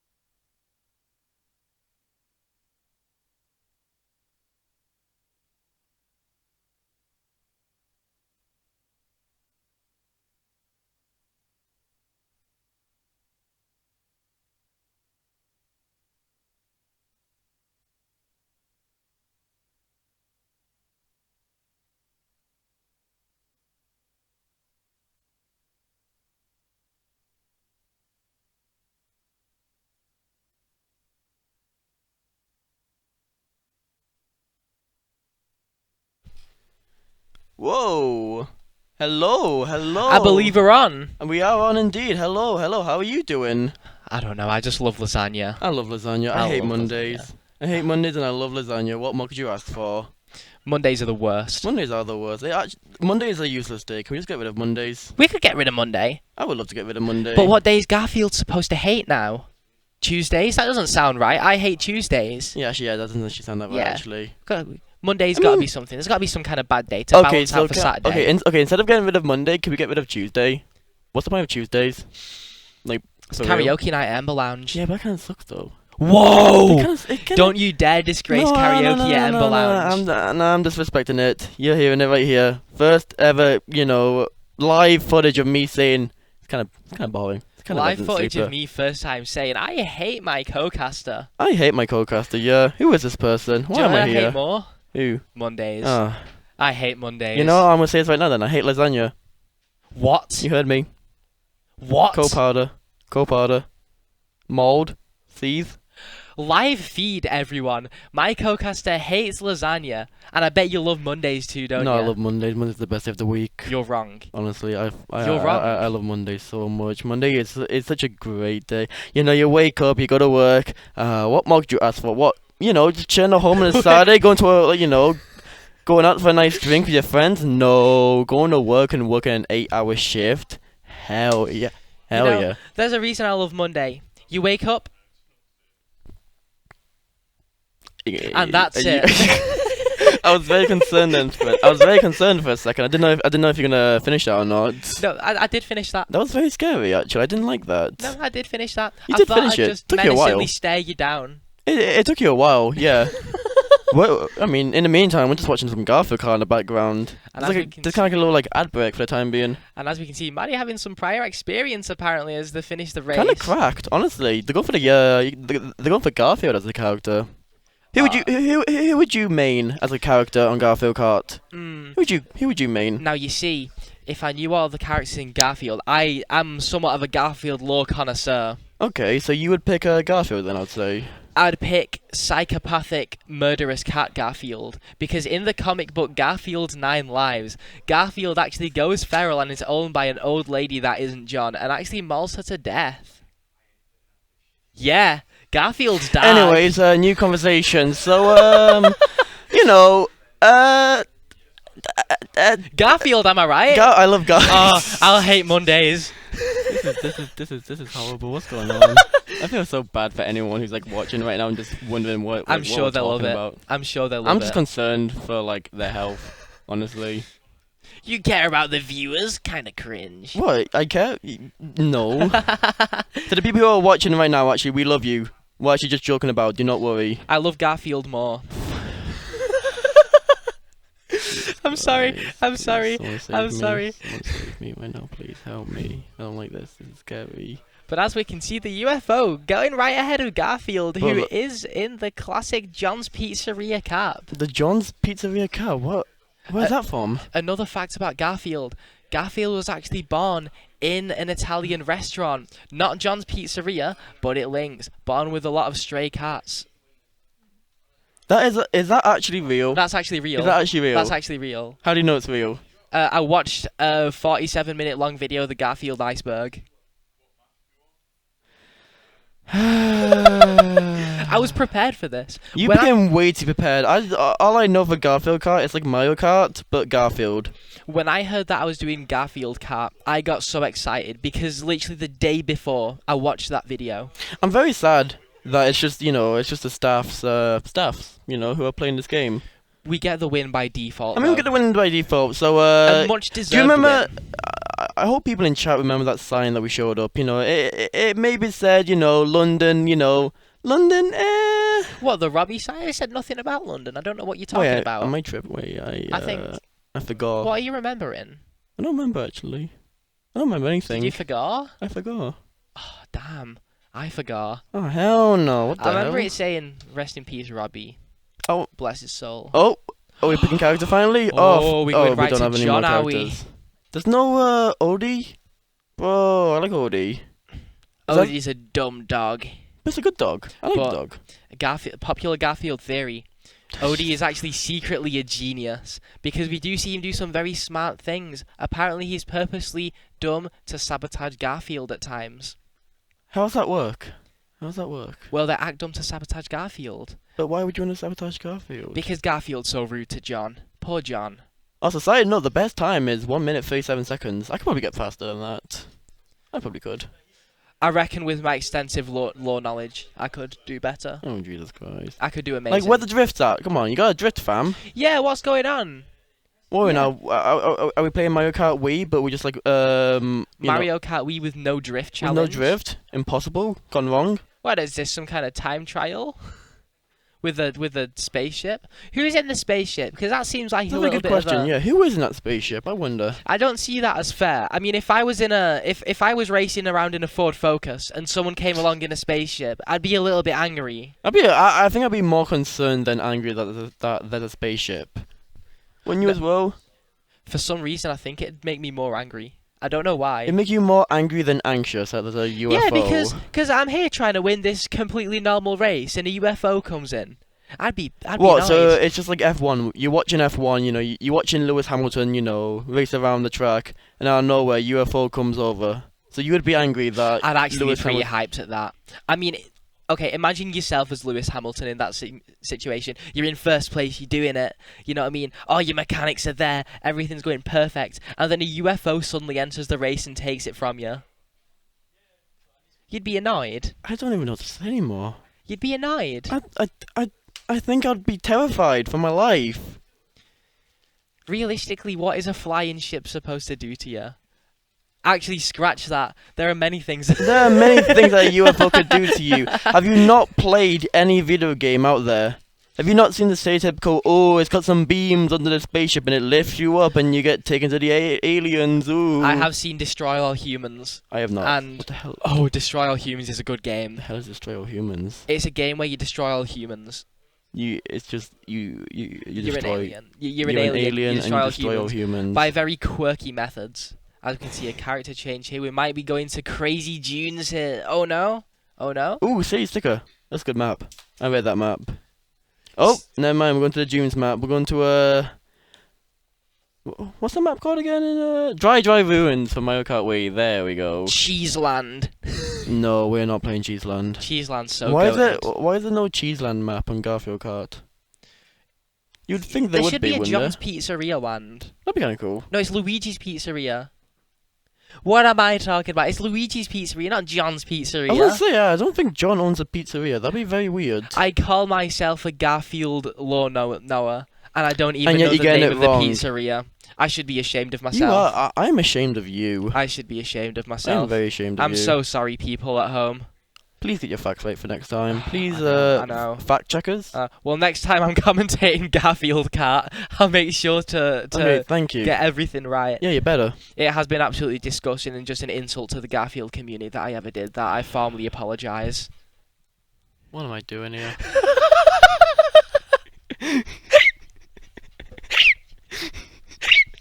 I may have killed him by accident.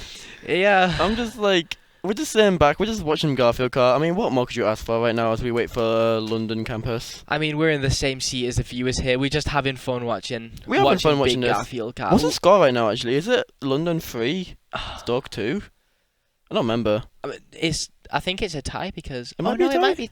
Well, we won Goal for Friends, We literally won just Goal for then. Friends. We got this. Did we got win this. TFT? No, we lost TFT. We I lost think. TFT? We lost TFT. We lost League of Legends. We lost Rocket League. Okay, no, so it's 3-2. God, remind me why don't you? And then Well, we win remind this you- one by default. Well, we do win this one by default, but I was excited actually to commentate over Garfield Kart. You know. And you still can be because you Well, get we to still are. commentate with your favourite person. Me. No, Garfield. Yeah, no, I prefer Garfield Yeah, to I you. prefer Garfield. Yes. I prefer Garfield to you. Yeah, you even are you. I don't even I know kind you. of hate you. Dude, that UFO's kind of going crazy right now. Yeah, I'm not a fan of that UFO. I'm not a fan massive of fan of that UFO. I believe we are just watching time trials, but it's hype because it's Garfield, baby. Why can't we play like? Why isn't there like no like Mario Kart Wii? Are you slandering Garfield Kart? Yeah, I'm slandering. I'm slandering Garfield Kart for Mario Kart Wii. If it wasn't awkward, I'd tell you to get off the set. Well, okay, I will do. No, don't go. Okay, fine. Please. I'm gonna stay. I need someone to lore dump to. I can't just lore dump to the audience. You can. No. I cannot solo cast No, Garfield you, Kart. no, you can. You can. I believe in you. Elliot, no. You can't do this to me, No, Elliot. I believe in you. Elliot, no. You can commentate over Garfield Kart. It won't be that hard. The chat loves you, Elliot. Oh hell no, he's The going. chat loves Oh you. hell no, which way is he going? He's going to the lead pad's way. This is good. This is kind of mad, bro. Meow. Meow. Meow. This is so scuffed. What is going on? We got told by one of our gracious hosts to just start making car noises. Meow. Meow. Meow. What noise do you think Garfield's car makes? I reckon it's just a repeat. What do you think they're playing on the radio currently? Music sounds better with you. That's what they're playing right now. See, I think. But I can't sing it because that's going to be DMCA. Oh, absolutely. I think Garfield's listening to the Garfield show opening theme trap remix. I think he's listening to Playboy Carti. That's who he's listening to right now. He's got a whole lot of red on. Yeah, He's a no, I vamp. think you're right. I think he's listening to a bit of 100 Gex. Oh my lord. Unfortunately. Oh god. Is he a drainer? Is Garfield a drainer? Is that in the law? Yeah, that's part of the law. It's part of the law. Yeah, it's part of the law He by loves Garfield's a Blade drainer. and Echo 2K. Actually real. As we can see, a little bit of jank from the map here with Garfield just popping right off the side somehow. All of a sudden, I started commentating the actual game. Who wants to hear Wait, that? we're actually commentating the game? Are we not just like trash talking? No. What, you actually want to commentate the game? Alright, No, fine then. no, we're not Round commentating 3 the coming in right game. now. Great turns coming in. Here comes a big corner. Gonna do a drift, and no, unfortunately not. But they are going very fast. 1 minute 55 on the time. But right now, boost pad going over right now. Just going, you know, picking up speed a little bit further. And as you can see, great Garfield is race. currently in a car. On Who let God. the cat drive? On God. For On real. God. Garfield is driving, he's schmoovin'. Please nerf that for next patch. Please do not let cats drive. Thank you very much. You should let Garfield hover above the ground like Crazy Frog. Do you know there's a Crazy Frog kart racer for the DS? Is there? I owned it. Crazy Frog had a racing game? Yeah, Crazy Frog just used to float above the ground. It was cursed. I know that like Sonic and that like them franchises had like a racing That's such game. a but, goated. like, That's such a goated Crazy racing Frog? game. For real? Yeah, Crazy Frog. Basically, every franchise has had a racing game at some point. I mean, you're not wrong actually. Yeah, 2 minute 39 on the time, by the way. Kind of clean. Kind of clean. Goated. Kind of goated. Kind of quirky, I'd say. Pulsing it down on the timer. I mean, they're still not as good as the other as UFO. though. I mean, come on, 9 seconds ahead for real. Maybe the UFO is just that good. Maybe the UFO is actually just like, I don't know. Maybe the UFO was me. You're was me. playing and commentating? Yeah. Can you not tell? Oh my lord. That's insane. It is kind of insane actually. I wish I could play and commentate. Beat the server medal. So this is for the space hat. Oh no, oh no. No, we're doing the Grand Prix. Grand Prix. Oh, God. Single race. Ugh. You gotta do 100. No, not 50. Yeah, 150. Yeah. And obviously we're going Thank to the you. lasagna cup. I mean, you gotta go to the lasagna cup. Well, I love lasagna. Is there power-ups in this game? Why is there power-ups in this game? They should choose lasagna. I love lasagna. Can you stop saying that you love lasagna? I think I understand that. Do you not love lasagna? It's okay. It's kind of mid, honestly. I love lasagna. Lasagna's okay, but like, I would say it's mid. Realistically though, I did genuinely, in reality, I hate lasagna. But I don't want to tell that to the Garfield fandom. I don't want them to know. Do we have any Garfield supporters in chat? Any Do we have, Garfield supporters in chat? I was Yeah. thinking, yeah. Does anyone here like really love Garfield? Is that a thing? Anyone else a Garfield lore knower? We do. We might apparently have some Garfield enjoyers in the chat. You know what? I respect you boys. Fun fact, Respect you boys. Garfield's love interest in the show is actually a stray, unknowingly, because they look like a very clean cat. Damn. Yeah. What the hell? What are these? Why is there a magic wand? Because items are on now, baby. We've gone back to the items, magic wand, and I want to see what it does because I have never seen the items in this game. I haven't seen anything in this game. I'm just some top tier driving right now. Wait, Elliot. Yo. What's that in the very far right of the UI? And number 6. No, that's lasagna. What the hell's lasagna? Oh yeah. I there's love lasagna. lasagna. Okay, whoever's driving, please get better. What are you doing? I know what's going on. I think this is Josh driving because as we know, Josh did crash his car in front of the Stoke Stadium. Is like Garfield, an idiot. Is Garfield just a metaphor for Josh? Is Garfield a metaphor for Josh? I think it might be, honestly. It's what the loss amounted to this entire time. It actually has, yeah. We all knew. We all knew. Garfield was Josh all the time. For real? On God? I thought Garfield was the friends we made along the way. No, unfortunately, no, I guess. No, fortunately not. God damn, imagine. Can you actually use your power-ups, by the way? Yeah, I know. You just kept them. I'm seeing a total lack of... and falling into the spring like an absolute idiot, like a buffoon. Still 6th place, come on. This is definitely Josh. That is definitely Josh This is playing. Josh. For goodness sake. Oh my lord. Oh my lord. God. This is embarrassing. Where did Josh learn to drive? They're not even drifting the right way. We are so sorry for the viewers at home. No. This is actually hurting my soul. You know what? I'm glad we're not going against London right now. Yeah, I'm kind of glad that London kind of I'm glad left. we won this by default. Yes. What is going on? Yeah, I'm just more confused than anything right now. As soon as they start drifting, everything goes Goes so downhill. bad. Oh hell no. Oh no. This is so confusing. This is the worst. How can you mess up actually the Garfield worst. kart? How?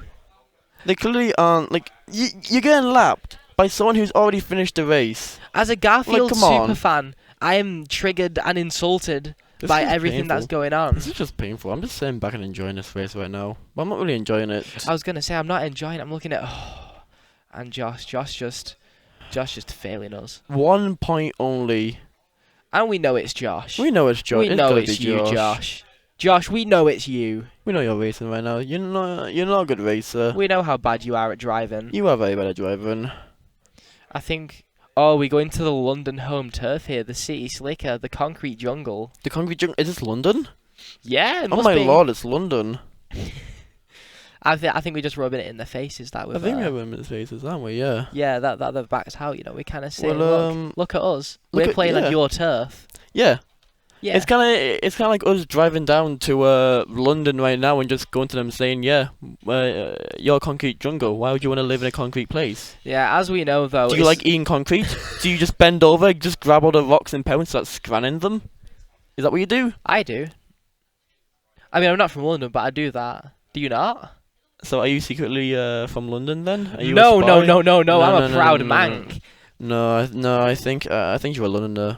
You are a Londoner in denial. Personal insult. It's That's a bit of a personal insult. It's a bit of an insult, but you know what? You should cope harder. They're actually doing a lot better. They're actually doing a lot better though this race. 3rd place already. It's probably because it's not Josh. They've probably looked at Josh's performance and said, They probably switched "What on him earth out. are you doing? They switched What him are you out by doing?" far. I'm assuming this is Phil because it's not as clean as how Maddie was doing. It's not as god awful as what Josh Is was Maddie doing. like a top tier Garfield kart racer? Well, Maddie's good at racing games. Yeah, true actually. That's such a good point. But to be fair, we were saying Maddie was good at golf with friends, and as we saw beforehand, We Phil saw kinda before, took the lead yeah, with it that. was not the cleanest performance that we would have expected, honestly. Yeah, Phil kind of took the complete lead with that. Which That is true. You love to see an underdog story. We do love You seeing love underdog to see story. it. Oh, for real, actually, for real. Yeah, so maybe golfing friends was a blessing in disguise. Maybe it was.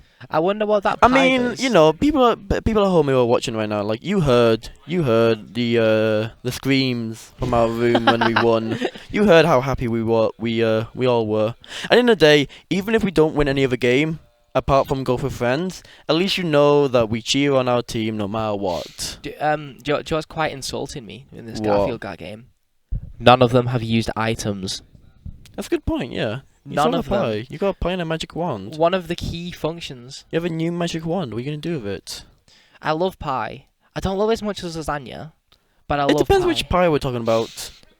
Like it really depends. Either way, when we head into a short break, so stick around. No and more we'll catch you boys. Garfield. Yeah, no more Garfield. I do apologize, but please do stick around, and of course CS:GO will be coming up next.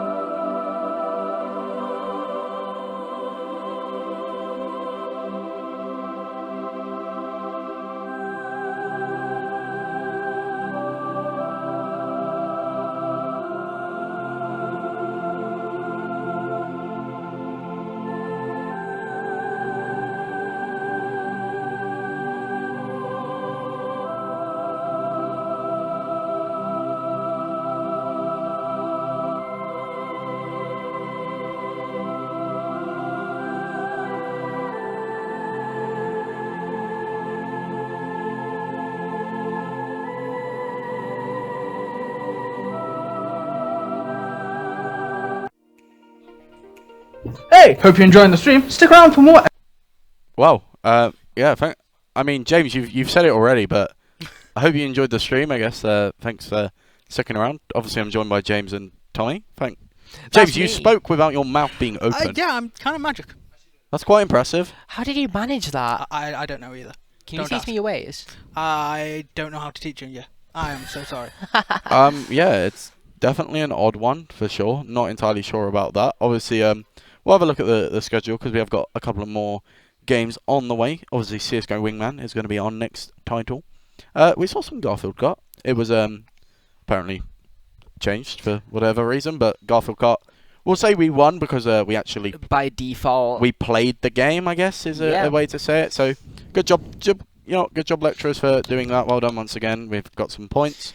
But yeah, obviously CS:GO Wingman's going to be our last lecturer game, so that's definitely going to be an interesting one before we head to some Pokemon and Valorant. I mean, it's getting to the point where it's been a very long day, hasn't it, guys? Yeah. A little bit, but that Garfield cart's refreshed me. Now, I love Garfield cart. Do you know what else I love? Lasagna, baby. And I also love Garfield. Do you love Mondays as well? I hate Mondays. But don't talk to me about Mondays. What's wrong with Mondays? Don't mention the M word ever again. Monday, Tuesday, Wednesday. You're making me angry. You don't want that. Yeah, you we won't like me when I'm we angry. definitely don't want that. That's it's not ideal. You don't want that. You don't want that. I'm scary when I'm angry, especially when it's to do with Garfield. Do you know what? I've just realised what Jungle Skug looks like, because he's a recurring theme in these broadcasts. What does Jungle Skug look like? He looks like Bear in the Big Blue House, but if he wasn't blue. Yeah, well, the It's his bear face. isn't blue. No, but like Jungle, if Yeah. the bear wasn't blue, he would look like Jungle Skug. Like, look at his head. You know, like the mocap. I'll reenact it. It'll be like. It's Bear in the Big Blue House. You might have a future career, my floppy man. Currently he's not got the house though. He's Bear in the Big Blue homeless. I Bear mean- in the Big Blue streets. Bear in the Big Blue streets. I could see that as a TV show. Bear in the Big Blue streets. Yeah. Oh, that's made me chuckle. I kind of love that. Huh?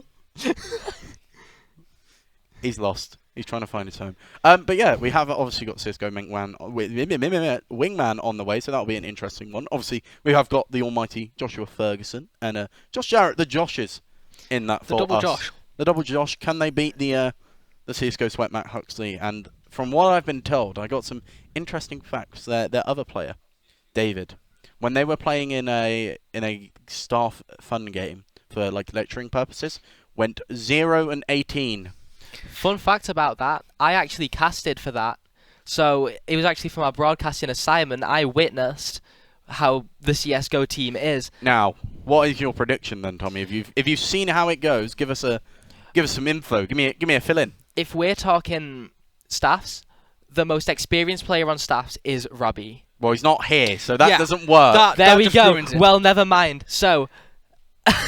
So your insight you were about to give me was a Rob? guy who we've literally watched a leaving vlog for. Yes. Right.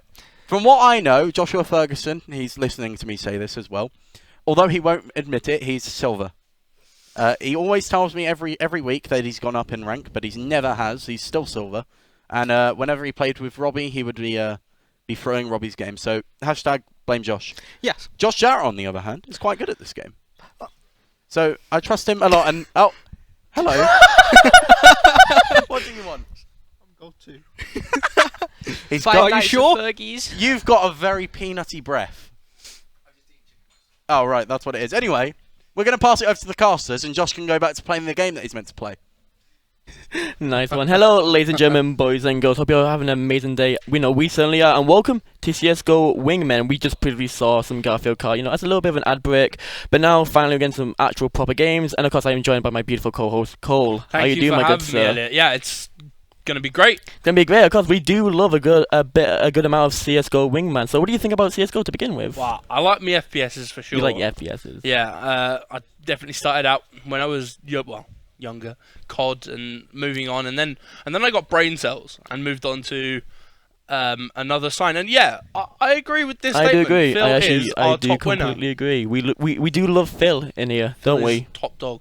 Phil is top dog. So you were just Yeah. busy saying that CS:GO was kind of like one of your introductory games. Yeah, so I started off with Call of Duty, and then I grew a brain and decided that tactical shooters were better. And so I took on Siege and CS:GO and recently with Valorant as well. Valorant. So what's your opinion on Valorant recently? Cause Valorant recently, I think there was a little stop there where we had the Astra breach meta, and it was a bit, samey and a bit boring after a while, I would say, definitely. But nowadays with current Valorant metas and all that stuff, how do you think about Valorant? Yeah, I think it's a really good game, and it's a lot more gunfights, and it allows more as we're into game. Into our first game, we do have Josh and Josh against Paper and Matt. We've got 2v2s. Gonna be very good.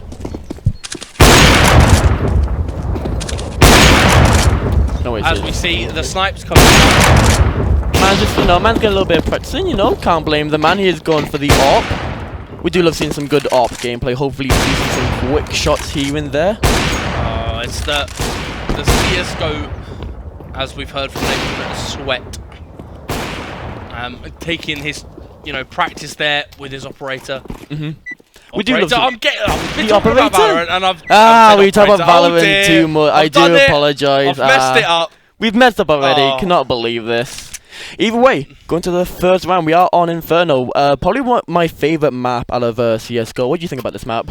Well, from my few times of playing it, yeah, I like it, and the corridor towards, I believe it's Banana with the wall, I think so. Wall and yeah, it's the original Stewie 2K play. Absolutely, we do love seeing those amazing gameplays, and hopefully we do see some today as well as London are just sticking by point A. Playing very defensively. We do see Stoke coming on the high ground. Yeah. Here we've got the two default pistols there. Lovely shooting and moving as we hear the first shots fly out. The first shots are coming now. Maybe a gunfight gonna be happening now. And Josh down already on the side of Stoke Paper with an amazing headshot coming out. And Josh by himself right now have to do a 2v1 situation on the point A. Josh Ferguson there just taking the first death of our wingman section. He's going in. Josh Jarrett takes half health, little bit off Paper, takes the knife out. Knife, unfortunate for him. Paper getting the two beautiful kills right now. London are currently up 1-0. Yeah, Matt there taking the USP. Very comfortable, probably seeing as that's obviously his preference in this situation. As we have, London. London do have the first point. The graphics are a little bit messed up on the top. Do not worry about that. London is on the left-hand side. Stoke is on the right-hand side, so just remember that for next time. Josh J coming out with a submachine gun right now. Showing off his really cool red skin. Beautiful skin. Not heard yet. Paper hasn't heard. Taking some damage. Not any. Right now jumping on straight on in, unfortunately getting picked off straight away. Gunfight coming out once again. Josh J falling extremely low, and once again London taking another point on the board. Yeah, it's really unfortunate there that Josh Jarrett couldn't quite get what he wanted out of his submachine gun there. Josh Ferguson going very aggressively in these team fights. He's just going to go straight on, and he's hoping for the best, but I don't think that's the best play he could possibly do right now. Yeah, Matt switching up his position, gets his gunfight straight away, and the round's over in like 2 seconds. 2 seconds? How long was that? World record? I mean, it can't have been that long. I can't believe Both kills it. came in pretty much straight away, and we're still waiting for a Stoke kill. We are waiting for a Stoke kill. Not have any kills on the board just yet. The win chances at the top, 73% on the London side, 27% only on Stoke side. So might have to pull out a miracle here at this point. We've got the shotgun out from Josh Ferguson and the UMP from Josh Jarrett. Go for the AK-47, a very big staple gun within the CS:GO community. Everyone knows the AK-47, how much power it has. Able to burst down people in just a matter of seconds, just like that right there. Matt killing Josh Ferguson, and right now Josh Jarrett just by himself on the high ground. Taking a little bit of gunfire here. Taking himself the kill. Gets a kill. Stoke's first kill. On the board. Super happy. That's what we want to see. But Matt doing a little bit of a flank right now. He knows, and Josh Jarrett falling it down. As we get a bit of music there for the MVP from Matt.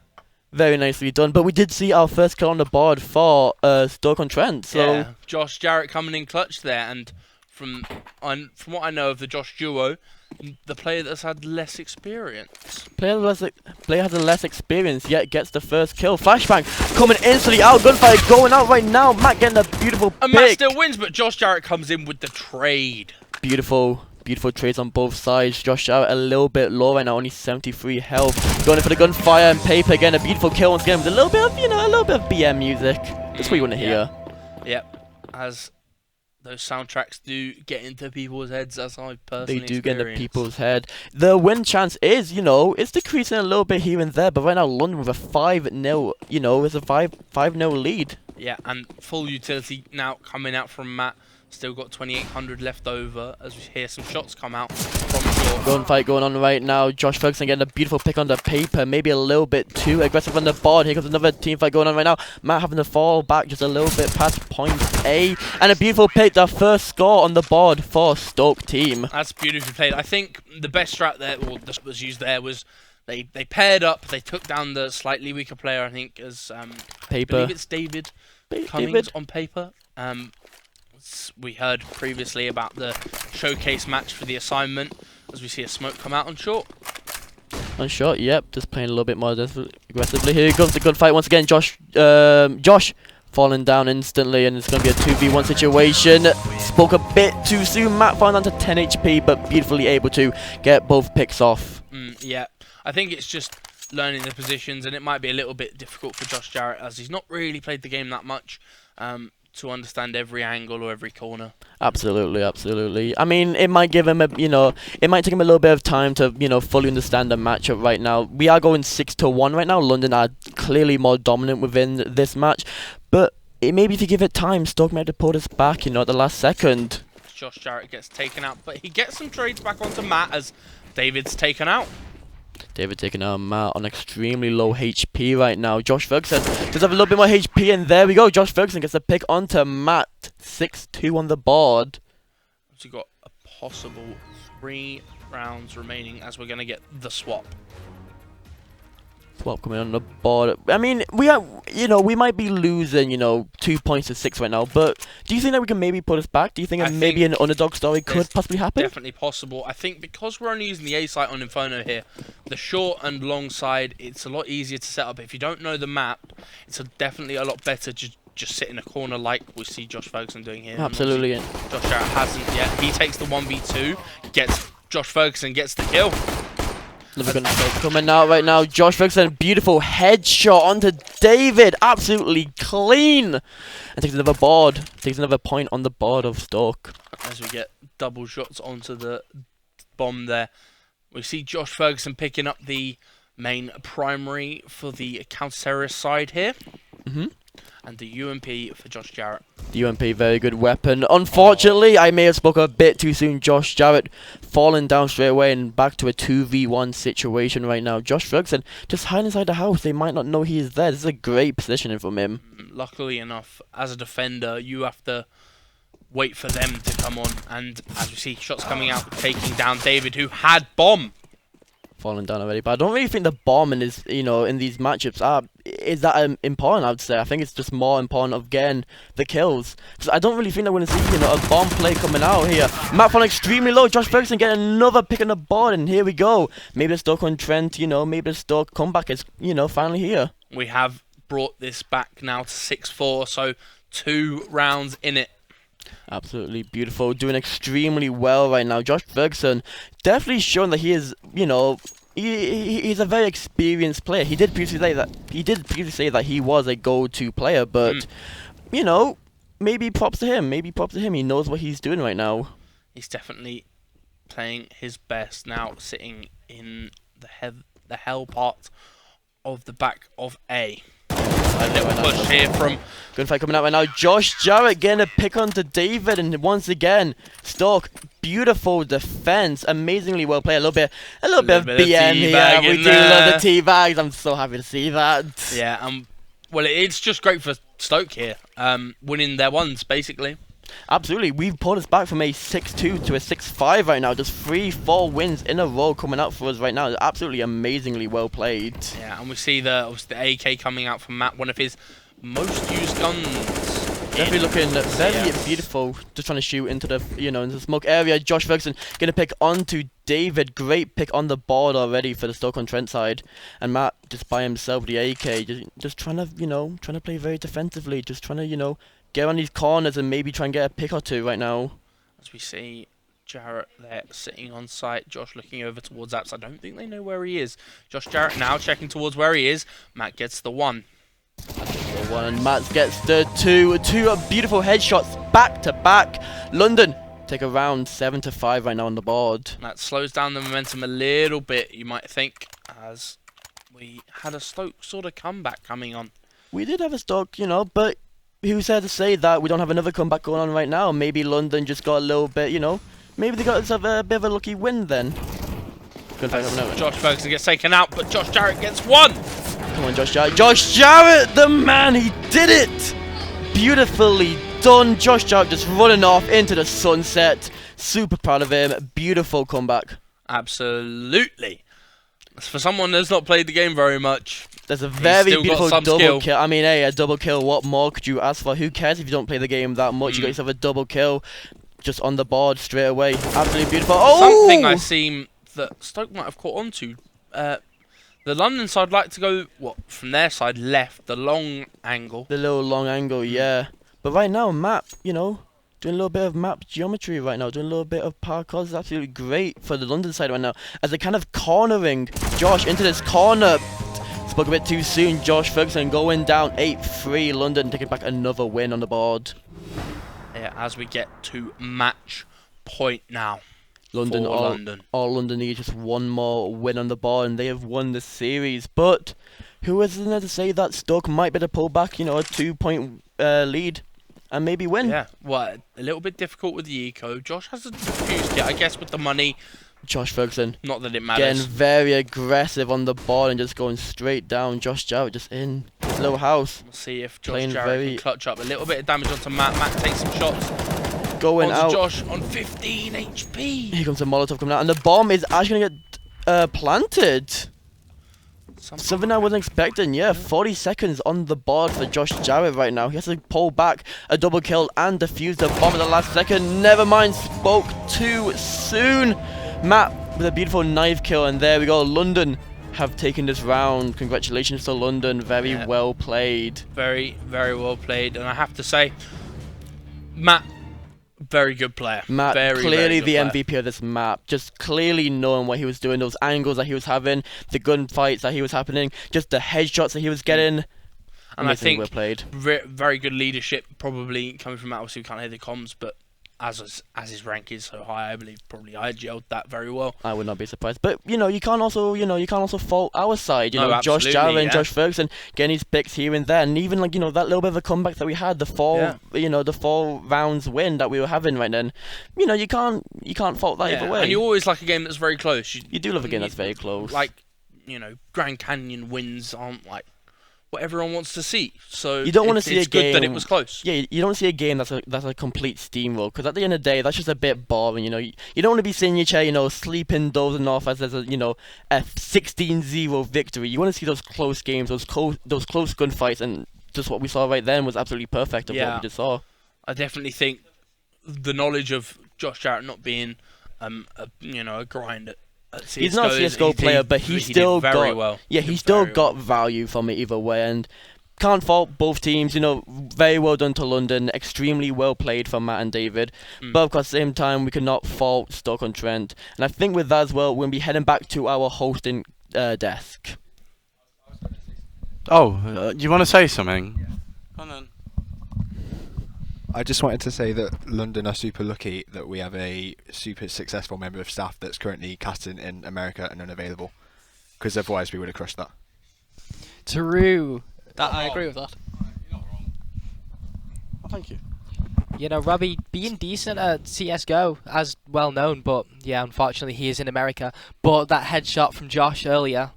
Oh, Josh Ferguson, he's clean with it nice. at times. It was nice. He might actually be the rank he tells me. I might actually believe him from now on.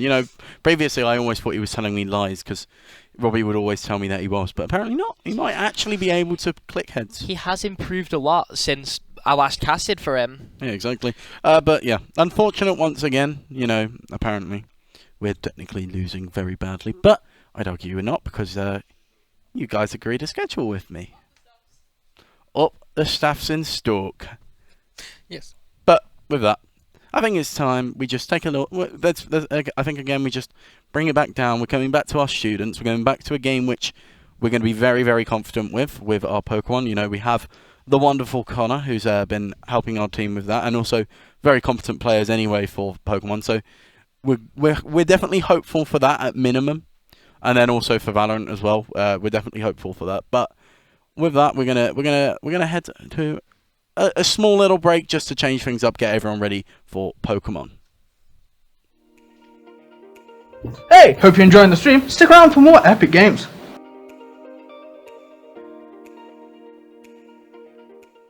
What does the duck say?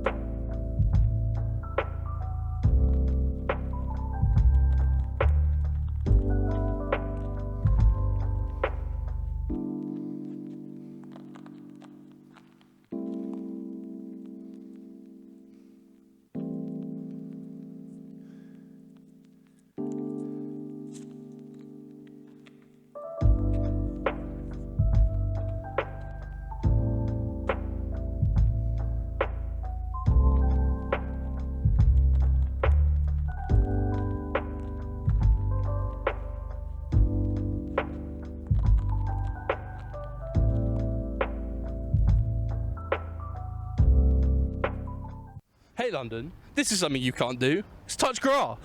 It's very nice and fluffy. But you don't have that, because you're a concrete jungle. Unlike us. But we're just better, so hey ho. Plus L plus ratio.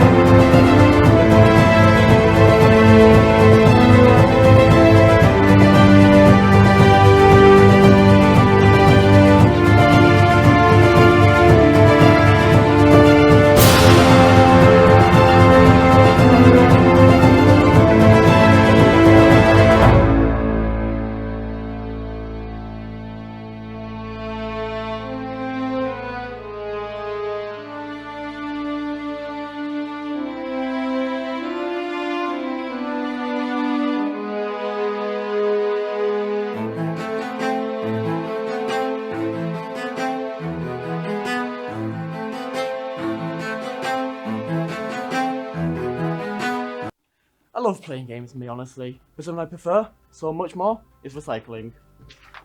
Funny looking duck. Stupid. You know what? That's actually a pretty decent room. I'll let them off for that one. Who the hell is this? Who is this person? Who are you? Get out of here, I don't even want you. Stupid campus. Looks absolutely terrible. What is this mascot? What is this? What? Is that an elephant? Is that a bull? Terrible. Ugh. London? Don't care at all. Terrible.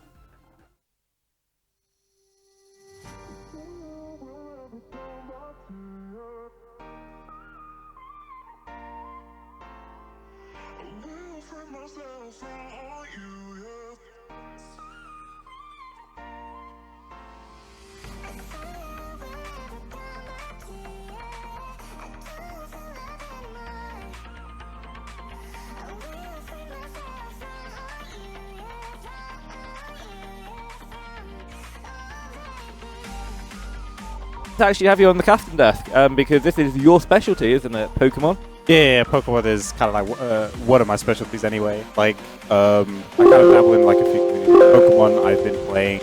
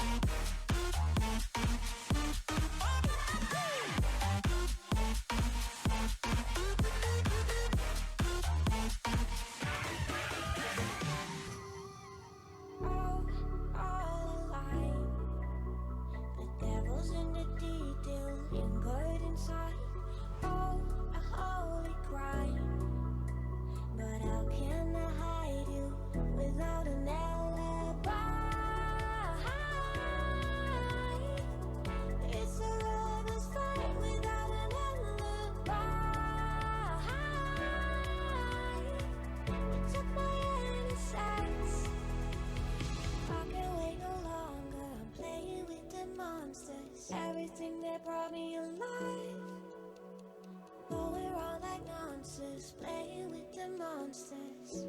They brought me alive, but got no alibi.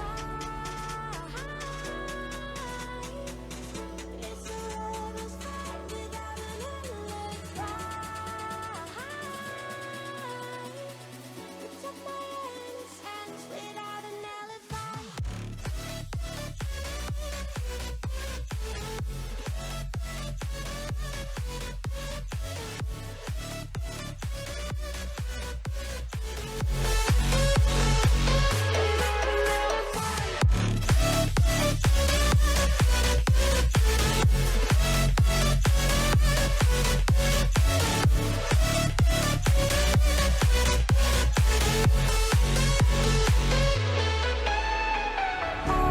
Smoking gun, you got me on the run. We know that will come. We're out up till dawn, but how can I hide it without an alibi?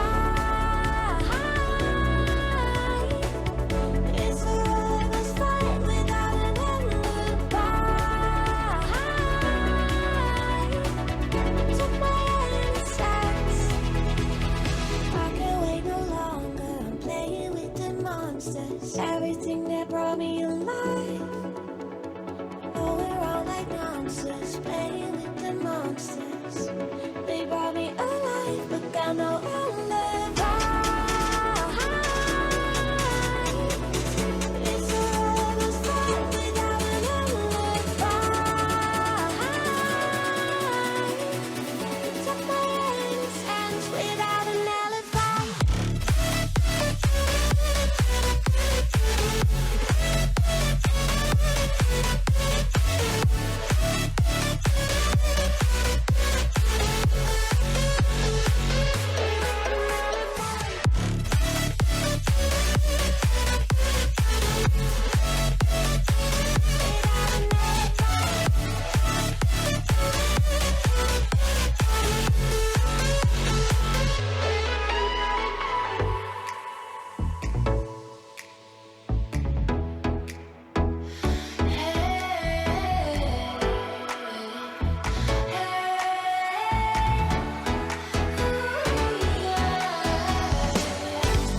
Getting lost in memories, the surface deeper.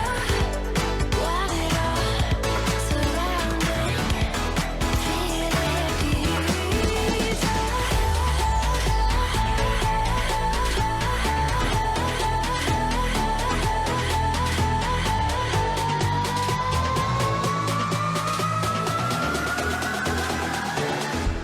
Shining.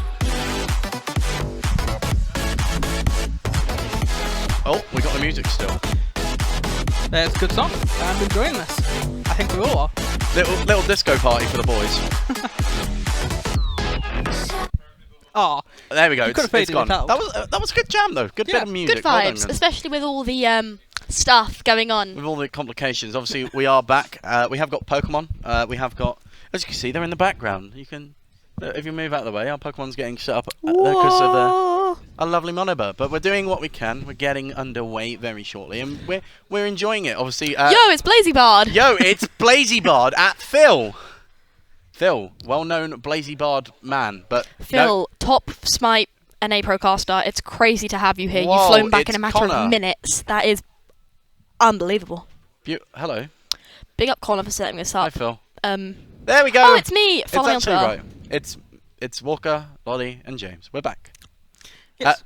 I think we're just waiting for some technical issues with Pokemon. So Setting up rules in those you guys didn't have them. you'll have our pretty faces for a little bit. Yes. How are we finding today, guys? Obviously, everyone. You guys have done a bit of everything at the moment. I so can't both- believe Stoke has got this 6-0 lead. It's crazy. Yo, 6-0 to Stoke. No way. Nah. Yeah. On a real, how have you guys found it? Obviously, both of you have done a bit of hosting, a bit of casting. How are you doing? enjoyed it. Casting, good. Carrying league, absolutely. Oh, she's on smoke. Well, we can have a quick gander at the schedule for current. We're gonna have a look at that. So obviously, Spicy. at the moment, we are seeing London with a total of 3 apparently, but I'm not sure about that. Well, I'm not sure. We'll find it out some way or another. But yeah, so obviously they took League, they took Rocket League, and they took CSGO, as well as and TFT. I can't count. I really do struggle with counting from time to time. And yeah, so it's 4-2. I can't count for whatever reason. I can't read. Obviously, yeah, 4-2. We won most of the staff games, so that just proves that our staff is better. Big up Phil. Well done, Phil, Big up once again. Staff's uni staff. Staff's uni staff. London has nothing on Stoke. No, yeah, Staff's uni Stoke staff. Yes. I have to clarify. Well done. Oh, absolutely. The main gang, and well, the guys in the front are our two Psyducks are waiting in the Psyducks cast. and the poor PG And now, Tips monkey. I mean, I feel like we haven't referenced it all day. And this is kind of something which I really don't know if viewers have seen, and now I'm going to mention it, and they're going to see it, as Connor scoots past once again. He's still got his hand in his mouth. Now, I don't know why this is, but it always seems to be a recurring thing with this PG Tips monkey, that he just ends up with his hand in his mouth. He had a cigarette in it at one point. Don't smoke, kids.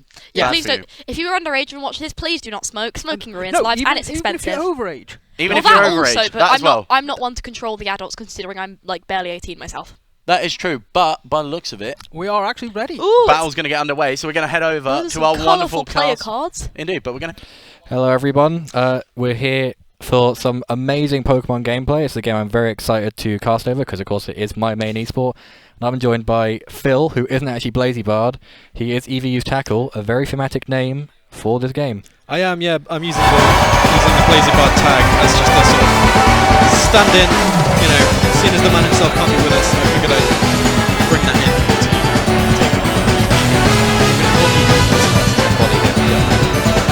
should be good. But here we see Grimmsnarl versus Charizard on the one side, and then also Charizard and Regulecki on the other. Yeah, so both players going out with a very fast offensive lead. Of course, the opposing player is opting to Dynamax, possibly going to be that Charizard. It is that Charizard, so that is going to have the effect of the G-Max Wildfire, which means our players will be taking chip damage each turn, and it is a very strong Pokemon. So I have to see if our player here from Stoke will connect and use Light Screen appropriately to take less damage. You see Electro coming out, so it's going to slow the speed down of the Pokemon. Charizard taking a hefty chunk there, so I have to see, and it will be underspeeded now actually because of the effect of Electro Web. So this could be a turn 1 sweep for the opponents from London. Looking like it, yeah. It's a very, very strong start from London. You know, putting their foot in the door straight away and setting the pace, it seems like, for this match. Yeah, so the Max Rockfall coming out there, just going to get that Charizard. It's 4 times weak, even with that Charty Berry, it's going to drop. And it's putting our player here 1 Pokemon behind to see what the Grimmsnarl goes for. It could be going for a Spirit Break because of how Prank Stability works. It's only go fast with its status move. The Spirit Break is going to be very good at weakening this Regieleki, meaning it's going to be doing less damage because of the special attack jump, and because it's very fragile, it takes loads of damage, which means that a Pokemon can come in safely, and maybe we see a Light Screen go up, and we see some nice sweeping action happening. You'd hope so, yeah. I mean, Regieleki down to just under half health thanks to the Sandstorm there. Chip damage, as you said, coming through. Could be clutch. We'll have to wait and see what comes of that. Looks like the Gastrodon is going to come out. You see the Leftovers as the held item there. A mainstay in the Pokemon series, the Leftovers, but you know, Gastrodon is one of those Pokemon that you see time and time again, just as that tank, as that really hit points healthy Pokemon. Yeah, it's one of those Pokemon that's been really good in this format because it has the ability to just absorb the attacks from Kyogre and other strong water types. And you know, it can just go ahead and do big damage and sweep in return once it gets special attack boost. If not, it just sits in front of a Zacian and then takes loads of hits. And that's what we like to see in this format with Zacian Kyogre being so dominant. Of course, in this matchup, it's a bit of an iffy because there might not be any water types in the back, and there is just a long sweep coming on from the opponents as we see the Dynamax is coming out. Dynamax. And quite possibly, it could be Ivy's Pokemon. Of course, if it is the Grimmsnarl going big, there will be less openness for status moves because of the Max Fairy. Of course, it's not the G-Max Grimmsnarl, which will activate G-Max Snooze, which will put Pokemon to sleep. That's good. I mean, if the Pokemon's asleep, they can't do anything, which is always good for your team. Anytime you can stop your opponent making moves is obviously going to be a good thing. As, you know, we see the withdrawal of the Regieleki here. What do you think is going to come out in place?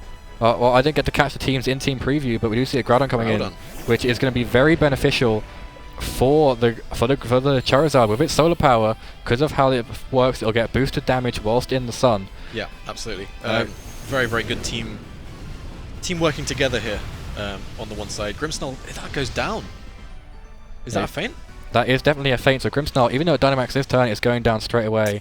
So a play that our player could have made a bit of a better call on. They could have thought maybe I could have gone big with the Gastrodon, got a lot of damage off. Ice Beam coming out, it's going to do a bit of chip damage. Unfortunately, you can't freeze in Sun anymore, and then the effect of GMAX Wildfire is just going to proc, and then this is going to be a slowly chipped away Gastrodon as it counteracts with its leftovers. Yeah, I mean, it's not really looking good for the Stoke player here, but we'll see if they can bring it back with a Zacian. Yeah, Zacian's one of those Pokemon that is super fast and super strong, but then it's also facing against a Pokemon that has access to Fire-type moves, a Pokemon that has access to Ground-type moves. And that's going to be a lot of damage going down if they can call it right. Remind me on the typing here? Is that Steel? It is Steel Fairy, Steel and Fairy. it is one of the best Pokemon in the format, because if you just saw there, it got the attack boost, which means that, you know, it's going to do a lot more damage if possible. Behemoth Blade does double damage to Dynamax Pokemon, so I have to see if our players work around that double damage effect and just try their best to, you know, exert as much pressure as possible and try and reverse the sweep here. Yeah, we'll have to see what they can do, because he's currently 2 Pokemon down, which obviously anyone who could do basic maths should probably know that that's not a great scoreline at this point, especially with the Dynamax Charizard still looking very healthy in terms of hit points and positioning.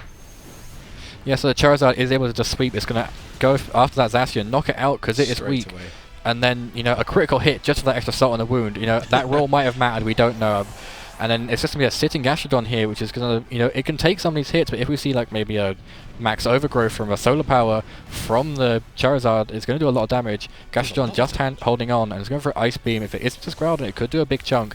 It is, and it is going to do a fair bit. We can't freeze in Sun, and that could be, it's revealing a Citrus Berry. So no Assault Vest with good knowledge going into game 2.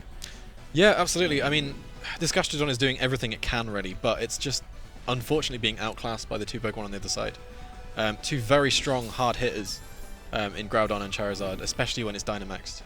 Leftovers come through, do a little bit of restoration, but I don't think it's going to be enough at this point to carry the Gastrodon through it. Yeah, I don't think the Gastrodon's going to have the pace or the power to get through this. It is a very good courtesy of the player, though. They are testing the waters, trying to find out. Maybe they're thinking, hey, these Pokemon are super effective, and it's the way through. Game 2, I believe we are switching up players, so it's going to be like a relay, and Blast Burn will come out. That will definitely grab the knockout, and Game 1 will go to London, which means that Stoke have a lot to catch up on, you know, and of course we'll be relaying between players, and it'll be a fresh mind, a fresh view. So hopefully the player behind has taken in what's gone wrong, and will then be like, hey, my fellow teammate did this, I can do this, which is better, and, you know, they can just pursue that victory and take us to a game 3. Hopefully, yeah. It seemed like the Stoke player unfortunately just didn't really get started in that. They made some good decisions, I think. It was good to see the shiny Gastrodon as well. But yeah, unfortunately didn't have much to do when they're actually on the field. Yeah, it didn't have much to do. Like, again, Gastrodon usually comes in those matchups where you see a strong water type like Kyogre, because it just kind of sits there and then takes those hits and retaliates in return. If not, then, you know, it's a sticky situation, because it's fairly fragile in front of these big hitters like Charizard and Groudon, because they're doing lots and lots of damage and just ruining the flow of play, because, you know, they're going to get that pace, they're going to get that steamrolling effect, and that's really going to hinder what our player can do. Again, our second player can learn from those mistakes and can learn, like, hey, you know, I can do this. Maybe they're going to bring the Groudon plus Charizard lead themselves, which could be a very big pace changer if our opponents lead with the Regieleki, because they can just click Precipice Blades, and a Regieleki can do nothing to a Groudon. Absolutely, yeah. I mean, that leads on to my next question nicely. What are you expecting to see going forward? Would you expect to see that sort of mirror matchup, so they can use their opponent's strats against them, or is there any other matchups that you think we might see? I think, you know, players going to shovel it up. Maybe they're going to go for a bit of a salty comp. This worked first, we'll go for it again. Okay. You know, so that could be a benefit. I can see in the team preview, just from my glance, that we're going to have a Calyrex lead possibly, which is very powerful if that gets rolling, because you can just Electro Web, and it's going to be faster than everything after that. And its ability, once it gets a knockout, it gets +1 special attack, and it can get 2 knockouts in one turn with its Astral Barrage ability, which means it can get +3, +4, like in 2 or 3 turns, which is very powerful, and it's a threat that our players will have to keep in mind when going forward. Absolutely, yeah. I mean, stat boosts in Pokemon, any VGC competition, can be really, really important if you play it correctly. I'm not sure how common Trick Room and think moves like that are nowadays. Back when I was looking, you see them every so often, and it just really flips up the competition in terms of stat boosts. Yeah, so like Trick Room is a very common thing. A lot of people have the joke of like, oh, everybody hates Trick Room just because, you know, people go around and don't look at it. We see the Grimmsnarl Charizard lead again, so both players opting to just, you know, have a look at what's going on. Maybe they're going to recognize, hey, I can go for a light screen, weaken your damage, and then, you know, go on from there. And of course, with the light screen, Charizard might live, and then it can, go big itself and then do a lot of damage. Or players are hovering over the switch, so it could be going to this Gastrodon to, absorb that Electro Web, and that'd be very beneficial, especially with that light screen up, because they'll be taking those hits, and they can go for like a Earth Power into the Regieleki, and just take it out. Or if they really want to, they can go big with it, Max Quake, get some special defense boost, and they're going to be a very big tank coming into that Calyrex if it's in the back. Absolutely, yeah. I mean, the most important thing here for the Stoke player, personally, I think, is just to survive this first round. Get their footing, get ready, set up properly, and just move forward on their terms rather than just reacting to what London does. We do see the Dynamax Charizard come out straight away again on the London side, so we'll see if they can pull off the same thing they managed before, or if Stoke can recover from it. They do have the Gastrodon, like you said, so that is different, and they do bring up the light screen, which is what you pointed out last match as well, that they should have done. Yes, the light screen is very beneficial. It doesn't affect the Gastrodon. Unfortunately, it does not miss the Grimmsnarl, but Grimmsnarl having that prank stability really doesn't mind, because it can go for a Thunder Wave later to slow down that Charizard. Unfortunately, in Generation 8, you can't Thunder Wave the Regieleki, just because of how how electric types work, and of course it's already fast as hell anyway. And, the Max Airstream is just to make sure that it's a bit faster, just in case there was a Thunder Wave there. But, taking things comfortably because of, bulk and leftovers recovery, it's just going to give Gastrodon a little bit of extra time on the field, and hopefully this turn it can go around and it can do a bit more than it did last game. Absolutely, yeah. I mean, a decent amount of damage this time, but nowhere near as much as we saw previously. So it'll be interesting to see what we can pull off now. And, last turn was a light screen and they switched out a Pokemon, so they didn't actually make any attacking moves. This turn you really need to start getting that damage in if you're going to have a chance of taking down these Pokemon, especially with the big boy Charizard up on the field. Yeah, so Charizard isn't getting hit by these Pokemon, so it is the threat here, and opting, I can see the target Regieleki is what our player's doing. Maybe just trying to think, if I get rid of Regieleki, there's no speed drops, but then Charizard is free to just get its own speed boosts. So it is a very scary feature on the field, as Regieleki is going to switch out though. Volt switch, interesting. Okay. So whatever comes in here is taking 2 hits, I believe, from how the player targeted it. Hopefully. We'll just have to see how this matchup works. What? Groudon. Okay, so Groudon again, straight away coming out. Hopefully he'll be able to tank these, or hopefully the Stoke player will be able to put in some good damage here. As we see the Drought coming through to boost the Charizard again. As we see immediately the Wildfire coming through onto the Gastrodon. Yeah, and Gastrodon will take out comfortably with its water ground typing. It doesn't take too much damage from fire types. Yep. Even with that sun boost or solar power boost, that light screen just makes it very comfortable. Spirit Break going to Groudon. Groudon doesn't mind. It's got a nice physical defense stat, and also it's not going to mind about special type either. We'll see how much this Ice Beam does, because it is going to be super effective, and this could take it to a point where its Berry is activated. I mean, it's gone early. I believe that's exactly 50%. There it is. And that means that Berry is gone for the rest of the game, meaning that if they can get the Charizard in and Dynamax with that, there's going to be a lot of pace changes, because, their Charizard will be small, and, Stoke could steamroll from there. Exactly, yeah, we could see the size switch on these teams here. Big to small and small to big, it happens. Gastrodon goes down very low to 18 health, does recover a little bit with the leftovers, but that's going to be difficult to stay around that much longer, to be honest, for the Gastrodon. Grimmsnarl, we see here, looking at the light screen again, potentially? Or will he go for the Spirit Break? Well, he can't go for light screen again because they don't stack. I believe in the very old games they did because of how mechanics worked. Yep. But opting to go for a Thunder Wave into that Charizard, really slowing it down, and going for a Yawn as well. So that will actually fail unless the Thunder Wave misses, which it does. So maybe tactically going for that miss. The Yawn will now activate, meaning that Charizard in a turn's time will be going to sleep, and that is a very crucial status effect in Pokemon, because it just means you're losing turns, and that just gives your opponent the opportunity to just power the Pokemon up or just get a lot of damage down. Absolutely, London will be losing turns, but unfortunately Stoke is losing Pokemon as Grimmskull goes down to a max airstream from that big boy Charizard. Groudon's Sword Stance just to boost the stats again, sharply raising attack, so that will be beneficial, I'd say, in terms of getting the damage down. We've said previously Gastrodon tanks a lot of hits, so potentially just coming out through that. But unfortunately, Wildfire's Flames does manage to sort of chip out that last bit of health for the Gastrodon as well. And we're in the same situation as last time, with the 4v2 London Stoke. Yeah, so in this situation, Stoke have got the advantageous position because they have a Charizard coming in and they have the Zacian coming in, so a nice free switch, and Zacian's going to be that +1. Charizard could... it's a kind of 50-50. If their Charizard protects, then, our player can go ahead and take out the Groudon with possibly a G-Max Wildfire. If not, then they can just try and knock out their Charizard with the Max Rockfall, which a lot of Charizards are opting to run these days just for the mirror match.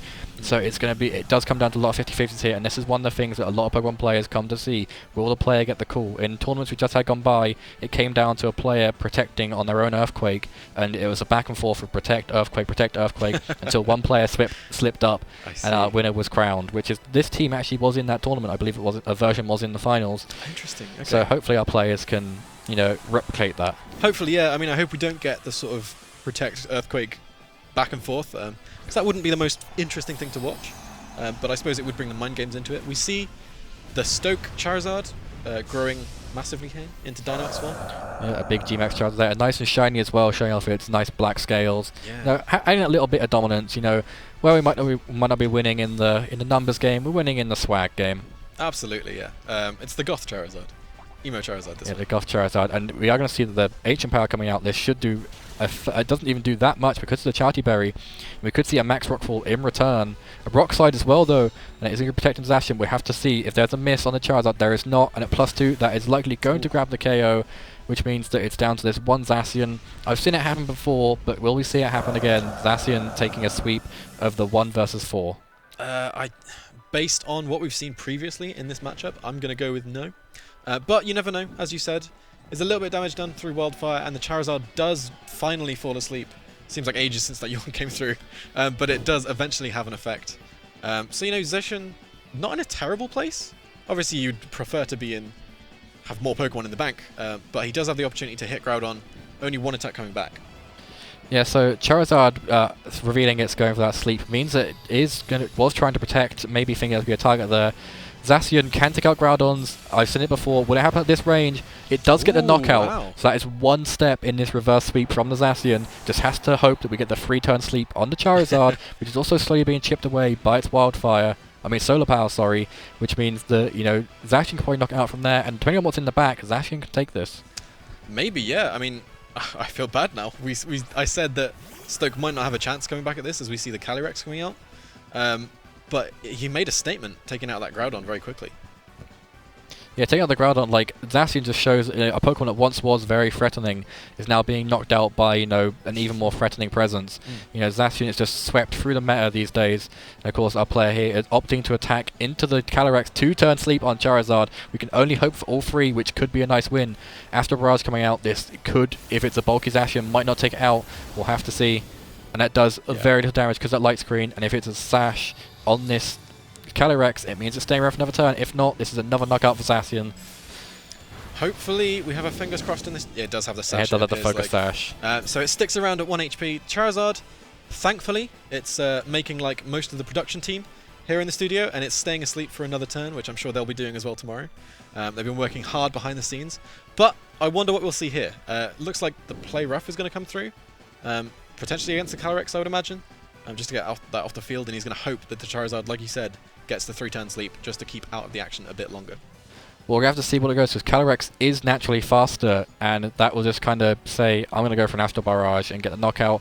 Charizard, is probably going to wake up this turn. It still falls asleep, so it's going for the Protect, possibly, just hoping for misses or anything. Astral Barrage, though, is going to come through and likely grab the knockout on the Zacian, meaning that London will take the set, and we'll be having another point on the scoreboard for this varsity. Yeah, 2-0. Unfortunate Stoke there. I think they just got a little bit on the back foot to start with. We see, obviously, Connor's gamer tag losing there, but he wasn't obviously playing because he's on the desk with me. But yes, Stoke did lose, unfortunately, which means London take another point. Pretty strong games there from the London matchup. Yeah, London bringing, they said that what was a tier 1 team when we were in the prep of this, and, our players, I've spoken them through a lot of matchups, and this is one I haven't actually seen too often, so it's going over my head of having the Calyrex matchup. So, it's a good idea from them. They've gone and mixed up teams, which are usually very common, slapped something different on it, and then gone from there. But it was a very good play, and it was great to see, both players going at it with all they had. Yeah, absolutely. It's always good when you get the matchups like that, and they just throw everything at each other. We saw the Charizards come out quite a lot. That was good to see. I'm a big Charizard fan myself. Favourite is Squirtle, though. Obviously, it's got to be. But that was a very good matchup. Unfortunate Stoke couldn't make a difference, but next time they'll come back stronger. I'm sure they'll prepare a bit harder. They'll get a few more sneaky moves in there, maybe. Bring out the Trick Room is all I'm saying. But we'll see what we get. Yeah, we'll have to see what comes from it. If we, hope we see Pokemon next season, and hopefully we can, have other players on. Maybe have some Pokemon Pokemon players come in and be like, hey, I saw Pokemon on Varsity, I'm gonna give it a try. I know other games. I know a lot of people in our Pokemon society here at Stoke have got a lot of roles on them, like Overwatch and stuff. Absolutely. But talking about Overwatch as another game, we have to transition over to our hosts or some VTs for another game. We're going straight to a break. Thank you for tuning to Pokemon, though. It was lovely to be on the casting desk. Thank you for having me, Connor. And we'll see you guys in a second.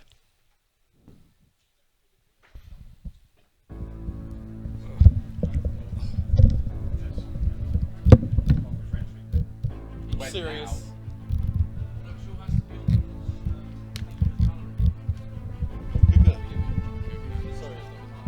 That's fine.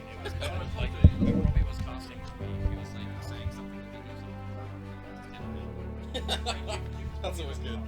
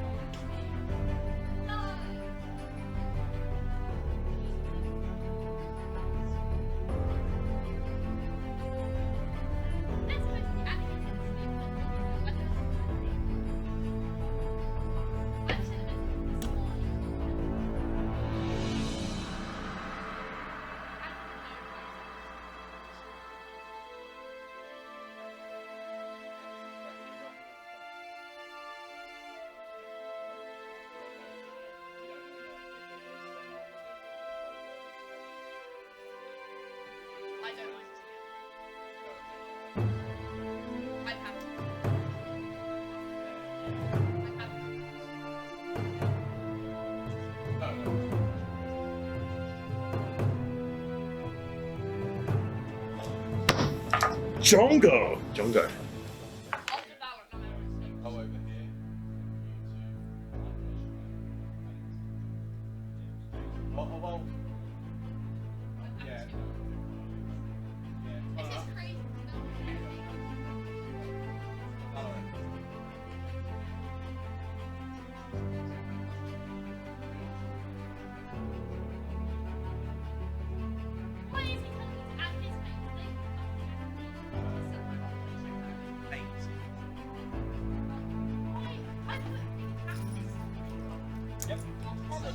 Where do you want to go? Golf. Let's go, Cole.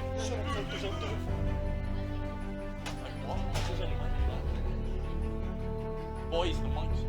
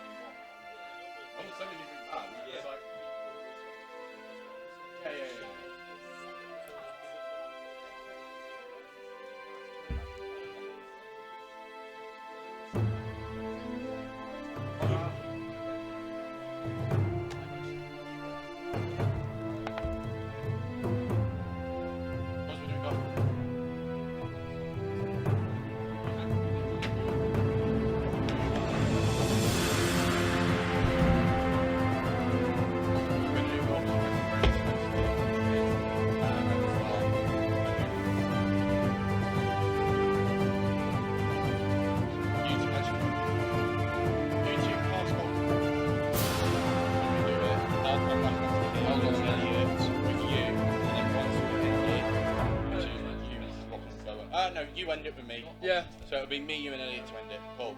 Right, I'm going to sit down here. That's not bad.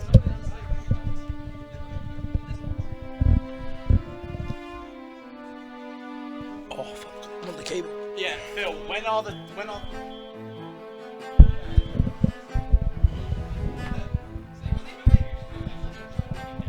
you get the chest tags?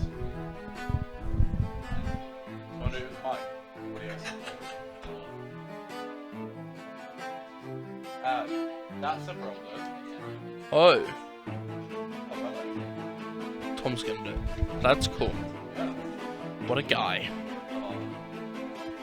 I keep kicking the box.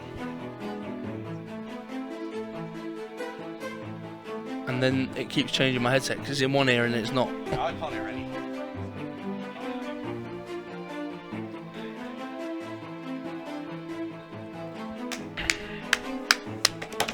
Right, cool. It's been a while.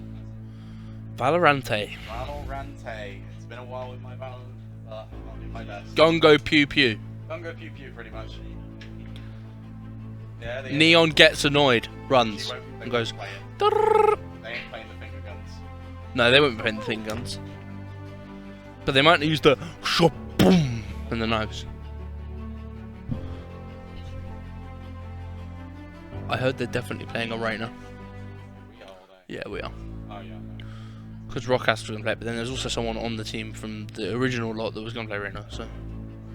And there's a Sova and a Viper or. Sorry, mate. No, I know. We'll see. I'll be in it. I also can't hear Nathan in here. But I can't hear.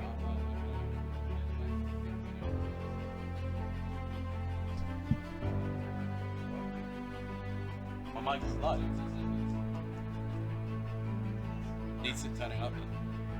Oh, low or live?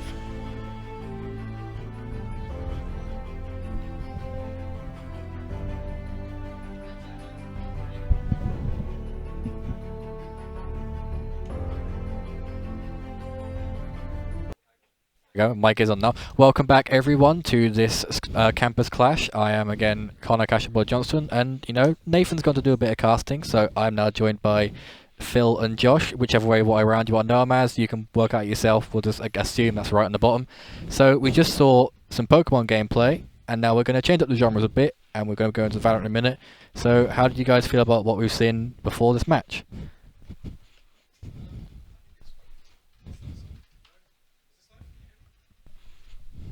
No, I can hear myself, but not you two. No one can. Okay, I'll keep talking.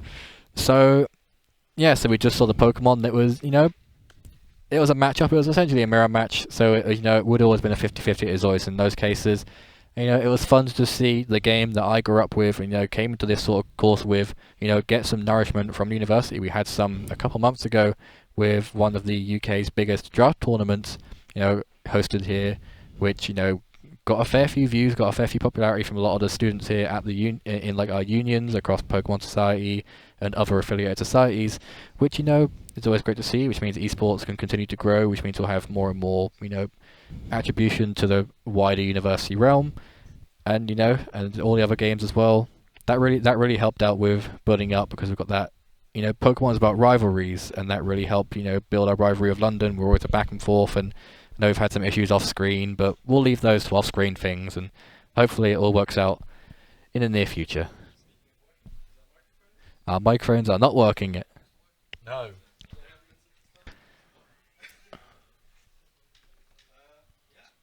We're professional about this. Oh, is that audio? I think that's we have audio. Lovely. Yeah. Thank you, Ben. Sorry?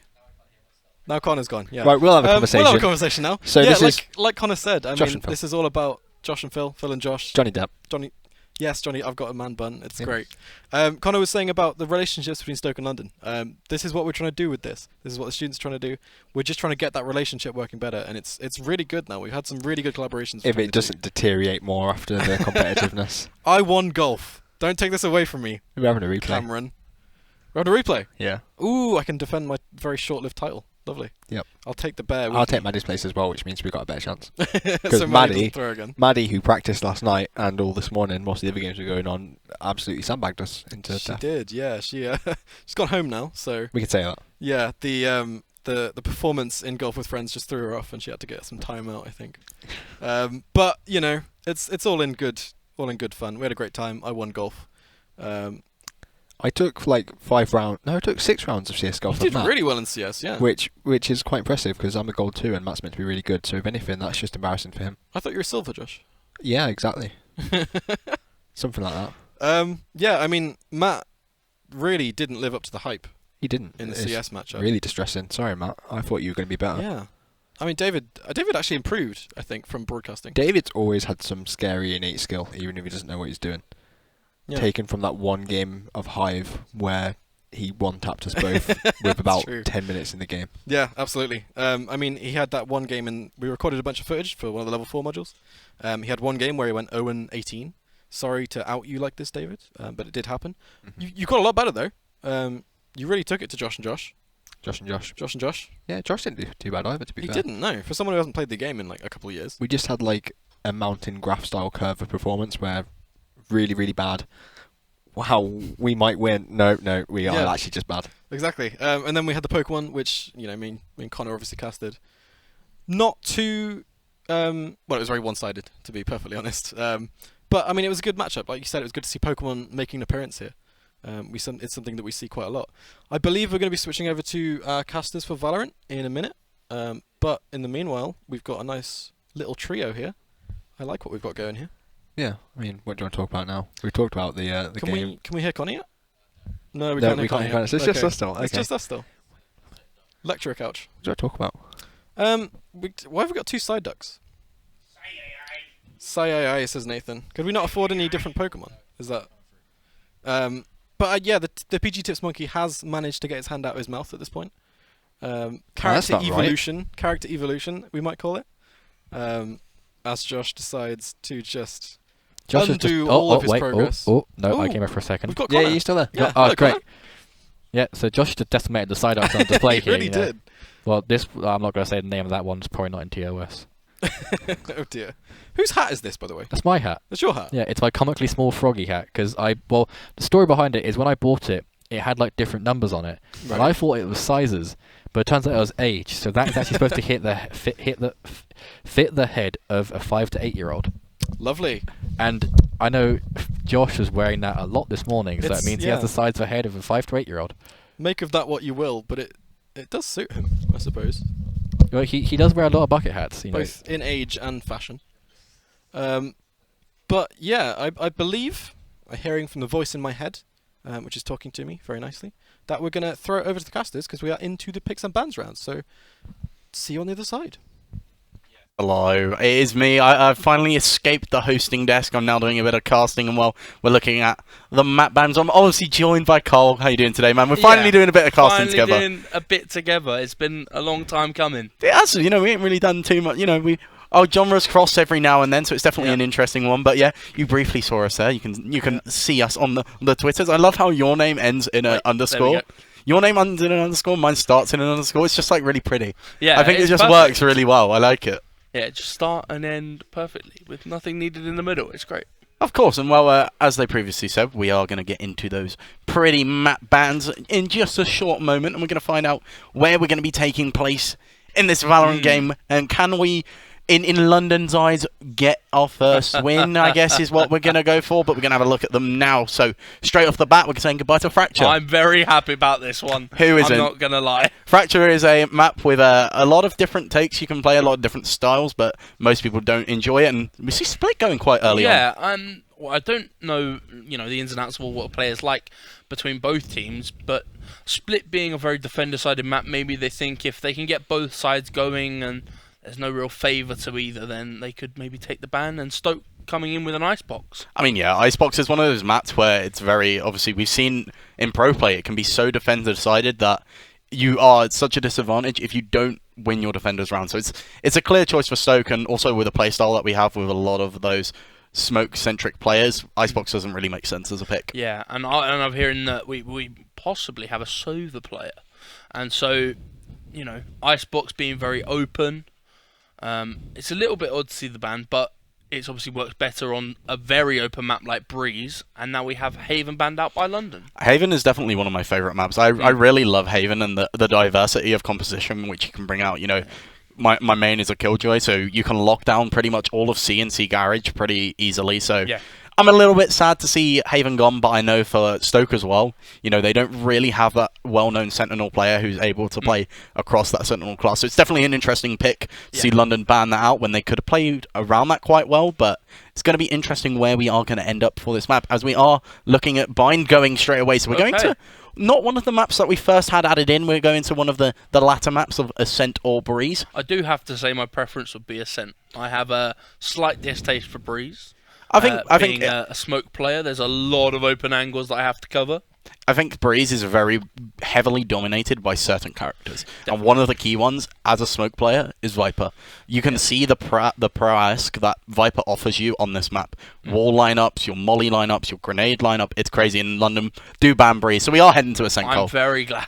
I bet Very you are. glad. Again, though, Ascent, another map which you can see a lot more of those Killjoy-centric comps. KO is also very strong. Another character that I'm very, very happy with. I love a bit of KO, but it is going to be Ascent. It's going to be interesting, especially with the murmurs of composition which we've got from both of the sides. You know, we've heard a bit about the Sova, obviously, so maybe that would replace your KO. Then you've got a Reina coming out from Stoke, so it's definitely going to be an interesting take. Going to see how that's going to ultimately work, but we are going to get into lobby very, very shortly, and we're going to see who's going to be attacking on which side.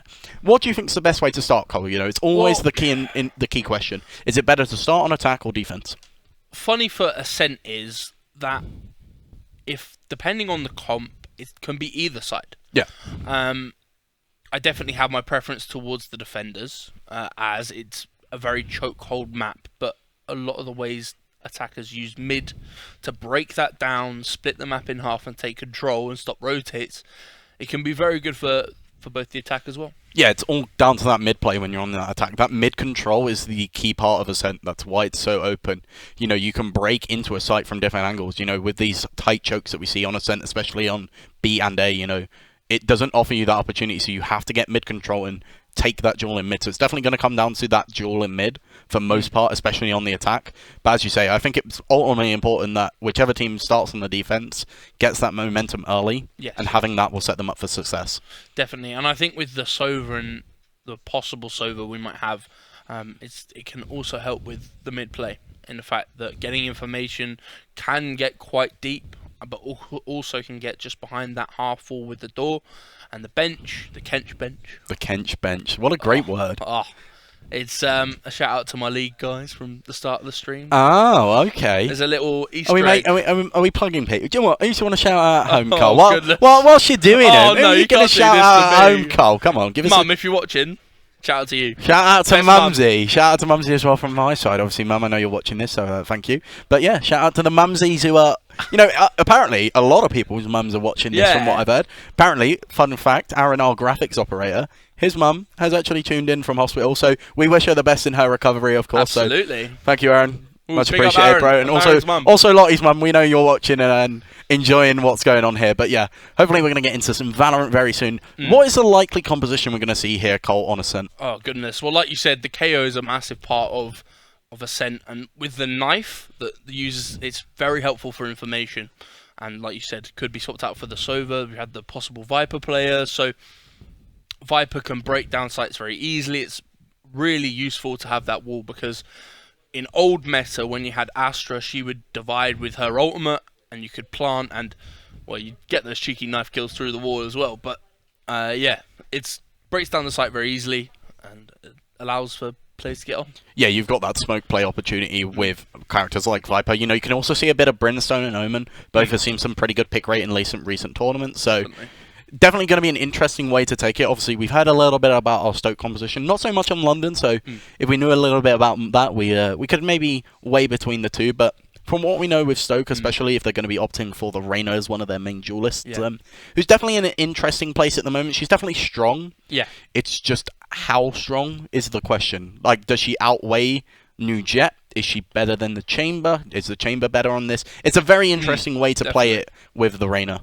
Yeah, I have to say with Jet and her change to her dash now not being instant, it's a very big change for this Jet, and so it's a lot more difficult to start that, operate a slight pick out of a corner or, you know, through sight. It's hard for the mobility of Jet not having the direct dash out of a line of sight. Yeah, not having that ability to go for a wide peak and get away with it if you miss your shot is very, very opportune. Like, it offered so much opportunity to Jet players. Yeah. That was why she was so hard in the meta, because it was at the point where we only saw operators being used by Jet players. Yeah. Now we have Chamber, obviously with his ultimate being basically an operator, which is, I'd argue it's a lot better. You know, the firing rate's a bit more consistent. Yeah. Even just the scoping of it, it's definitely a lot more playable and a lot more better. But it's going to be interesting. I do expect a Chamber as well, you know, especially in mid.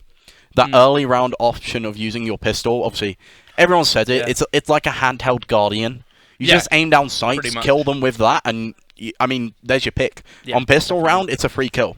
Definitely. So it comes down to that mid battle. Maybe we see our duelist players go for the duel with the deagle. Maybe if they've not got a chamber, or maybe some chamber on chamber. It's definitely going to be an interesting take.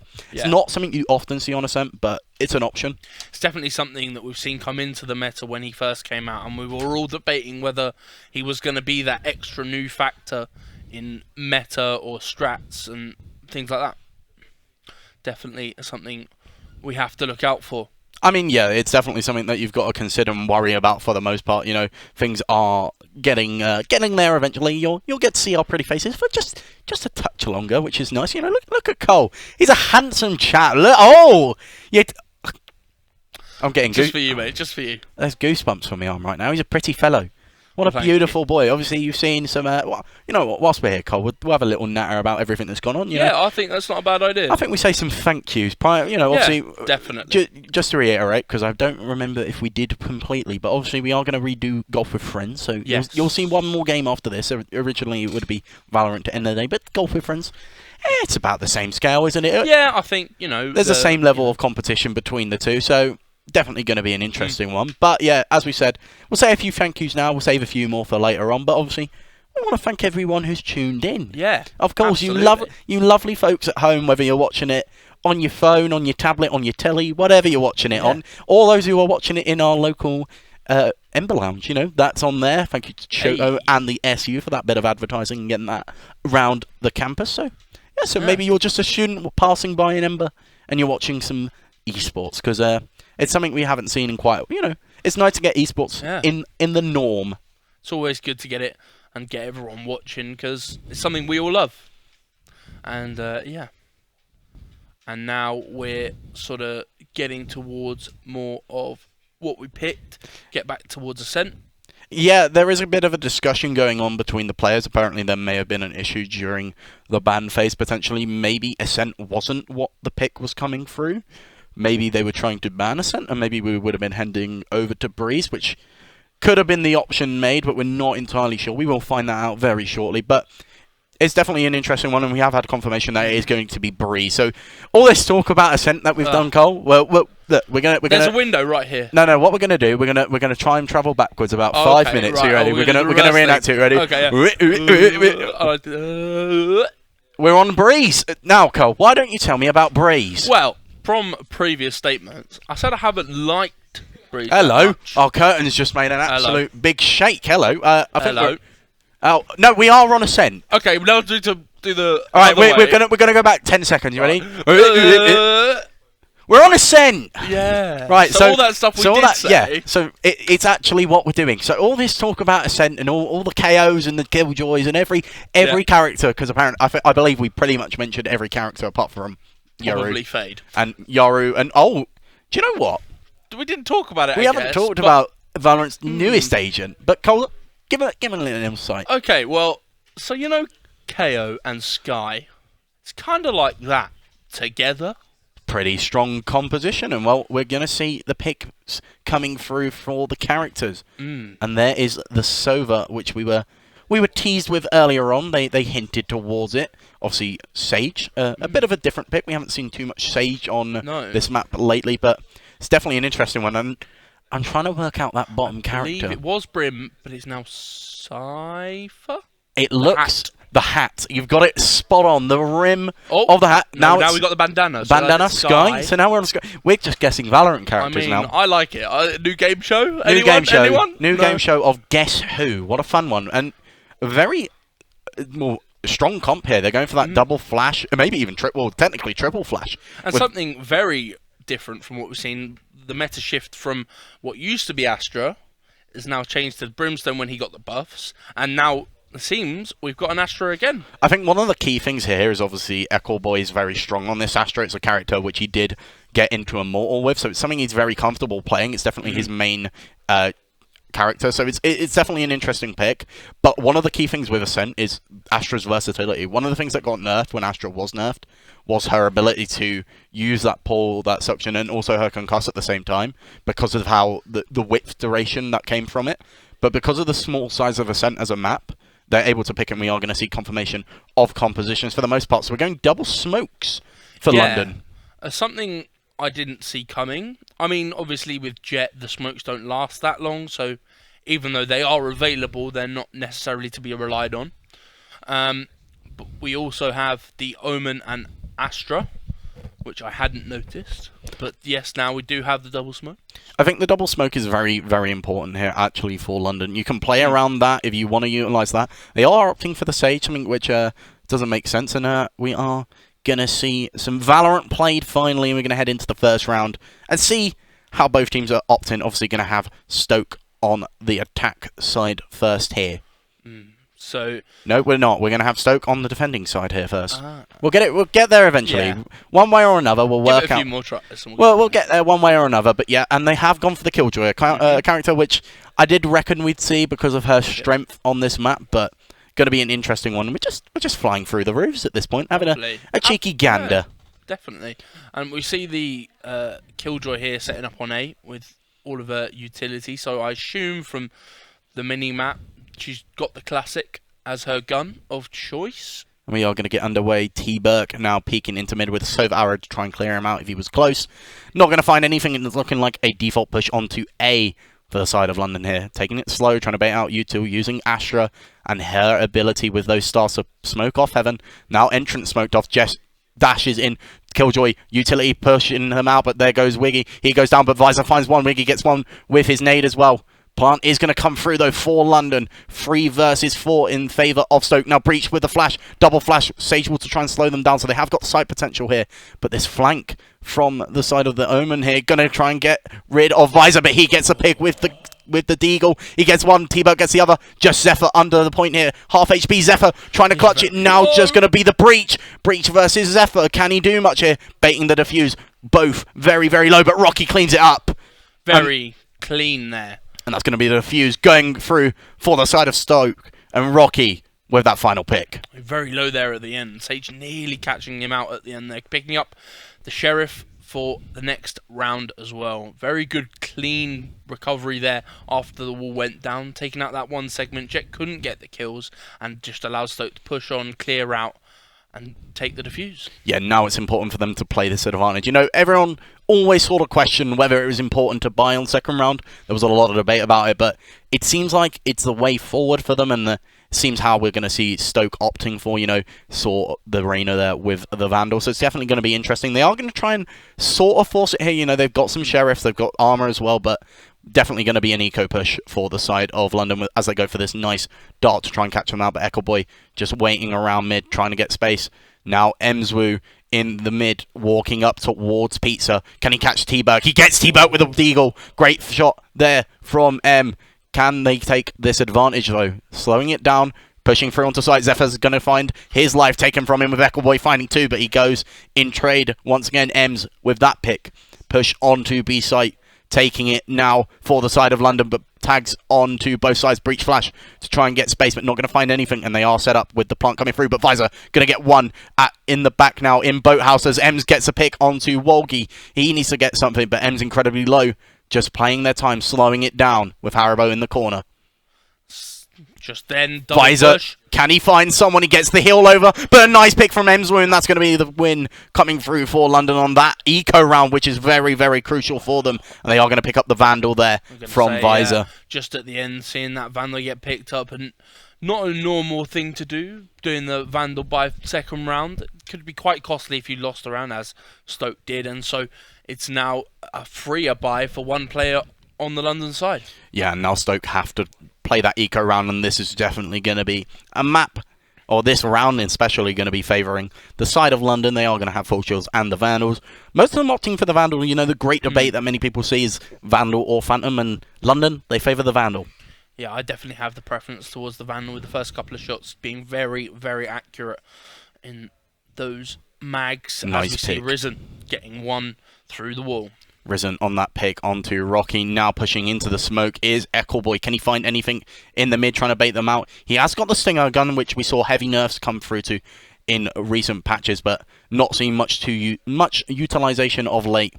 Burke in the mid, and they are definitely playing an eco here. You know, they've only really got stingers. People are very low. Visor did opt for the sheriff. He's looking for that potential to clutch like M did, but very much slowing it down here for the side of London, trying to rotate through mid once again. Definitely, and like we said, mid control is massive on this map, as we see Burke coming around to take the bait of still being on that B site, now rotating for the safety on the defense. And the Stars already set up on A, on Catwalk.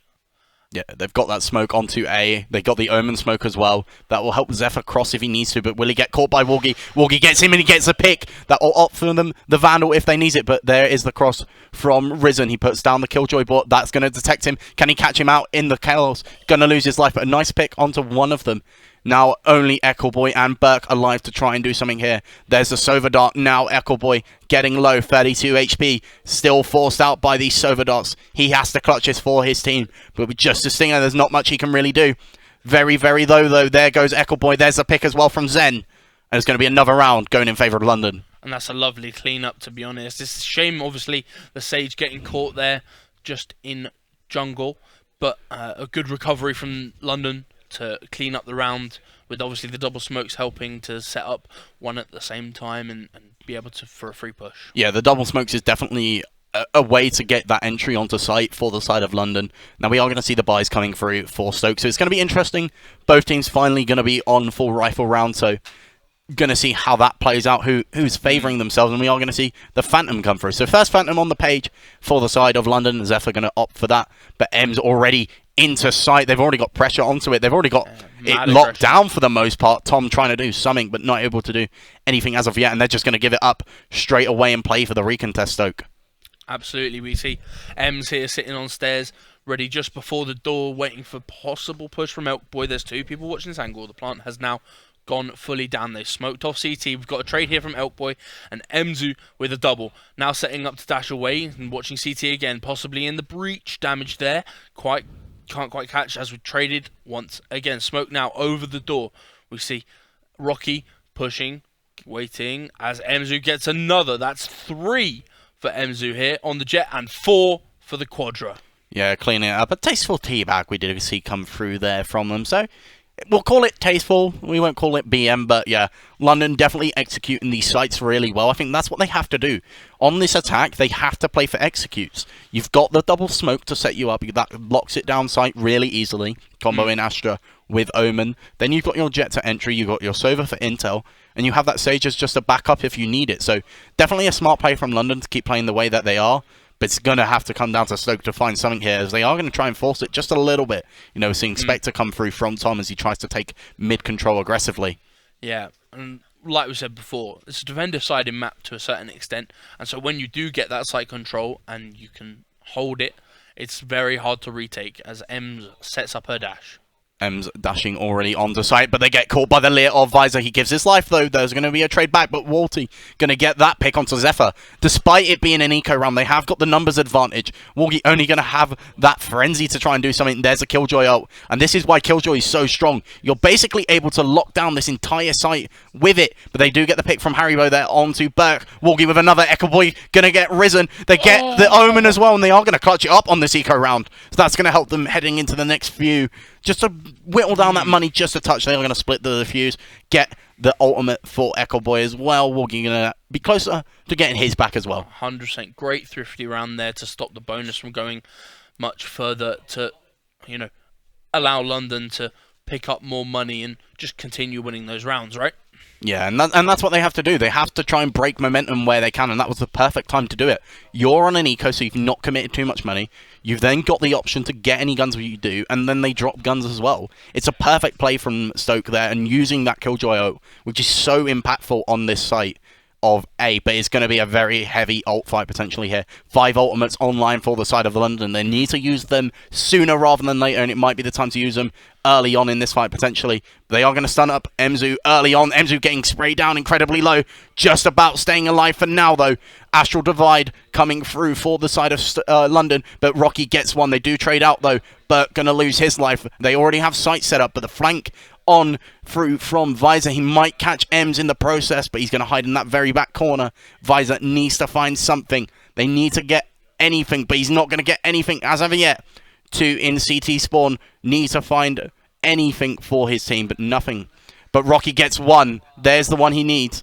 Wargy walking into point. M's going to get caught out. Haribo did get the pick onto Rocky, though. So it's just going to be a 2 versus 1 on site. Haribo in that same spot that he was in previously, but gets caught on the wall, but he manages to just dodge that Sova dart. And again, but he knows Haribo's in this corner. He's going to get Haribo. It's just going to be a 1 versus 1 now. Wargy, can he clutch it? Astral behind the box already, but he's too focused on Boathouse. He knows he can hear him. Please, no! And it's going to be Risen clutching it up for London. Such a close round there.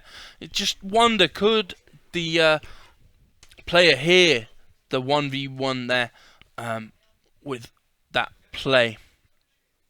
We are also now setting up here with London on an A attack, which they haven't done in a little while.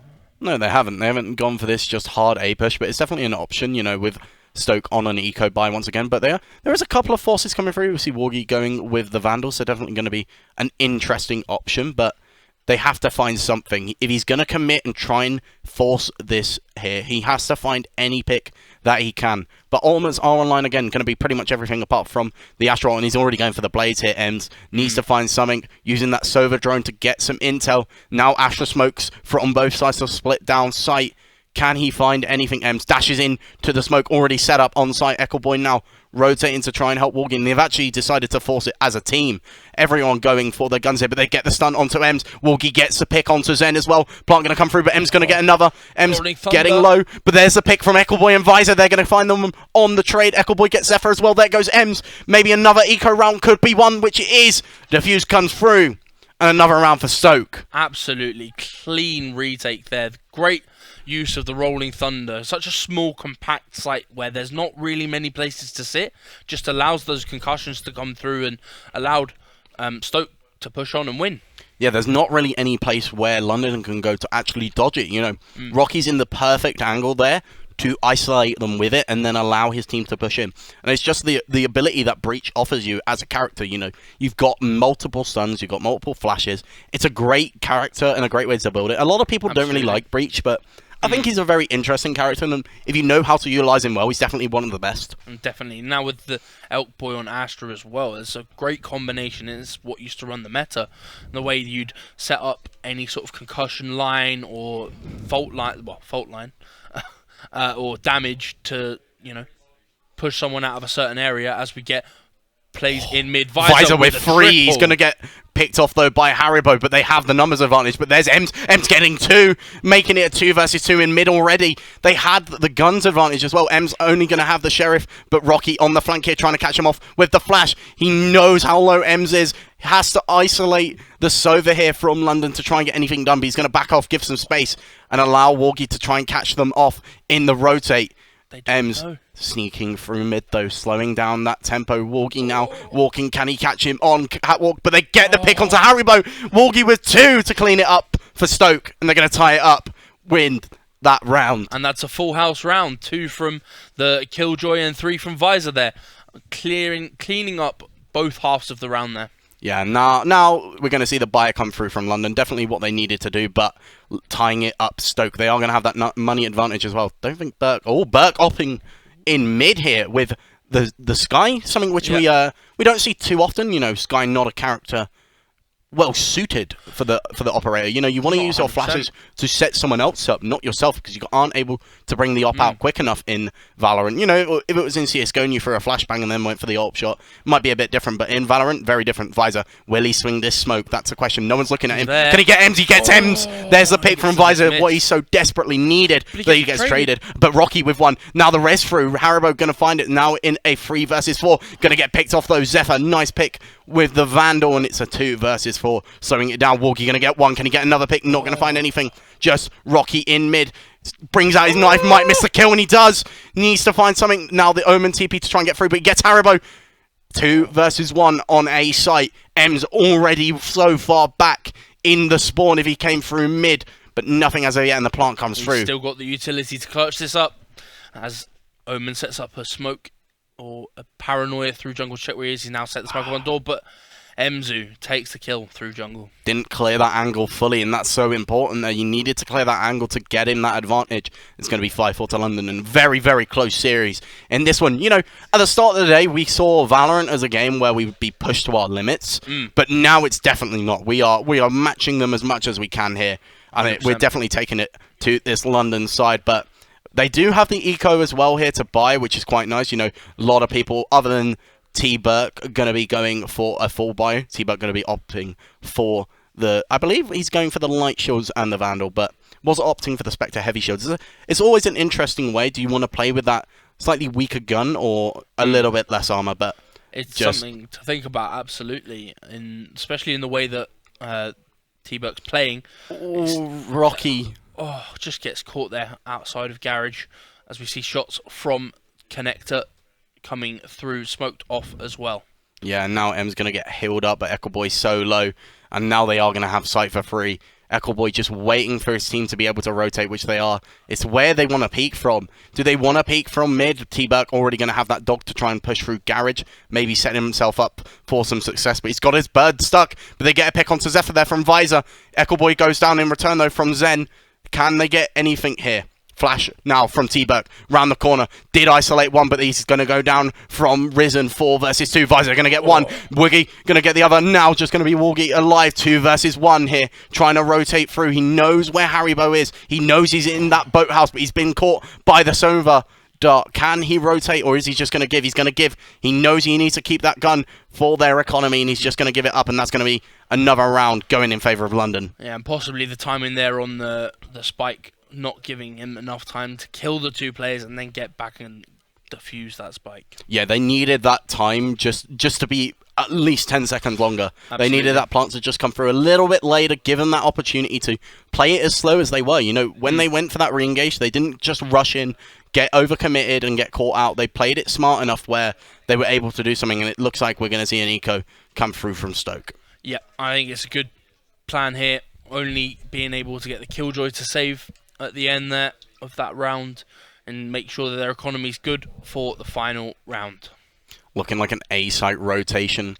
And mid, potentially, you know, we always say how crucial mid control is for this map, and well, it looks like they are trying to control it here, Stoke, but they're expecting a B push and maybe committing too much into mid. Could catch them out as Ems is going to meet Visor. Visor not going to be looking at the angle. Now T-Burke going to go down. Zephyr going to connect onto him, and actually we saw Visor force there with the Vandal. Now going to be picked up by Ems. Eccleboy doing what he can to hide in Pizza.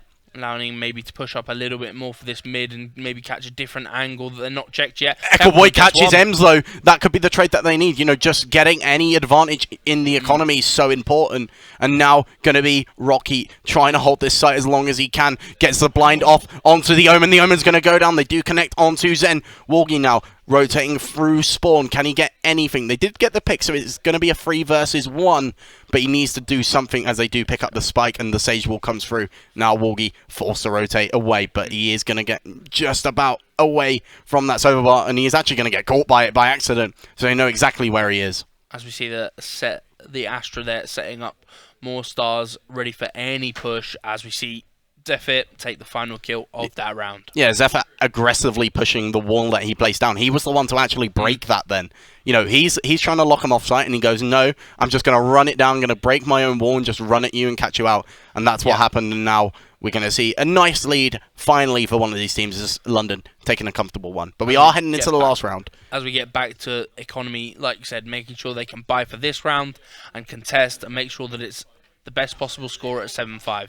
I think London's comp is very well suited to this attack. You know, as we said, these double smokes, it sets you up to break into sight quite nicely. It can also set you up to slow down sights quite nicely. As Eccleboy going to be playing here with the Cosmic Divide now coming through from London, but M's already through onto sight. Rocky trying to do what he can to slow them down. Double flash through. There goes M's. Rocky. Eccleboy going to find 2, though. He gets his life, though. Zephyr going to pick him off, but nice from Eccleboy to slow it down into a 4 versus 2, make it a 4 versus 1. Just going to be Haribo into Garage now, blind through from the sky, trying to get him off, and he's going to go down. They are going to tie it to 5-7 as they switch sides.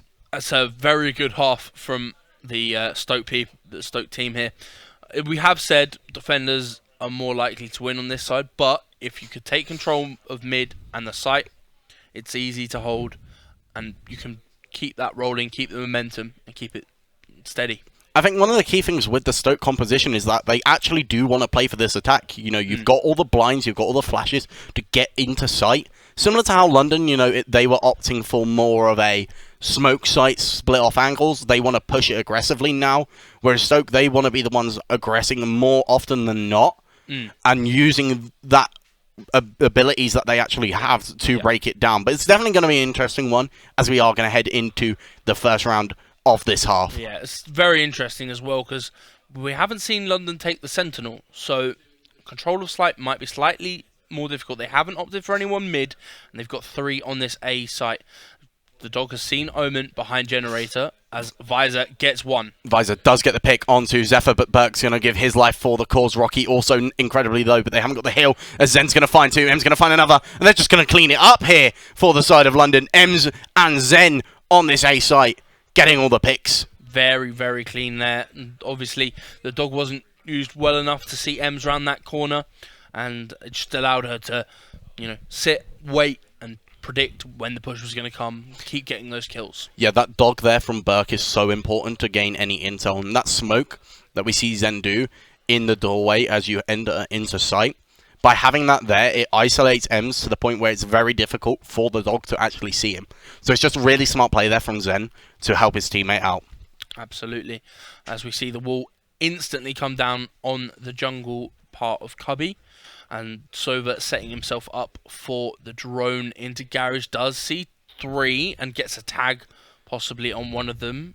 Wolgi there setting up a drone for the anti-push, and we see smokes for Connector. They need to do something here. Sky Smoke coming through now trying to slow it down, but the bait smoke gonna catch him up, but they are trading out quite nicely here. Gonna be Echo Boy now into this part of here. Can he get Haribo? If he gets Haribo, it might set him up for some success. Gonna be on site now. 1 versus 1, but they don't have the spike. Where is the Omen? That's the question. He's behind you, Echo Boy, and he gets caught out.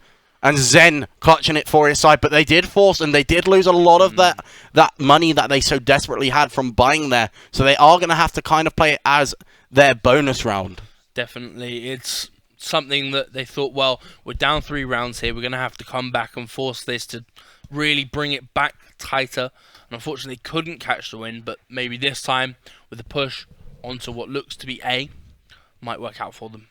Yeah, and I think A's a smart push for them here. You know, Breach can get that easy stun with his Tremor. You know, you've got the blinds as well that can go quite easily through. And they are just going to jump peek that and try and find something. But as we guessed, Sage going to wall it off, slow down the tempo and just try and assess the situation as Visor already going to be onto site into this corner now. And they've already claimed it here, Stoke. Trying to play through these smokes, but Visor 3 HP, barely staying alive. But they are going to get healed up from Burke. Haribo now with the drone to try and slow it down. But there's a pick from Zen onto Echo Boy. So they are going to have that advantage, but Zen gives his life for the cause. Wolgan going to get 1. Now Burke with another. Zephyr with the Sheriff. Going to find 1. Now Burke another from him. Slowing down the tempo, keeping it at a 3 versus 2. Can't be long left on the spike here. As we see the Breach sitting just behind this on... But Ems gets Visor, Ems gets Rocky as well. Now just going to be Burke against Haribo. Burke, can he win this for his side? Haribo incredibly low and Burke going to clutch it up, but they did force heavily there. And they aren't going to have many guns heading into this next round. Absolutely. At least 2 or 3 Vandals for that round for Team Stoke there. We wondered whether this was the previous round was it with the economy they had, but they forced. They got the win. Unfortunately, 1 survived, but it does keep the scoreboard that little bit tighter. Yeah, it's going to be 6-9 in this one at current. Stoke trying to pull it back here, but London with a very good start to their defense, and now they're going to be the ones buying guns here. You know, they were on an eco pretty much. They were on their bonus round, so they're going to have full shields. They're going to have the Vandals and the Phantoms, which they so desperately want, but they are expecting the B push here. With Haribo on that Sova, it makes a lot of sense. You're basically able to completely scout out what's going to happen, but they are slowly pushing it, using these smokes to get through. But Ems with a peek with the operator. Now Ash with 1, Ash with another. Going to get T-Bug. Only going to be Echo Boy alive now on the site. Can he get 1 more? He gets risen. Ems still in mid, lurking out as Zephyr pushes out. Echo Boy with another. Can he clutch it for his side now? 2 versus 1, 30 HP on the board as M trying to catch him. on this rotate, but there's another pick from Ems with the operator, and that's going to be another round going in favour of London. But again, it's very slight things that are keeping this from Stoke's win, basically, in specific rounds. And we see Echo Boy there with 3 rounds, possible comeback. Unfortunately, the Jet just got behind and he was unaware. Yeah, no, he had to try and just figure out where Ems was there. You know, with that operator, it makes it very difficult now for any mid-control to even come through. It's basically going to be all down to them just hard-rushing Ems, try and force him to make a mistake, missing his shot. If he misses a shot and they're on this pistol round and they get the kill, that's brilliant for them. Because even if the gun gets picked up, they are still down a bit of eco. And it's all about these eco rounds, just breaking it where you can, getting any gun, which you can. But Risen going to connect onto Echo Boy early. Yeah, as we see the wall coming in again there on jungle, 2 smokes from the Stoke side as well. The average owl drone there, just checking if it's a B push, making sure the fault line comes through, shots on to the head, but Emzu with the operator kill. Yeah, now they're just going to have to slow it down here, Stoke. Try and catch them on angles, which would be quite nice. You know, they have got mid, but there's not really much they can do with this control of mid. Zephyr going to be incredibly low. Rocky running it down, going to connect onto him. Can he find anything on Ems, which may not expect anything if he gets the right timing, but going to opt for not pushing it as Ems was watching it. Ems aware that Rocky was there, so not going to find anything. Can Burke now find anything? Keeping this Omen busy, and if he does keep him busy long enough, Zem's going to go down to Rocky. Going to be Rocky in a 2 versus 1 situation here, but he hasn't got the spike. Spike going to be stuck in mid. Can he find anything yet? Knows that they're watching mid so desperately as M sits on top of this box, but a nice shot from them. Going to clean it up.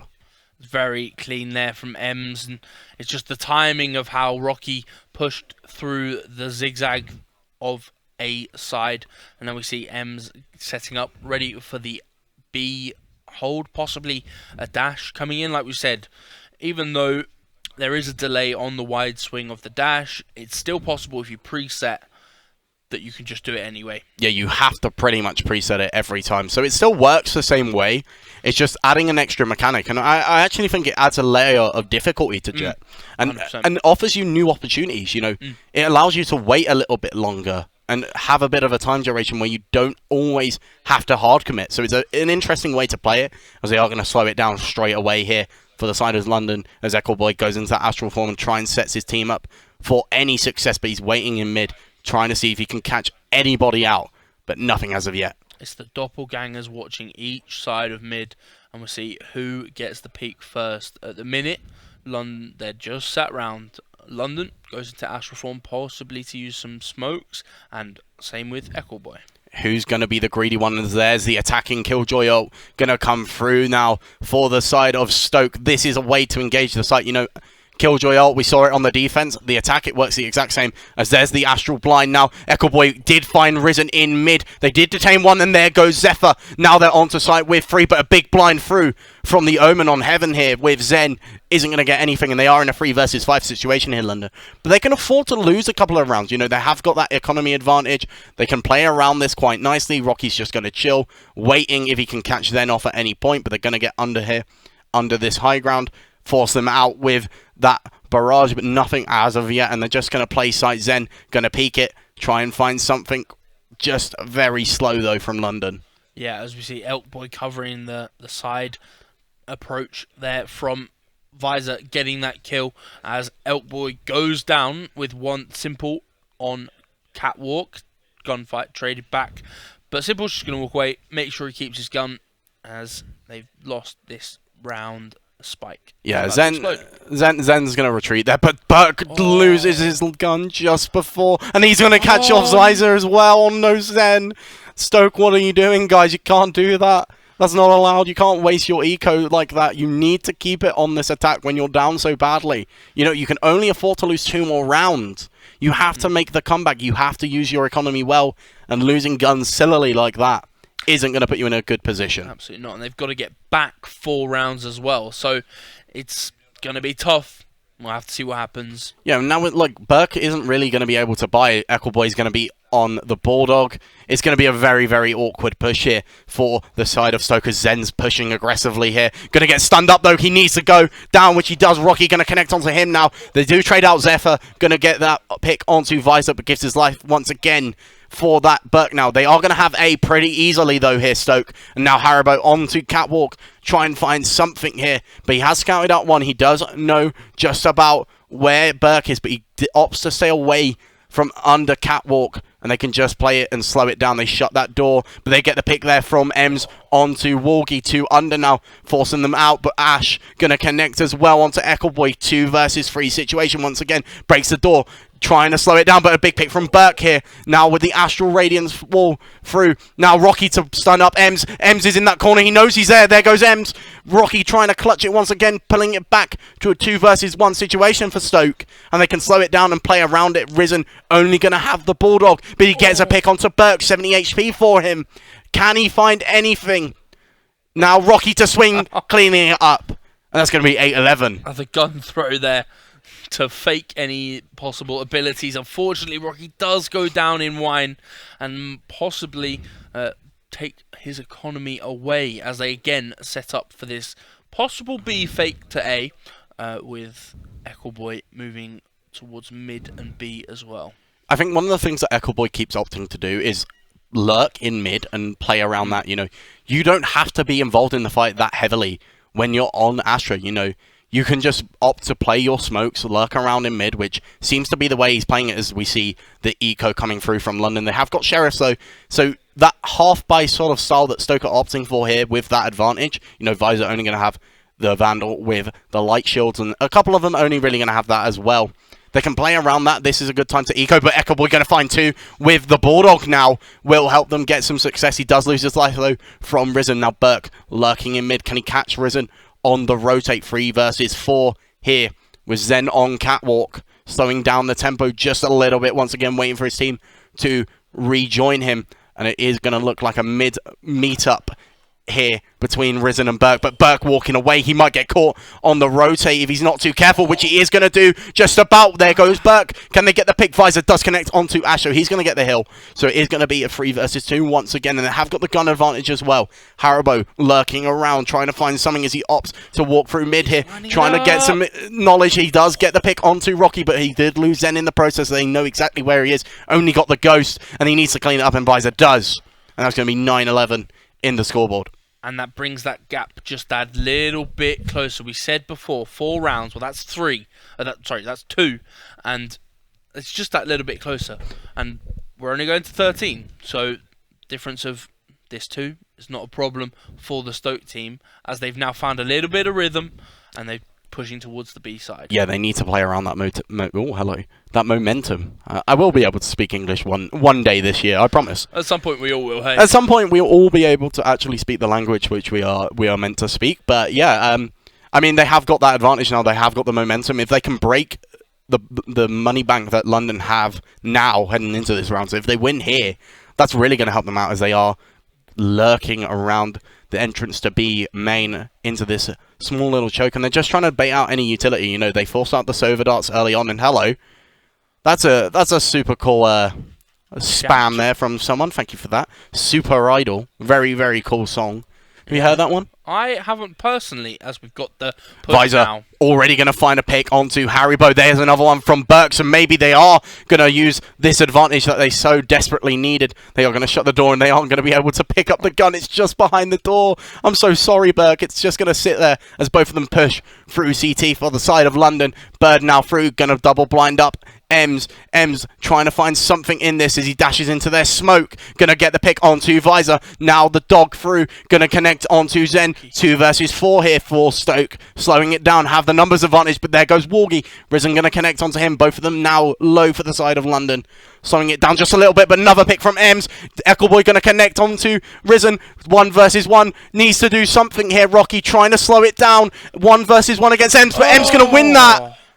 And they are going to get the defuse coming through here for London. And it's last round for Stoke. They need to come back and win this. And that gets them to match point now. Like we said, that broke, I think, some of the momentum. that Stoke might have had in this game. And we've got ultimates on everyone for London in this final round, and something that Stoke are just going to have to break through somehow. Yeah, it's going to be really difficult here for Stoke to try and do anything with it. As we see another tasteful teabag coming through from Risen. It's a big game from Ems. 34 and 13 for them in this one.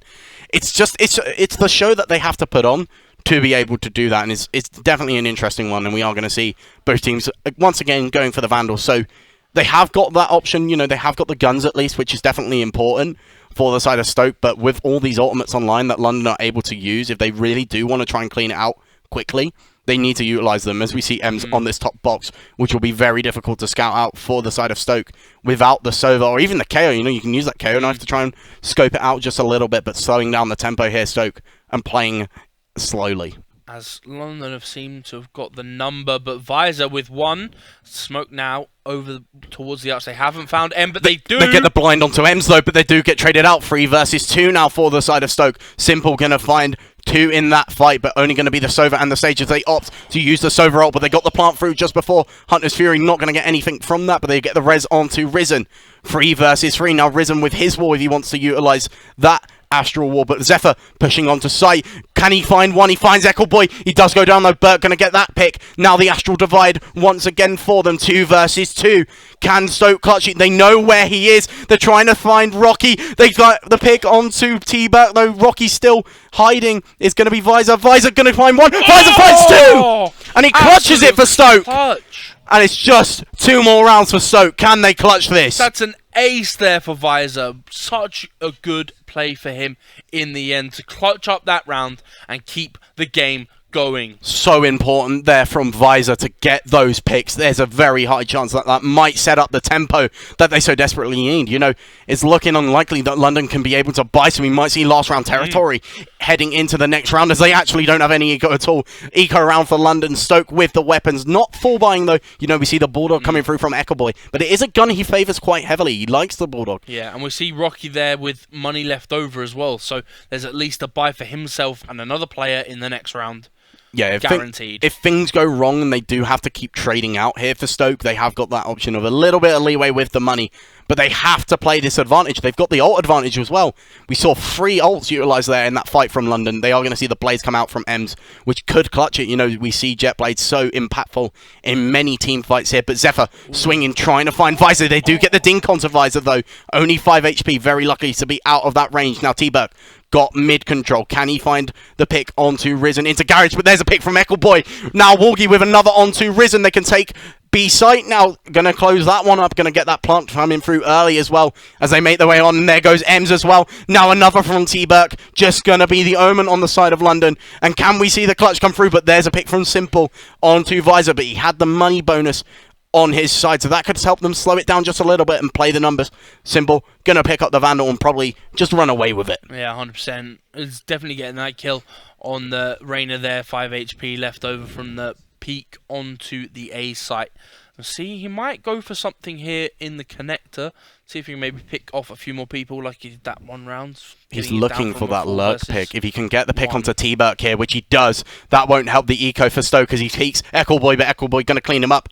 But few guns wasted there for Stoke, but they have to push on this advantage now. They have got the ults as well. 4 ultimates still online. They've got the Killjoy ult as well, which is so important. They have the Breach Tremors as well. Rainer using their ult. That will gain them a bit of tempo momentum as well, if they so desperately need it. And also the Sky ult, just to scout out where the players on London are. So Stoke are in the seat here to pull this back. They have the resources. They have the momentum. It's all going to come down to this last point. They definitely have the steering wheel in this one.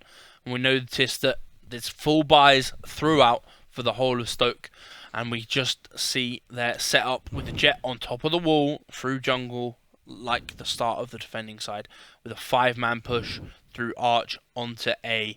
Dog getting ready, like we said, very useful for clearing out vision, as we see the push starting to come through now. Killjoy ult utilised there early from Walgie, trying to find something. They might combo this up with the ultimate from the sky, which they do, and now they can push onto this. No one's going to get detained, but that is going to get them a little bit of information as they now push onto site, and they find Zen. Zen going to go down and pick from Eccleboy. Now they have site control already. Walkie going to get that plant off early, now hiding under heaven here. Eccleboy, he's just lurking all he can, as well as Visor. You see Visor holding this very close angle. If they can find any more picks, that will help them, but they do find Zephyr with that pick onto Visor. 4 versus 4 in this one.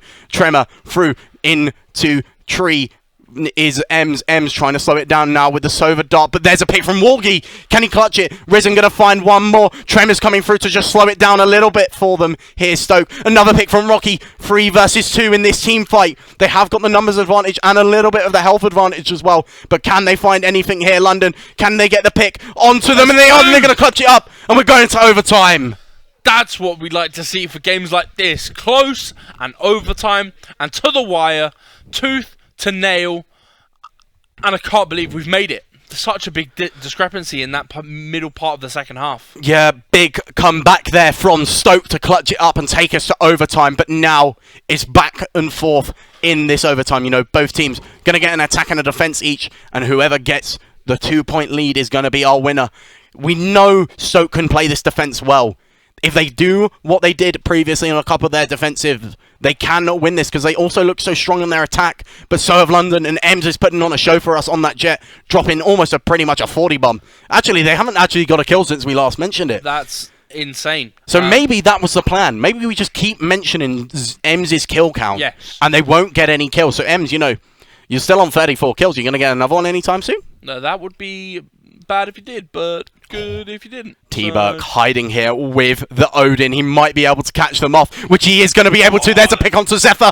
Is nearly going to get the pick onto the Astra, but he's going to get a wave, thankfully, from the smoke from Eccleboy. So that will allow T-Burk to rotate, but he gets picked off late there from Haribo. They have mid-control here, London, but they are slowing it down. Haribo already going to be into garage. He might even find sight pretty early if he's not careful, and he has seen Rocky waiting there. Going to get close to that Hunter's Fury. Yep, 1 point away there. We can see Ems getting that kill, and it's starting now to get a lot closer. 3 versus 4. We see Visor on the flank towards mid. Can he catch? Visor might catch them off here. They're not expecting it. Visor finds one. Can he find the other? Not going to be able to connect onto Zem. Finds 2 now, Visor. Ems going to go down. 3 versus 2 here for Stoke. They see Haribo in mid as well. Can he connect onto him? Visor gets the pick onto Haribo. And the pick there as well from Visor. That's a 4K from Visor to clutch that round up. And it's match point Stoke. And I just... that round fried my brain. I thought it was a triple, but it was 4. Absolute clutch plays there from the flank of Visor. London unexpected throughout the whole time. He clutched up. He firstly gets the spike, which is a major factor. That means they have to go back to collect it, and it just wins them around in just insane. I know, and now we see Ems op. Well, choosing to go for the op. I didn't know what wordplay I wanted to go for there. I couldn't really decide, but they're going to use the op, and they're going to go for that glass cannon operator style, no shield. So if they land anything onto them, that will help them out. But there's the push already from Visor down into mid on this side towards A, heading towards tree. Can he find anything? He's seen the wall already come through. Expected Ems to be on it, and they do trade a little peek there. Risen going to get caught as well by the stun. Can they make opportunity from this? 4 flashes onto him. There goes Risen, but they get the trade back. But there goes Zephyr as well. 3 versus 4 here for Stoke. Can take sight pretty quickly if they want to. If they can connect onto Haribo. Smoke through from Eccleboy, and there goes Haribo. 4 versus 2 for Stoke here. Just going to be Ems with that operator and the Omen for London. Can they find anything? Plant going to come through, and they can play angles so nicely. Ems peeking onto side here with the operator. Not going to have the shields. Breaking that turret early, but a little bit of chip damage onto them will help them out if they can get any sort of damage. Smoke are online for Zen if he wants to use them, but he does get flashed out, and they're just going to play it slow. They have the time advantage. They have the numbers. They have to play around that. Blind now into Boathouse, not going to connect onto anyone, but there's a pick from Zen. He might clutch it. Ems with another 2 versus 2. They get the pick onto Zen. 2 versus 1. Ems with the operator. Can they clutch it? But they can just play the time with the killjoy nades, and that's going to be the win for Stoke. And they clutch it up, and that's a big win for the Stoke team. And London, you fall at the final hurdle. That's it, baby. What a clutch in the first overtime round there from Visor. Just obviously gets in their head, and it's just there. We did it. We did it, boys. Brilliant play there from the boys in Stoke. Well, what can I say? I mean, that was a dominant showing from Visor at the end. He clutched that so beautifully, especially on that first overtime round. And they did absolutely brilliant there, both sides. Can you put it on our cam, maybe? Absolutely. Oh. Incredible work there from the team of Stoke. Wow. Oh. So. Yeah. Oh, okay. We have cool. Oh, been fair enough. informed that you unfortunately won't be able to see our beautiful faces. I know. I wanted to see more Cole. Cole. I keep reiterating it, but he's a very pretty man. He's very good looking chap. Thanks, Steve. You're welcome, Cole. Top dog. But yeah, an exciting game and a clutch from Stoke when all was at the depths of hell. They managed to clutch it and bring it back and win 6 rounds on the trot, I believe. It was 8-12. They clutched it up. 14-12 victory. Absolutely that. And on normal circumstances, when you get overtime, it's teams running through and going over, playing it safe, and goes to like 15 to 20 more rounds or whatever. But this time, Stoke said, no, not happening. I'm going to clutch this up, get the second round as well, and it's just going to be over.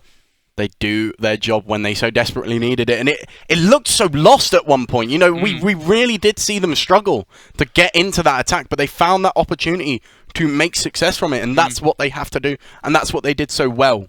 Absolutely. And shout out to Visor again for that second to last round. Yeah, Visor with the 4K there, going to basically put his team for success. I think that was the killing blow onto the London side. A comeback in any fashion, no matter if it's, you trade rounds and then you lose overtime, any form of overtime loss is so damaging to morale.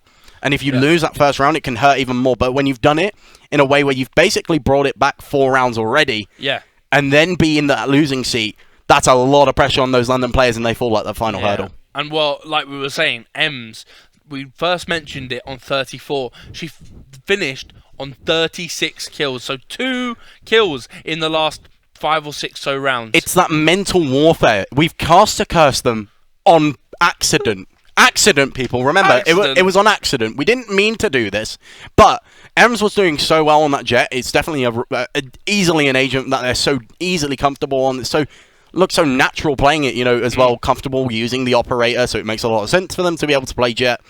But they just weren't able to continue that form in those last few rounds. And we see someone from the team walk in the room as an absolute champion, my man. Absolute legend. What a hero. But we are slowly but surely getting back into it. We're just going to chill. What would you like to talk about, Cole? We spoke about the game for a little bit. What would you like to talk about? Visor broke 30 is what I'd like to talk about. Visor did break a 30. It's crazy, It was a very even game across the board.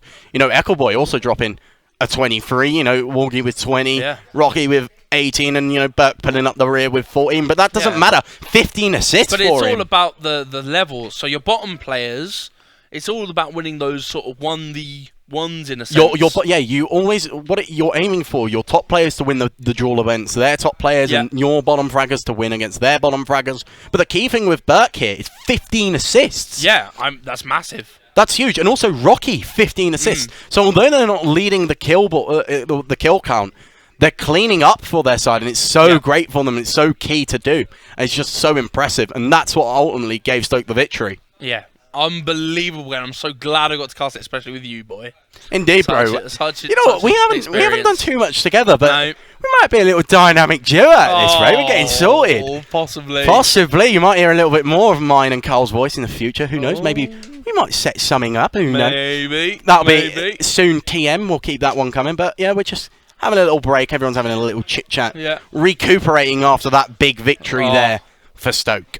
Such an energy drainer as well. It's so good to be able to have a game like that for such a good event that we put on, I believe. Yeah, I think now's a good time. We can do a few more of the thank yous. Obviously, we thank you guys at home, but obviously our players, we've got to thank them. They've committed their day to being involved in all the games. They had an early start. They were here at 9 o'clock. So thank you to them. Obviously, we have got one more game on the way, which will be the repeat of Golf with Friends after a bit of a disagreement on some of the rulings. We had it in our head and what we'd previously agreed that the scoring would work one way, whereas London had it working a different way. So not entirely sure about that one, but we've made an agreement on the rules, and there's a big fist in the happiness there from Henry, and he's giving a little boogie as well. Big old fist pump. You're teasing us, lad. Good job. But it is going to be the victory for Stoke, and we are going to head to Golf with Friends soon at some point and for the rematch, and hopefully Phil can repart it, but we are going to quickly restart our stream. So we'll see you after the break. Thank you!